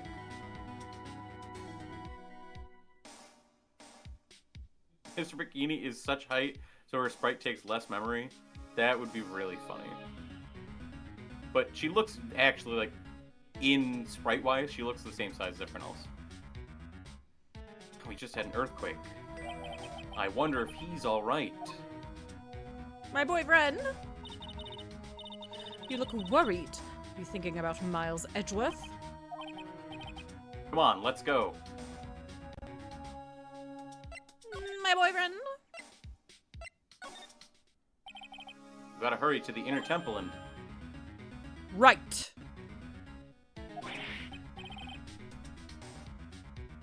What are you doing here? Ugh. How could I have... How do you expect us to understand if you don't speak up? Yow! Hey, why am I the one getting whipped? She's gone. No! The defendant, Iris, she's gone. Gone where? She fled. She escaped. What?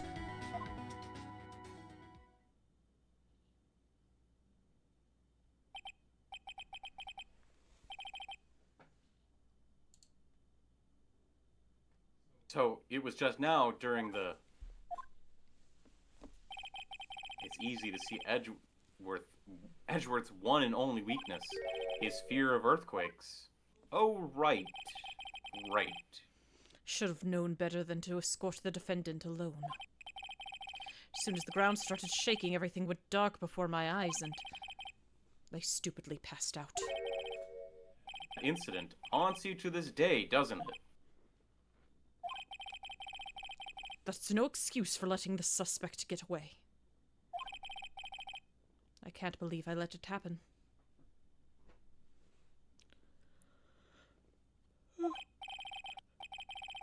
Right, the inner temple area is a dead end, so she could have only escaped to this side. We haven't seen her.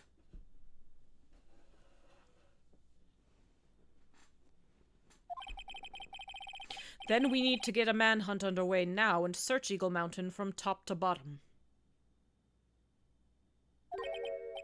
Wait, Edgeworth. Have you thoroughly checked the inner temple yet? Don't be ridiculous, why would I? The inner temple is like an island. There's no way to escape but to cross. No, that's not it. Iris isn't the type of person to run away, Edgeworth. What are you talking about? Sister Bikini mentioned something when we were with her. She said that the sacred cavern might have caved in because of the quake. Then you think Iris might have gone to the inner temple to check on the situation. Listen, Edgeworth, I'm sure she's at the inner temple. A manhunt is not necessary. Right.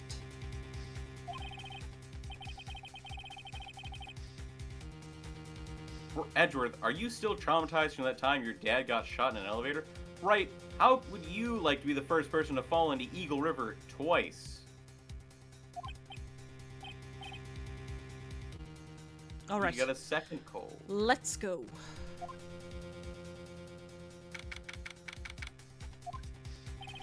Fortunately, the sacred cavern hadn't caved in, but what we found was something none of us could have expected.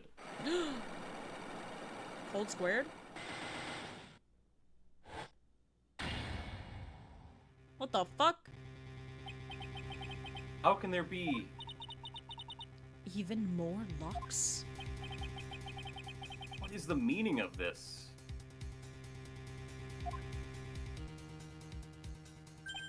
Iris.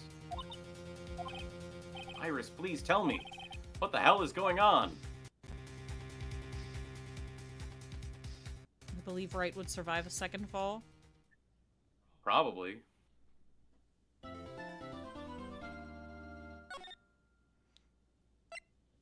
you doing?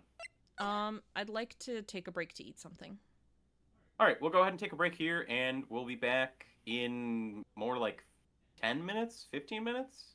Yeah, it's gonna be a little bit of a longer break. I wanna be able to eat something. I'm a little hungry. Great. But we'll All right, finish we'll do this that. case today. We'll do it. Great. Alright, be back in a bit. Back in a bit.